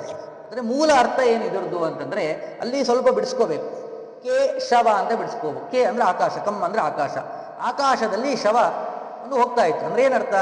ಯಾವುದೋ ಒಂದು ಕಾಗೆ ಯಾವುದೋ ಒಂದು ಪಕ್ಷಿಯನ್ನ ನಾಶ ಕೊಂದು ಅದನ್ನು ಇಟ್ಕೊಂಡು ಹೋಗ್ತಾ ಇತ್ತು. ಕೇಶವ ಹೋಗ್ತಾ ಇತ್ತು. ಅದು ಪತಿತಂ ದೃಷ್ಟ ಬಿದ್ದುಬಿಡ್ತು. ಎಲ್ಲಿ ಬಿತ್ತು? ಪಾಂಡ. ಈಗ ನಾವು ಸರೋವರಕ್ಕೆ ಪಾಂಡ ಅಂತ ಇಂಗ್ಲೀಷಲ್ಲೂ ಅದೇ ಬಂದಿದೆ. ಮೂಲ ಸಂಸ್ಕೃತ ಶಬ್ದ ಅದು. ಪಾಂಡವಾಹ ಅಂದರೆ ಪಾಂಡುವಿನಲ್ಲಿ ಇರುವಂತಹದ್ದು. ಪಾಂಡು ಅಂತ ಶಬ್ದ. ಪಾಂಡುವಿನಲ್ಲಿ ಇರುವುದಕ್ಕೆ ಪಾಂಡವಾಹ ಅಂತ. ಪಾಂಡವ ಅಂದರೆ ಜಲಚರ ಪ್ರಾಣಿಗಳು ಅಂತ ಅರ್ಥ. ಜಲಚರದಲ್ಲಿರುವಂತಹ ಮೀನು ಅಥವಾ ಬಾತುಕೋಳಿವೆ ಯಾವುದೋ ಒಂದು. ಇದ್ದಕ್ಕಿದ್ದಂಗೆ 1000 ಜನ ಊಟ ಕೂತಿರ್ತಾರೆ, ಜಾಗನೇ ಸಿಕ್ಕಿರೋದಿಲ್ಲ, ಒದ್ದಾಡ್ತಾ ಹುಡುಕ್ತಾ ಇರ್ತೀವಿ. ಯಾರೊಬ್ರು ಬನ್ನಿ ಅಂತ ಕೊಟ್ಟು ನಮ್ಮ ಜಾಗ ಬಿಟ್ಟು ಹೋಗ್ಬಿಟ್ರು ಅಂದ್ರೆ ಎಷ್ಟು ಸಂತೋಷ ಆಗ್ತದೆ. ಆಫೀಸಿಗೆ ಟೈಮ್ ಆಗಿರುತ್ತದೆ, ಜಾಗ ಇರೋದಿಲ್ಲ, ಏನು ಮಾಡ್ಬೇಕು ಗೊತ್ತಾಗ್ತಾ ಇಲ್ಲ. ಅಂತಹ ಸಂದರ್ಭದಲ್ಲಿ ಯಾರೋ ಜಾಗ ಕೊಟ್ಟರು ಅಂದರೆ ದೊಡ್ಡ ಖುಷಿ. ಏನೋ ಒಂದು ಕಪ್ ಗೆದ್ದಂಗೆ ಸಂತೋಷ ಆಗ್ತಾ ಇರುತ್ತೆ. ಹಾಗೆ ಇವುಗಳಿಗೆಲ್ಲ ತಮ್ಮಷ್ಟಕ್ಕೆ ತಾವು ಆಟಾಡ್ತಾ ಇದ್ದಾವೆ ಬಾತುಗಳಿಗಳು, ಮೀನುಗಳೆಲ್ಲ. ಮೇಲಿಂದ ಬಿತ್ತು ಅಂದರೆ ಏನೋ ಹೇಳ್ತಾರಲ್ಲ, ಬಾಯಿಗೆ ಬಿತ್ತು ಅಂತ ಬಂದು. ಹಾಗೆ ತಕ್ಷಣದಲ್ಲಿ ಎಲ್ಲ ಉಪ್ಪಣ ಅಷ್ಟೀಕೃತ ಬಹಳ ಸಂತೋಷ ಆಗ್ಬಿಡುತ್ತಂತೆ ಅವುಗಳಿಗೆಲ್ಲ. ಯಾವಕ್ಕೆ? ಪಾಂಡವಾಹ ಅಂದರೆ ಜಲಚರ ಪ್ರಾಣಿಗಳಿಗೆ ಅಂತ. ಮತ್ತೆ ಇನ್ನು ಇದು ಮುಂದಿನ ಹೆಂಗೆ? ರುದಂತಿ ಕೌರವಾಸ್ತರವೇ. ಕೌರವರೆಲ್ಲ ಹತ್ರು ಅಂತ ಹಾಕಿದ್ರಿ ಮತ್ತು ಮುಂದೆ ಹೇಳಿದ್ರಿ. ಅಂದರೆ ಕೌರವ ಅಂದರೆ ಕೌ ಅಂತ ಶಬ್ದ, ರವ ಅಂತ ಶಬ್ದ ಮಾಡೋದು, ಧ್ವನಿ ಅಂತ. ರವ ಅಂದ್ರೆ ಶಬ್ದ ಮಾಡುವಂತ. ಕವ ಅಂತ ಯಾವ ಮಾಡ್ತಾರೆ ಶಬ್ದ? ಕಾಗೆಗಳೆಲ್ಲ ಅಳಕ್ ಶುರು ಮಾಡಿದ್ದು ಅಂತ. ಅಯ್ಯೋ ನಮಗೆ ಸಿಕ್ಕಿದ್ದ ಆಹಾರ ಬಾಯಿಗೆ ಬಂದಿದ್ದು ಹೊಟ್ಟೆಗೆ ಬರ್ಲಿಲ್ಲಲ್ಲ ಅಂತ ಹೇಳಿ ಕಚ್ಕೊಂಡಿದ್ದಾವೆ, ಬಾಯಿಗೆ ಇಟ್ಕೊಂಡಿದೆ, ತಿನ್ನಕ್ಕಾಗ್ಲಿಲ್ಲ, ಬಿದ್ದೋಗ್ಬಿಡ್ತಲ್ಲ ಅಂತ ಅವೆಲ್ಲ ಅಳಕ್ ಶುರು ಮಾಡಿದ್ದು. ಆಹಾ ಕೇಶವ ಹೋಯ್ತಲ್ಲೋ ಅಂತ ಹೇಳಿ ದುಃಖ ಪಟ್ಟುವಂತ. ನೋಡಿ ಅದೇನು ಅರ್ಥ ಬರ್ತದೆ? ಗುಹ್ಯ ಭಾಷಾ ಅಂತ ಹೇಳಿ. ನಮಗೆ ಮೇಲೆ ನೋಡಿದಾಗ ಏನು ತಿಳಿತು? ಪಾಂಡವರು ಸಂತೋಷ ಪಟ್ಟರು, ಕೌರವರು ದುಃಖ ಪಟ್ಟರು ಅಂತೇಳಿ. ಅದು ವಿರುದ್ಧವಾಗಿ ನಡೆದಿದ್ದು ಜಗತ್ತಿನಲ್ಲಿ. ಆದ್ರಿಂದ ಅದರ ಮೂಲ ಅರ್ಥ ಹೀಗಿದೆ. ಇದು ಗುಹ್ಯ ಭಾಷಾ ಅಂತೇಳಿ. ಹೀಗೆ ನಮ್ಗೆ ಅನೇಕ ಶ್ಲೋಕಗಳನ್ನೆಲ್ಲ ವಿಷಯಗಳನ್ನೆಲ್ಲ ಈ ರೀತಿಯಾಗಿ ಕೇಳಿರ್ತೀವಿ. ಅದು ಬುದ್ಧನ ಮಾತುಗಳೆಲ್ಲ ಹೀಗಿದೆ ನೋಡಿ. ಬುದ್ಧ ಅಂತ ತಕ್ಷಣದಲ್ಲಿ ಏನೋ ಅಜ್ಞ ಜನರಿಗೆ ಮೋಹ ಮಾಡುವುದಕ್ಕೋಸ್ಕರ ಬಂದಿದ್ದು ಅಜ್ಞ ಜನರ ಮೋಹಕ್ಕೋಸ್ಕರವಾಗಿಯೇ. ಎಲ್ಲರಿಗೂ ಕೂಡ ಮೋಸ ಮಾಡಿಲ್ಲ ಬುದ್ಧ. ಗುಹ್ಯ ಭಾಷೆಯಲ್ಲಿ ಹೇಳ್ತಾ ಹೋಗಿದ್ದಾನೆ. ಈಗ ನೋಡಿ ಹೇಳಿದ ಶ್ಲೋಕ ಸಾಮಾನ್ಯವಾಗಿ ಸಂಸ್ಕೃತ ಸಾಮಾನ್ಯ ಜ್ಞಾನ ಇದ್ದವರಿಗೆ ಏನು ಹಿಂಗ ಅರ್ಥ ಅಂತ ಅನ್ಸ್ಬಿಡುತ್ತೆ. ಆದರೆ ಮೂಲ ಅರ್ಥ ನೋಡಿದ್ರೆ ಹೀಗೆ. ಅಲ್ಲೂ ಅಷ್ಟೇ ಬುದ್ಧ ಹೇಳಿದ್ದು ಅಷ್ಟೇ. ಭಗವಂತ ಸರ್ವೋತ್ತಮ ಅಂತಲೇ ಹೇಳಿರೋದು, ಸರ್ವಗುಣ ಪರಿಪೂರ್ಣ ಅಂತಲೇ ಹೇಳಿರೋದು. ಅದು ಹೇಳುವಂಥ ಶಬ್ದಗಳು ಬೇರೆ ಇಟ್ಟಿದ್ದಾರೆ. ಅದು ಕೇಳಿ ಎಲ್ಲಾದರೂ ಜಗತ್ತು ಶೂನ್ಯ, ಬ್ರಹ್ಮ ಶೂನ್ಯ ಅಂತ ತಿಳ್ಕೊಂಬಿಟ್ರು. ಹೀಗೇನೆ ಎಲ್ಲ ಅರ್ಥವನ್ನು ವಿರುದ್ಧವಾಗಿ ತಿಳ್ಕೊಂಡು ನಾವು ಬೌದ್ಧ ಅನುಯಾಯಿಗಳಾಗಿ, ಜೈನ ಅನುಯಾಯಿಗಳಾಗಿ ಹೋಗಿದ್ರು. ಹೀಗೆ ಅವರ ಪರ ಬೆಳೀತಾ ಹೋಯಿತು. ಇತ್ತ ಕಡೆಯಲ್ಲಿ ಇಲ್ಲಿ ಇದು ಗುಹ್ಯ ಭಾಷಾ. ಆದರೆ ಇನ್ನೊಂದು ದರ್ಶನ ಭಾಷಾ. ಏನಿದೆಯೋ ಅದನ್ನ ಹೇಳೋದು. ಯಾರೋ ಒಬ್ಬ ತನ್ನ ಸೇವಕನ ಹತ್ರ ಹೇಳಿ ಕಳಿಸ್ತಾನೆ, ಹೋಗಿ ಅವನ ಹತ್ರ 100 ರೂಪಾಯಿ ಎಸ್ಕೊಂಬ ಅಂತ. ಹೋದಂಥ ಸೇವಕ ಹತ್ರ ಮತ್ತೊಬ್ಬ ವ್ಯಕ್ತಿ ಹತ್ರ ಹೋದಾಗ ಅವನು ಚೆನ್ನಾಗಿ ಅವನ ಬಗ್ಗೆ ಬೈತಾನೆ. ಎಂಥ ಮಾಲೀಕನೋ ಮಾಯ, ಏನಕ್ಕೂ ಉಪಯೋಗ ಇಲ್ಲ, ಅವ್ನು ನೋಡಿದ್ರೆ ಬೇಜಾರು ಬರುತ್ತೆ, ಅವ್ನು ನೋಡಿದ್ರೆ ಸ್ನಾನ ಮಾಡ್ಬೇಕನ್ಸತ್ತೆ, ಅಷ್ಟು ಕೆಟ್ಟವನಿದ್ದಾನೆ ಅಂತೆಲ್ಲ ಚೆನ್ನಾಗಿ ಬೈತಾನೆ. ಇವನು ಅಷ್ಟೂ ಕೇಳಿಸ್ಕೊಂಡ, ದುಡ್ಡಿಸ್ಕೊಂಡ, ಬಂದು ಇವನನ್ನ ನೋಡಿ ಏನೋ ನೀ ಹೇಳಿದ್ನೋ ಎಲ್ಲವನ್ನೂ ಬೈಯೋದಕ್ಕೆ ಶುರು ಮಾಡ್ದ. ಅಂತ ಕೆಟ್ಟವ ನೀನು, ಕೆಟ್ಟ ಉಪಯೋಗ ಇಲ್ಲ, ನೀನು ನೋಡಿ ಸ್ನಾನ ಮಾಡಬೇಕು ಅಂತವನ್ನೆಲ್ಲ ಬೈಯೋಕ್ಕೆ ಶುರು ಮಾಡ್ದ. ಮಾಲೀಕನಿಗೆ ಸೇವಕ ಅಂತ ಇರೋದು, ಅವನಿಗೆ ಸಿಟ್ಟು ಏರ್ತಾ ಇದೆ ಫುಲ್ಲು. ಇಷ್ಟೆಲ್ಲ ಹೇಳಿ ಹೀಗೆ ಅವನು ಹೇಳಿದ ಅಂತ ಹೇಳ್ಬಿಟ್ಟ. ಏನಾಗಬೇಕು ಅವನು? ಈ ರೀತಿಯಾಗಿ ಅವನು ದುಡ್ಡು ಕೊಡ್ಬೇಕಾದ್ರೆ ಈ ಮಾತನ್ನು ಹೇಳಿ ನಂಗೆ ಕೊಟ್ಟ, ಹಿಂಗೆ ಅಂತ ಹೇಳಿದ್ರಿ. ದರ್ಶನ ಭಾಷಾ ಅಂತೇಳಿ ಅಂದರೆ ಪೂರ್ವ ಪಕ್ಷರು ಏನು ಹೇಳ್ತಾರೋ ಅದನ್ನೇ ಎಲ್ಲವನ್ನು ಕೂಡ ಹೇಳೋದು. ನಮಗೆ ಏನು ಕಣ್ಣಿಗೆ ಕಂಡದ್ದನ್ನೆಲ್ಲವರು ಕೂಡ ಹೀಗೆ ಹೇಳೋದು. ಇದಕ್ಕೆ ದರ್ಶನ ಭಾಷಾ ಅಂತ ಹೇಳಿ ಕರೀತಾರೆ. ನಾವು ಶಾಸ್ತ್ರಗಳಲ್ಲಿ ಈ ರೀತಿಯ ತುಂಬ ಕಾಣ್ತೀವಿ. ಪೂರ್ವ ಪಕ್ಷದವರು ಏನೇನು ಹೇಳಿರ್ತಾರೋ ಅಷ್ಟನ್ನೂ ವಾಕ್ಯವನ್ನು ಹೇಳ್ತಾರೆ. ಅಷ್ಟನ್ನು ಹೇಳಿ ಏನಪ್ಪ ಹಿಂತಿಡ್ತರು ಹಿಂಗೆಲ್ಲ ಹೇಳ್ತಿದ್ದಾರೆ, ಜಗತ್ತು ಶೂನ್ಯ ಹೇಳ್ತಿದ್ದಾರೆ ಅನ್ಕೊಂಡ್ಬಿಟ್ರೆ ಇಷ್ಟಕ್ಕೆ. ಅದಕ್ಕೆ ಹೇಳೋದು ಪೂರ್ವಾಪರ ಯಾಕೆ ಮುಖ್ಯ ಅಂತಂದರೆ ಇಷ್ಟಕ್ಕೆ ಹೇಳಿ ಮುಗಿಸ್ಬಾರ್ದು. ಮುಂದಿನ ವಾಕ್ಯ ಅದನ್ನೆಲ್ಲ ಖಂಡನೆಗೋಸ್ಕರವಾಗಿ ಇವುಗಳಲ್ಲಿ ಹೀಗೆ ಹೇಳಿದ್ದಾರೆ, ಅದನ್ನು ಇದು ಸರಿಯಲ್ಲ, ಇದನ್ನು ಹಿಂಗೆ ಖಂಡನೆ ಮಾಡ್ತಾ ಇದ್ದೇವೆ ಅಂತ ಅದು ಪ್ರಮಾಣ ಎಲ್ಲ ಕೊಡ್ತಾ ಹೋಗ್ತಾರೆ. ಇದು ದರ್ಶನ ಭಾಷಾ. ಇನ್ನೊಂದು ಸಮಾಧಿ ಭಾಷಾ. ನಾಸ್ತಿ ನಾರಾಯಣ ಸಮಂ ನ ಭೂತಂ ನ ಭವಿಷ್ಯತಿ ಏತೇನ ಸತ್ಯವಾಕ್ಯೇನ ಸರ್ವಾರ್ಥ ಸಾಧಯಾಮ್ಯಹಂ. ಸಲೀಸವಾಗಿರೋ ಶ್ಲೋಕ. ಅದನ್ನು ಸಾಮಾನ್ಯ ಸಂಸ್ಕೃತ ಜ್ಞಾನ ಇದ್ದವರಿಗೂ ಕೂಡ ಇದರ ಶ್ಲೋಕ ಅರ್ಥ ಗೊತ್ತಾಗ್ಬಿಡುತ್ತೆ. ಒಂದಿಷ್ಟು ಕನ್ನಡದಲ್ಲೂ ಗೊತ್ತಾಗ್ಬಿಡುತ್ತೆ. ನಾರಾಯಣ ಸಮಂ ನಾಸ್ತಿ ಅಂದರೆ ನಾರಾಯಣನೇ ಸಮಾನ ಯಾರೂ ಇಲ್ಲ. ನಾಸ್ತಿ ನಾರಾಯಣ ಸಮಂ ನ ಭೂತಂ ನ ಭವಿಷ್ಯತಿ, ಹಿಂದೆ ಬಂದಿಲ್ಲ, ಮುಂದೆ ಬರೋದಿಲ್ಲ. ನೋಡಿ ಎಷ್ಟು ಸುಲಭವಾಗಿದೆ. ಇಲ್ಲೇನೂ ಕೂಡ ವ್ಯತ್ಯಾಸಗಳಿಲ್ಲ, ಗುಹ್ಯ ಭಾಷೆಯ ಅವಶ್ಯಕತೆ ಇಲ್ಲ, ದರ್ಶನ ಭಾಷೆ ಏನೂ ಇಲ್ಲ, ಸಲೀಸಾಗಿ ತಿಳಿತಲ್ಲ. ಹಾಗೇನೆ ಈ ಸಮಾಧಿ ಭಾಷೆಯಲ್ಲಿ ನಮಗೆ ತಿಳಿಸಿಕೊಡಿ. ಯಾಕೆಂದರೆ ಮಹಾಭಾರತದಲ್ಲೆಲ್ಲ ಯುದ್ಧದ ಕಾಂಡಗಳು ಮತ್ತು ಅಣ್ಣ ತಮ್ಮದಿರ ಜಗಳ ಅದನ್ನು ನೋಡಿ ಅವೆಲ್ಲ ಗುಹ್ಯ ಭಾಷೆನೆ. ಅವೆಲ್ಲ ನೋಡಿದಾಗ ಏನನ್ಸ್ಬಿಡುತ್ತೆ, ಬರೀ ಅವರು ವಂಶದ ಜಗಳ ಮಾರಾಯ, ಬರೀ ಜಗಳ ಹೇಳ್ಯಾರ ಯುದ್ಧದ್ದು. ಆದರೆ ಅನೇಕ ತತ್ವಗಳನ್ನೆಲ್ಲ ಪ್ರತಿಯೊಂದು ಶ್ಲೋಕಗಳಿಂದಲೂ ಕೂಡ ಚಿಂತನೆ ಮಾಡ್ಬೋದು. ಅದಕ್ಕೆ ಹೇಳಿದ ಒಂದು ಮಹಾಭಾರತ ಒಂದೊಂದು ಶ್ಲೋಕಕ್ಕೆ ಭಾರತಂನನ್ನು ಶತಾರ್ಥಮಪಿ ಸ್ಯಾತ್ ಅಂತ ಇನ್ನಕ್ಕೆ ಅನ್ವಯ ಮಾಡಿದ್ರೆ 10 ಅರ್ಥ ಇದೆ ಅಂತ ಹೇಳ್ತಾರೆ. ಹಾಗೇನೆ ಒಂದೊಂದು ಶ್ಲೋಕಕ್ಕೆ 10 ಅರ್ಥ ಅಂದರೆ ಅಲ್ಲಿ ಭಗವಂತ ಸರ್ವೋತ್ತಮ ಅಂತ ಹೇಳುವುದಕ್ಕೆ ಎಷ್ಟು ಶ್ಲೋಕಗಳು ಬರ್ತದೆ, ಎಷ್ಟು ಅರ್ಥಗಳು ಬರ್ತವೆ ಅದರಲ್ಲಿ. ಹಾಗೆ ಆ ಗುಹ್ಯ ಭಾಷೆಯಲ್ಲಿ ಇರ್ತವೆ. ಆದ್ರಿಂದ ನೀವು ಹಿಂದೆ ಮಾಡಿರೋದೆಲ್ಲ ಗುಹ್ಯ ಭಾಷೆಯಲ್ಲಿ, ದರ್ಶನ ಭಾಷೆಯಲ್ಲಿ ಹೇಳಿದ್ದೀರಾ. ಸಮಾಧಿ ಭಾಷೆಯಲ್ಲಿ ಸುಲಭವಾಗಿ ಜನರಿಗೆ ತಿಳಿಯುವುದಕ್ಕೋಸ್ಕರವಾಗಿ ಅದನ್ನು ತಿಳಿಸಿಕೊಡಿ. ಯಾಕೆಂದರೆ ಗುಹ್ಯ ಭಾಷೆಯನ್ನು ಅರಿತು ತಿಳಿದು ಅದನ್ನು ಚಿಂತನೆ ಮಾಡಿ ಅಳವಡಿಸ್ಕೊಳ್ಳೋ ಸಾಮರ್ಥ್ಯ ನಿಜವಾಗ್ಲೂ ಜನರಿಗಿಲ್ಲ. ಅದಕ್ಕೋಸ್ಕರವಾಗಿ ಆ ರೀತಿಯಾಗಿ ಬೇಡ, ಸಮಾಧಿ ಭಾಷೆಯಲ್ಲಿ ಮಾಡಿ ಅಂತ ಹೇಳಿದಾಗ ಅವಶ್ಯ ಆಯಿತು ಅಂತ ಹೇಳಿ, ಆಯಿತು ಮಾಡ್ತೀನಿ, ಇದನ್ನು ಮಾಡಿದರೆ ಏನು ಪ್ರಯೋಜನ, ಮತ್ತೆ ನೀವು ಇದೇ ಮಾಡು ಅಂತೀರಲ್ಲ, ಬೇಡ ನಾನು ಇದು ಬೇಡ. ಸುಮ್ಮನೆ ಎಷ್ಟು ಕೆಳಗಿಳಿದು ಮಾತನಾಡ್ತಾ ಇದ್ದಾರೆ ಅಂದರೆ ವೇದವ್ಯಾಸ ದೇವರು ಮತ್ತು ನಾರದರು ನಮ್ಮೆಲ್ಲರಿಗೋಸ್ಕರವಾಗಿ, ಅವರಿಗೆ ಯಾವುದರ ಇದು ಪ್ರಯೋಜನ ಇಲ್ಲ, ನಮಗೋಸ್ಕರವಾಗಿಯೇ ಮಾತನಾಡ್ತಾ ಇರೋದು. ಬೇಡ ಬೇಡ ಇಷ್ಟೆಲ್ಲ, ಸುಮ್ಮನೆ ಒಂದು ಏಕಾದಶಿ ಉದ್ಯಾಪನ ಅಂತ ಮಾಡಿಬಿಡ್ತೀನಿ, ಎಲ್ಲರೂ ಓದ್ತಾರೆ ಅದನ್ನು. ಉದ್ಯಾಪನ ಅಂತಂದರೆ ಮುಗಿಸೋದು ಅಂತ. ಏಕಾದಶಿಯನ್ನು ಮಾಡ್ತೀವಿ, ಏಕಾದಶಿ ಉದ್ಯಾಪನ ಅಂದರೆ ಮುಗಿತು, ಇನ್ಮೇಲೆ ಏಕಾದಶಿ ಮಾಡೋ ಅವಶ್ಯಕತೆ ಇಲ್ಲ. ಏಕಾದಶಿ ಉದ್ಯಾಪನ, ವಿಷ್ಣು ಪಂಚಕ ಉದ್ಯಾಪನ ಮಾಡಿದ್ರು ಅಂದರೆ ಮತ್ತೆ ಮುಂದಿನ ವರ್ಷ ವಿಷ್ಣು ಪಂಚಕ ಮಾಡೋ ಅವಶ್ಯಕತೆ ಇಲ್ಲ. ಹಾಗೆ ಇಂಥವೆಲ್ಲ ಮಾಡಿದರೆ ಜನ ಓದ್ತಾರೆ ಅಂತಂದರೆ ಅದಕ್ಕೆ ಸುಮ್ಮನೆ ಒಂದು ತಮಾಷೆ ಮಾಡ್ತಾರಂತೆ, ಈ ರೀತಿ ಏಕಾದಶಿ ಉದ್ಯಾಪನ ಮಾಡಿಬಿಡೋಣ ಹೀಗೆ ಅಂತ. ಹಾಗೆಲ್ಲ ಸ್ವಾಮಿ ಇದರಿಂದ ಏನು ಪ್ರಯೋಜನ, ಯಾರು ಇದು ಮಾಡೋರಿದ್ದಾರೆ, ಯಾರು ಜೀವನವನ್ನು ಸಾರ್ಥಕ ಮಾಡ್ಕೊತಾರೆ ಅಂದರೆ, ಸ್ವಾಮಿ ನಾನೇ ಸಾಕ್ಷಿ ಇದ್ದೇನೆ. ನಾನು ಸಣ್ಣವನಿದ್ದಾಗ 5 ವರ್ಷ ಬಾಲಕನಾದಂತಹ ಸಂದರ್ಭದಲ್ಲಿ ನನ್ನ ತಾಯಿ ನನಗೆ ಆಜ್ಞೆಯನ್ನು ಮಾಡಿದ್ರು. ಸನತ್ಕುಮಾರಾದಿಗಳೆಲ್ಲ ಚಾತುರ್ಮಾಸಕ್ಕೆ ಕೊಡ್ತಿದ್ರು, ಅವರ ಸೇವೆಯನ್ನು ಮಾಡಿದೆ. ನಾನೇನು ಸೇವೆ ಮಾಡುವುದಕ್ಕೆ ಸಾಧ್ಯ ಅವರಿಗೆ? ಆ ಜ್ಞಾನಿಗಳು ಅವರ ಸೇವೆ, ನಾನು 5 ವರ್ಷದ ಬಾಲಕ ಏನು ಸೇವೆ ಮಾಡೋಕ್ಕೆ ಅಂತಂದರೆ, ಏನೋ ಒಂದು ಸೇವೆ ಸಿಗುತ್ತಂತೆ. ನಾವೊಂದು ಮಠಗಳಿಗೆ ಹೋದರೆ ಅವ್ರು ಸೇವೆ ಮಾಡಬೇಕು ಅಂತ ಅಂದ್ಕೊಂಡ್ರೆ ಏನೋ ಒಂದು ಸೇವೆ ಸಿಗುತ್ತಂತೆ. ಒಂದು ಸಣ್ಣ ಒಂದು ಎಲೆ ತೆಗೆಯೋದಿಂದ ಹೇಳಿದ್ದು ಯಾವುದೋ ಒಂದು ಇರ್ಬೋದು, ಎಲ್ಲ ಪುಣ್ಯ ಕಾರ್ಯನೇ. ನೀವು ಹೋಗಲ್ಲಿಗೆ ಅವ್ರ ಹತ್ರ ಹೋಗಿ ಏನೋ ಒಂದು ಸೇವೆ ಸಿಗುತ್ತೆ ಅಂತ. ಉದಾಹರಣೆಗೆ ಹೇಳ್ಬೇಕಂದ್ರೆ, ಇಬ್ಬರು ಗಂಡ ಹೆಂಡತಿ ಇರ್ತಾರೆ, ಇಬ್ಬರು ಮಡಿಲಿ ಕೂತ್ಕೊಂಡ್ಬಿಟ್ರು ಅಂದರೆ ಮುಗೀತು. ವಸ್ತು ಮೆಣಸಿನ್ಕಾಯಿ ಒಳಗಡೆ ಇಟ್ಟಿದ್ದಾರೆ, ಕವರ್ ಒಳಗಡೆ ಇದೆ, ಇಬ್ಬರು ಮಡಿಲಿ ಕೂತಿದ್ದಾರೆ, ಏನಾಗಬೇಕು ಪರಿಸ್ಥಿತಿ? ಯಾರೋ ಒಬ್ಬರ ಮೇಲೆ ಇದ್ರು ಅಂದರೆ ಅವ್ರು ಅದನ್ನು ತೆಕ್ಕೊಡೋಕ್ಕೆ ಸಾಧ್ಯ. ಅದಕ್ಕೊಬ್ಬರು ಮನೆ ಇಬ್ಬರೇ ಇದ್ದಾರೆ ಅಂತ ಇಬ್ಬರು ಮಡಿಲಿ ಕೂತ್ಬಿಟ್ಟಿದ್ದಾರೆ, ಆದರೂ ತೆಕ್ಕೋಬೇಕಾಗಿದೆ. ಮೆಣಸಿನ್ಕಾಯಿ ಒಳಗಿದೆ, ಅಡುಗೆ ಆಗಬೇಕು, ಏನು ಮಾಡಬೇಕು ವಿಚಾರ ಮಾಡಿದ್ರಂತ. ಒಂದು ಕೃಷ್ಣಾಜಿನ ಗ್ಲೌಸ್ ಮಾಡಿಸ್ಕೊಂಡಿದ್ರಂತ. ಆ ಕೃಷ್ಣಾಜಿನ ಗ್ಲೌಸಿಂದ ಅದನ್ನು ತೆಕ್ಕೊಂಡ್ರಂತ. ಉದ್ದೇಶ ತಾತ್ಪರ್ಯ ಏನು ಅಂತಂದರೆ, ಯಾರಾದರೂ ಮೇಲ್ಗಡೆ ಬೇಕಾಗ್ತದೆ, ಇಲ್ಲ ಆದರೆ ಈ ರೀತಿಯಾಗಿ ಏನಾದರೂ ಅನುಕೂಲ ಮಾಡ್ಕೊಳ್ಳಿ, ಇಲ್ಲಾಂದರೆ ಪ್ಲಾಸ್ಟಿಕ್ ನಡೆಯತ್ರಿ, ನಮಗೆ ಪ್ಲಾಸ್ಟಿಕ್ಕೇ ಮಡಿ, ಪ್ಲಾಸ್ಟಿಕ್ ಇಲ್ಲ ಅಂದರೆ ನಮಗೆ ಮಡಿನೇ ನಡೆಯೋದಿಲ್ಲ. ಹೀಗೆ ಏನಾದರೂ ಒಂದು ಅನುಕೂಲವನ್ನು ಮಾಡ್ಕೋಬೇಕಾಗ್ತದೆ. ಅದಕ್ಕೋಸ್ಕರ ಮೇಲಿದ್ದೆ ಅಂದರೆ ಏನೊಂದು ಸಹಾಯ ಆಗ್ತದೆ, ಅಥವಾ ನಿಂಗೊಂದು ಪುಣ್ಯ ಸಿಗ್ತದೆ, ಅದಕ್ಕೋಸ್ಕರವಾಗಿ ಹೋಗಿ ಸೇವೆಯನ್ನು ಮಾಡುವಂತ ಹೇಳಿದ್ದಾರೆ. ಅದೇ ರೀತಿಯಾಗಿ ಅವನು ಆ ಎಲೆ ತೆಗೆಯುವಂಥ ಭಾಗ್ಯ ಸಿಕ್ಕಿದೆ ಅವನಿಗೆ. ಎಲೆ ತೆಗೆದು 4 ತಿಂಗಳು ಅವರೆಲ್ಲರ ಎಲೆ ತೆಗೆಯುವಂಥ ದೊಡ್ಡ ಭಾಗ್ಯ ಸಿಕ್ಕಿದೆ. ಅದನ್ನು ಸೇವೆಯನ್ನು ಮಾಡಿದ್ದಾನೆ. ನಂತರದಲ್ಲಿ ಅವರೆಲ್ಲರೂ ಆಶೀರ್ವಾದ ಮಾಡಿ ಹೋಗಿದ್ದಾರೆ. ಮಹಾಜ್ಞಾನಿಗಳು ಸನಕಾದಿಗಳು ಆಶೀರ್ವಾದವನ್ನು ಮಾಡಿ ಹೋದರೆ ಮುಂದೆ ನೋಡಿ ಎಂಥ ಪುಣ್ಯ. ಕಾಲಕ್ರಮವಾಗಿ ಅವರ ತಾಯಿಯು ಕೂಡ ಮರಣವನ್ನು ಹೊಂದಿದ್ರು. ಸರ್ಪೋದಶತ್ ಪದ ಸ್ಪೃಷ್ಟ, ಕಾಲಿಗೆ ಹಾವು ಕಳೆದು ಅವರು ಮರಣವನ್ನು ಹೊಂದಿದ್ರು. ಒಬ್ಬನೇ ಆಗಿದ್ದಾನೆ, ಇನ್ನೇನು ಅಂತ ಸಂಚಾರ ಹೊರಟಿದ್ದಾರೆ. ಅವರೆಲ್ಲ ಋಷಿಗಳು ಇದ್ದ ಸಂದರ್ಭದಲ್ಲಿ, ನಾವು ದೇವತೆಗಳ, ಋಷಿಗಳ, ಜ್ಞಾನಿಗಳ ಸಮೀಪದಲ್ಲಿ ಇದ್ದೀವಿ ಅಂದರೆ ಸುಮ್ಮನೆ ಖಾಲಿಯಾಗಿ ಊಟ ಮಾಡ್ಕೊಂಡು ಬರೋ ಪ್ರಸಕ್ತಿನೇ ಬರೋಲ್ಲ. ಏನೋ ಒಂದು ಉಪದೇಶವನ್ನು ಮಾಡಿರ್ತಾರೆ ಅವರು. ಅವ್ರ ಹತ್ರ ಹೋದ್ವಿ ಅಂದರೆ ಖಾಲಿ ಕಳಿಸೋದೇ ಇಲ್ಲ ನಮಗೆ.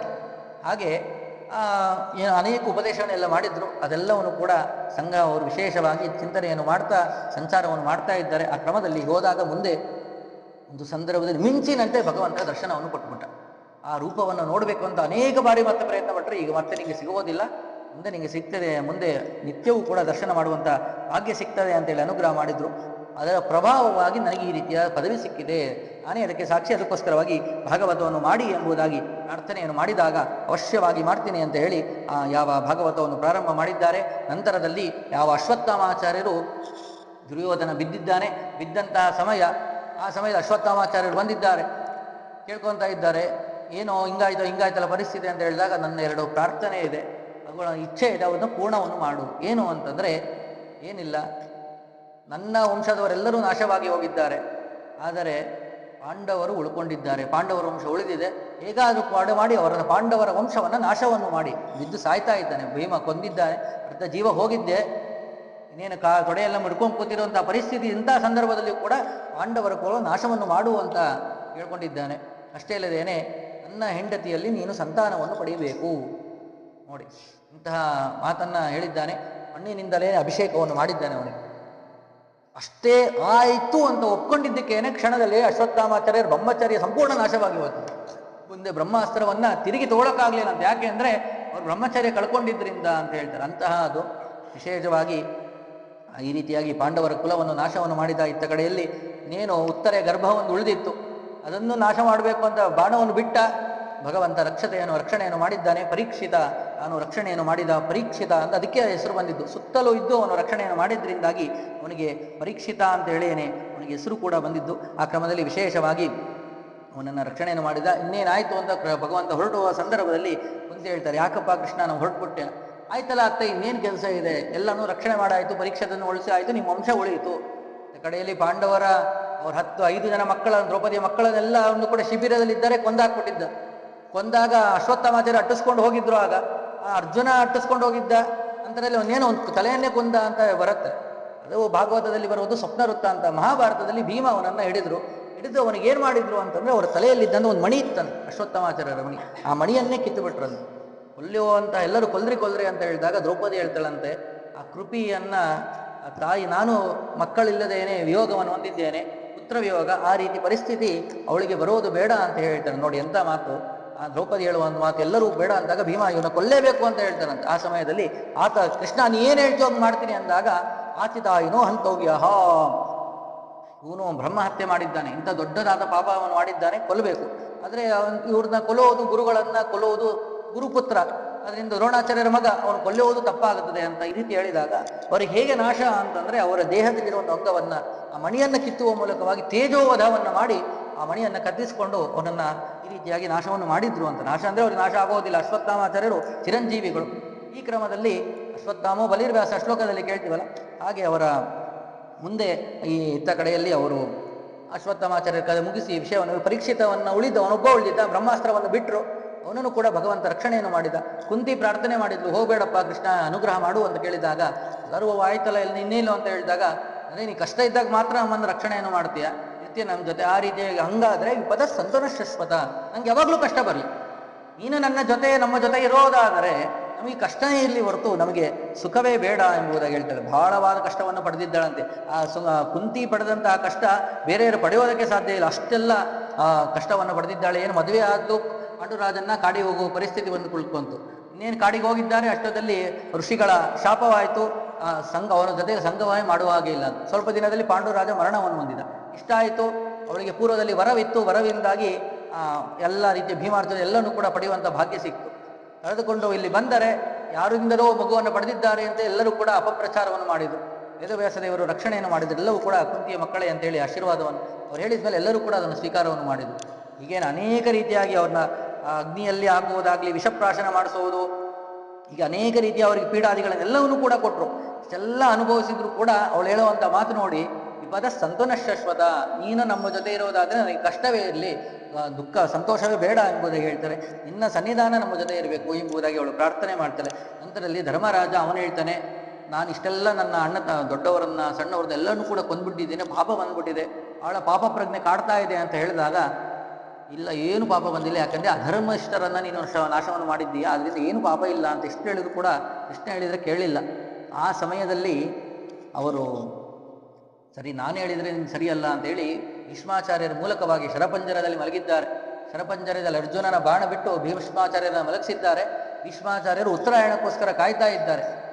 ಅವರ ಅಪೇಕ್ಷವನ್ನು ಶಂತನುವಿಂದಾಗಿ ವರವನ್ನು ಪಡೆದಿದ್ದರು, ಯಾವಾಗ ಬೇಕಾದ್ರೂ ನೀವು ಮರಣ ಹೊಂದ್ಬೋದು ಅಂತ ಹೇಳಿ. ಆ ಕ್ರಮದಲ್ಲಿ ಕಾಯ್ತಾ ಇದ್ದಾರೆ. ಇತ್ತ ಕಡೆಯಲ್ಲಿ ಅವರು ಬಂದಿದ್ದಾರೆ. ಬಂದು ಭೀಷ್ಮಾಚಾರ್ಯರಲ್ಲಿ ಕೃಷ್ಣ ಭಗವಂತ ಹೇಳ್ತಾ ಇದ್ದಾನೆ, ಕೃಷ್ಣ ಉಪದೇಶವನ್ನು ಮಾಡು ಅವನಿಗೆ, ಧರ್ಮರಾಜನಿಗೆ ಇವನು ಅಧರ್ಮವನ್ನು ಮಾಡಿದ್ದೀನಿ ಅಂತ ದುಃಖ ಪಡ್ತೇವೆ, ಉಪದೇಶವನ್ನು ಮಾಡು ಅಂತ ಹೇಳಿದಾಗ, ಸ್ವಾಮಿ ನೀನೇ ಸರ್ವೋತ್ತಮ, ನಿನ್ನ ಮುಂದೆ ನಾನೇನು ಉಪದೇಶ ಮಾಡುವುದಕ್ಕೆ ಸಾಧ್ಯ ಅಂತ ಹೇಳಿ ಪ್ರಾರ್ಥನೆ ಮಾಡಿದಾಗ, ನಾನೇ ನಿನ್ನಲ್ಲಿ ನಿಂತು ಉಪದೇಶವನ್ನು ಮಾಡಿಸ್ತೀನಿ, ಉಪದೇಶ ಮಾಡು ಅಂತ ಹೇಳಿದಾಗ ಭೀಷ್ಮಾಚಾರ್ಯರು ಅನೇಕ ಏನು ನಾವು ವಿಷ್ಣು ಸಹಸ್ರನಾಮ ಕೇಳ್ತೀವೋ, ಭೀಷ್ಮಾಚಾರ್ಯರು ಯುಧಿಷ್ಠಿರನಿಗೆ ಉಪದೇಶವನ್ನು ಮಾಡಿದ ಈ ಸಂದರ್ಭದಲ್ಲಿ. ಹೀಗೆ ಎಲ್ಲ ಉಪದೇಶವನ್ನು ಮಾಡಿದ. ಅದನ್ನೆಲ್ಲವನ್ನು ಕೂಡ ಶ್ರವಣವನ್ನು ಮಾಡಿ ಸಾರ್ಥಕವಾದ ಜೀವನ ಅಂತ ಹೇಳಿ ಹೊರಟ. ಇತ್ತ ಕಡೆಯಲ್ಲಿ ನೀನು ಮುಗೀತು, ಕೃಷ್ಣ ಪರಂಧಾಮಕ್ಕೆ ಹೋದ. ಪರೀಕ್ಷಿತನಿಗೆ ರಾಜ್ಯ ಪಟ್ಟ ಸಿಕ್ತು, ಕಲಿಯ ಪ್ರವೇಶ ಆಯಿತು. ಕಲಿ ಪ್ರವೇಶ ಆದ ತಕ್ಷಣದಲ್ಲಿ ಕಲಿಯ ಆಟ ಶುರುವಾಯಿತು. ಆ ಸಂದರ್ಭದಲ್ಲಿ ಗೋವಿನ ರೂಪವನ್ನು ತಾಳಿದ್ದಾನೆ. ಆ ಸಂದರ್ಭದಲ್ಲಿ ಒಂದೇ ಒಂದು ಪಾದವು ಅಷ್ಟೇ ಉಳಿದಿದೆ. 4 ಕಾಲುಗಳನ್ನು ಕಳ್ಕೊಂಡಿದ್ದಾನೆ, ಒಂದು ಪಾದ ಮಾತ್ರ ಉಳಿದಿದೆ ಯಾವ ಧರ್ಮಕ್ಕೆ. ಇಂತಹ ಸಂದರ್ಭದಲ್ಲಿ ಏನು ಮಾಡಬೇಕು ಅಂತ ಗೊತ್ತಾಗ್ತಾ ಇಲ್ಲ, ಅಟ್ಟಿಸ್ಕೊಂಡು ಹೋಗಿದ್ದಾನೆ, ಇವನೇನು ಕೊಲ್ಲಬೇಕು ಅಂತ ಇವನನ್ನು ಹೊರಡುವಂತಹ ಸಂದರ್ಭದಲ್ಲಿ ಆಗ ಹಂಗೆಲ್ಲ ಮಾಡಬೇಡ, ನನಗೊಂದಿಷ್ಟು ಸ್ಥಾನವನ್ನಾರು ಕೊಡು ಅಂತ ಕೇಳ್ಕೊಂಡಾಗ ಯೂತ ಜೂಜಾಡುವುದು, ಪಾನ ಸುರಾಪಾನ ಸ್ತ್ರೀ ಅಂದರೆ ಇದ್ರ ಸಂದರ್ಭದಲ್ಲಿ ಏನು ಇದ್ರ ಕಾಲದಲ್ಲಿ ಇರ್ತದೆ ಋತುಕಾಲಗಳು, ಆಮೇಲೆ ದುಷ್ಟವಾದಂತಹ ಕೆಲಸಗಳಲ್ಲಿ ಇನ್ನೊಂದು ಸ್ಥಾನವನ್ನು ಕೇಳಿದಾಗ ಬಂಗಾರದಲ್ಲಿ ಅಂತ ಹೇಳ್ತಾರೆ. ಹೀಗೆ 5ರಲ್ಲಿ ವಿಶೇಷವಾಗಿ ಕಲಿಯ ಆವೇಶ ಇರ್ತದೆ. ಏನು ಕಲಿಯ ಬಂಗಾರದಲ್ಲಿ ಅಂತಂದ್ರೆ ಏನರ್ಥ, ದುಷ್ಟಕೃತ್ಯವನ್ನು ಮಾಡಿ ಗಳಿಸಿದಂತಹ ಬಂಗಾರದಲ್ಲಿ ಎಂಬುದಾಗಿ ಅದನ್ನು ತಿಳಿಬೇಕು. ಹೀಗೇನೆ ಯೂತಂ ಪಾನಂ ಸ್ತ್ರೀಯ ಸೂನಾ ಯತ್ರ ಧರ್ಮ ಚತುರ್ಥಯ ಪುನಶ್ಚ ಯಾಚಮಾನಾಯ ಜಾತರೂಪಂ ಅದಾತ್ ಪ್ರಭು. ಹೀಗೆ ಜೂಜಾಡುವುದು, ಪಾನ ಸುರಾಪಾನ ಸ್ತ್ರೀಯಲ್ಲಿ, ಸ್ತ್ರೀ ಅಂದರೆ ಆಗಲೇ ಹೇಳಿದಂತೆ ಕೆಟ್ಟ ಸ್ತ್ರೀ ಎಂಬುದಾಗಿ ಅರ್ಥ, ಋತುಕಾಲದ ಕೆಟ್ಟ ಸ್ತ್ರೀ ಎಂಬುದಾಗಿ ಏನು ಅರ್ಥ ವ್ಯಾಖ್ಯಾನವನ್ನು ಮಾಡಿದ್ದಾರೆ. ಮತ್ತು ಸೂನಾ ಹಿಂಸೆ ಮಾಡುವವರಲ್ಲಿ ವಿಶೇಷವ ಕಲಿಯ ಸನ್ನಿಧಾನ. ಮತ್ತೊಂದು ಕೇಳಿದಾಗ ಈ ಬಂಗಾರವನ್ನು ಕೊಟ್ಟಿದ್ದಾರೆ. ಆ ಜಾತರೂಪಂ ಹಿರಣ್ಯ ಬಂಗಾರದಲ್ಲಿ ವಿಶೇಷವಾಗಿರುತ್ತದೆ ಅಂತ, ಅದಕ್ಕೋಸ್ಕರವಾಗಿ ದುಷ್ಟ ರೀತಿಯಾಗಿ ಸಂಪತ್ತನ್ನು ಗಳಿಸಿ ಬಂಗಾರವನ್ನು ಗಳಿಸಿ ಅದರಲ್ಲಿ ಹೆಚ್ಚಿನ ಕಾಮನ ಯಾವ ಕಲಿಯ ಆವೇಶ ಇರುತ್ತದೆ, ಅದಕ್ಕೋಸ್ಕರವಾಗಿ ಹಾಕೊಳ್ಳುವಂತಹ ಬಂಗಾರ ಎಂದು ಶುದ್ಧವಾಗಿರಬೇಕು ಎಂಬುದಾಗಿ ಅರ್ಥ. ಹೀಗೇನೆ ನಂತರದಲ್ಲಿ ಸರಿ ಅಂತೇಳಿ ಇಷ್ಟು ಉಳಿದಂತಹ ಸ್ಥಳದಲ್ಲಿ ಭಗವಂತನ ವಿಶೇಷವಾದ ಸನ್ನಿಧಾನದಿಂದಾಗಿ ಜಗತ್ತೆಲ್ಲವೂ ಕೂಡ ಪರೀಕ್ಷಿತ ಮಹಾರಾಜ ಚೆನ್ನಾಗಿ ನಡೆಸ್ತಾ ಇದ್ದ. ಕಾಲಕ್ರಮೇಣ ಅವನು ಒಮ್ಮೆ ಕಾಡಿಗೆ ಹೋಗಿದ್ದಾನೆ. ಅವನಿಗೆ ಕಲಿಯ ಆವೇಶ ಆಗುವಂಥ ಪರಿಸ್ಥಿತಿ. ಶಮೀಕ ಋಷಿಗಳಿಗೆ ಅವರು ಧ್ಯಾನಕ್ಕೆ ಕುಳಿತಿದ್ದಾರೆ. ಅವರು ನೀರನ್ನು ಕೇಳಿದ್ದಾನೆ, ಅವರು ಏನು ಮಾತನಾಡಿಲ್ಲ, ಧ್ಯಾನದಲ್ಲಿ ಸಂಪೂರ್ಣ ಮಗ್ನರಾಗಿದ್ದಾರೆ. ಸಪ್ತಾಹವನ್ನು ಹಾಕಿ ಹೋದ. ನಂತರದಲ್ಲಿ ಶೃಂಗಿ ಬಂದ. ಶೃಂಗಿ ನೋಡಿ ಯಾರು ನನ್ನ ತಂದೆಗೆ ಸಪ್ತಾಹವನ್ನು ಹಾಕಿದ್ದಾರೋ ಅವನು 7 ದಿನದಲ್ಲಿ ಮರಣ ಹೊಂದಲಿ ಅಂತ ಶಾಪ ಕೊಟ್ಟ. ಶೃಂಗಿಗೆ ಬಂದಿದ್ದು ಗಾಯತ್ರಿಯ ಪ್ರಭಾವದಿಂದಾಗಿ ಆ ಸಾಮರ್ಥ್ಯ ಬಂದಿತ್ತು. ಹೀಗೆ ಶಾಪವನ್ನು ಕೊಟ್ಟ. ಆ ಶಾಪ ಪ್ರಭಾವದಿಂದಲೇ ಪರೀಕ್ಷಿತ ಮಹಾರಾಜ ಆ ವಿಷಯ ತಿಳಿದು ಬಂತು. ಕೊನೆಯ ಶಮೀಕ ಋಷಿಗಳೇ ತಿಳಿದು ಬಂತು ಈ ವೃತ್ತ ಅಂತ. ಅವರು ದೊಡ್ಡ ತಪ್ಪು ಮಾಡಿದ್ದೀಯಾ, ನೀನು ಮಹಾಶ್ರೇಷ್ಠನಾದ ರಾಜ, ಅವನಿಗೆ ಈ ರೀತಿಯ ಶಾಪ ಕೊಟ್ಟಿದ್ದೀಯಾ ಅಂತೇಳಿ ಹೇಳಿ ಕಳಿಸ್ತಾರೆ. ಸಾಧನೆ ಮಾಡ್ಕೊ, 7 ದಿನಗಳಿದೆ ಅಂತೇಳಿ. ಅದರಿಂದಲೇ ಆಯಾ ವಿಶೇಷವಾಗಿ ಅವನು ನದಿ ತೀರದಲ್ಲಿ, ಗಂಗಾ ತೀರದಲ್ಲಿ ಉಪದೇಶಕ್ಕೋಸ್ಕರವಾಗಿ, ಶ್ರವಣಕ್ಕೋಸ್ಕರವಾಗಿ ಕುಳಿತ. ಆಗ ಅನೇಕ ಜ್ಞಾನಿಗಳೆಲ್ಲರೂ ಕೂಡ ಆ ಸ್ಥಳಕ್ಕೆ ಬಂದಿದ್ದಾರೆ. ಅವರೆಲ್ಲರ ಸಮ್ಮುಖದಲ್ಲಿ ಶುಕಾಚಾರ್ಯರು ಕೂಡ ಬಂದಿದ್ದಾರೆ. ಶಕ್ತಿ ವಸಿಷ್ಠ, ಅಂಗೀರಸ, ಅನೇಕ ಜ್ಞಾನಿಗಳೆಲ್ಲರೂ ಕೂಡ ಅಲ್ಲಿಗೆ ಬಂದಿದ್ದಾರೆ. ಋಷಿ ಮುನಿಗಳೆಲ್ಲರೂ ಕೂಡ ಅವರ ಸನ್ನಿಧಾನದಲ್ಲಿ ಅತ್ರಿತ ವಸಿಷ್ಠಶ್ಚವನಶರದ್ವಾನ್ ಅರಿಷ್ಟನೇಮಿ ಭೃಗುರಂಗಿರಾಷ್ಟ ಪರಾಶರೋಗಾದಿ ಸುತೋತರಾಮ ಉಚತ್ಯ ಇಂದ್ರ ಪ್ರಮತೀತ್ಮವಾಹೋ ಅಂತ ಹೇಳಿದಂತೆ ಇವರೆಲ್ಲರ ಸನ್ನಿಧಾನದಲ್ಲಿ ಶುಕಾಚಾರ್ಯರ ಆಗಮನ ಆಗಿದೆ. ಶುಕಾಚಾರ್ಯರು ಯಾವ ಪರೀಕ್ಷಿತ ಮಹಾರಾಜನಿಗೆ ಯಾವ ಶ್ರೀಮದ್ ಭಾಗವತ ಎಂಬ ಅಮೃತವನ್ನು ಉಪದೇಶವನ್ನು ಮಾಡಿದರು ಎಂಬುದಾಗಿ ಭಗವತೆ ಮಹಾಭರಣೆ ವಯಸಖ್ಯಂ 18 ಸಹಸ್ರ್ಯಾಂ ಪಾರಮಹಂಸ್ಯಂ ಸಂಹಿತಾಯಂ ಪ್ರಥಮಸ್ಕಂಧ ಸಂಪೂರ್ಣಂ ಶ್ರೀಕೃಷ್ಣಾರ್ಪಣಮಸ್ತು. ಹೀಗೆ ಶುಕಾಚಾರ್ಯರು ಅನೇಕ ರೀತಿಯಾದಂಥ ಉಪದೇಶವನ್ನು ಮಾಡಿದರು. ಏನು ಉಪದೇಶವನ್ನು ಮಾಡಿದರು, ಏನೇನು ವಿಷಯಗಳನ್ನು ತಿಳಿಸಿದರು, ಇವನು ಅನೇಕ ತತ್ವಗಳನ್ನೆಲ್ಲ ಕೇಳ್ತಾರೆ. 6 ಶ್ರೇಯಸ್ಸಾಧನೆ ಯಾವುದು, ಭಗವಂತನ ಅವತಾರಗಳು ಯಾವುದು, ಕೃಷ್ಣನ ಲೀಲೆ ಏನು ಅಂತ ಅನೇಕ ಪ್ರಶ್ನೆಗಳನ್ನೆಲ್ಲ 6 ರೀತಿಯಾದಂಥ ಪ್ರಶ್ನೆಗಳನ್ನು ಮಾಡಿದ್ದಾರೆ. ಪ್ರಶ್ನೆ ಏನು, ಉತ್ತರ ಏನು, ಎಲ್ಲವುದನ್ನು ಕೂಡ ಮತ್ತೆ ನಾಳೆಯ ದಿನ ಚಿಂತನೆ ಮಾಡೋಣ. ಶ್ರೀಕೃಷ್ಣಾರ್ಪಣಮಸ್ತು.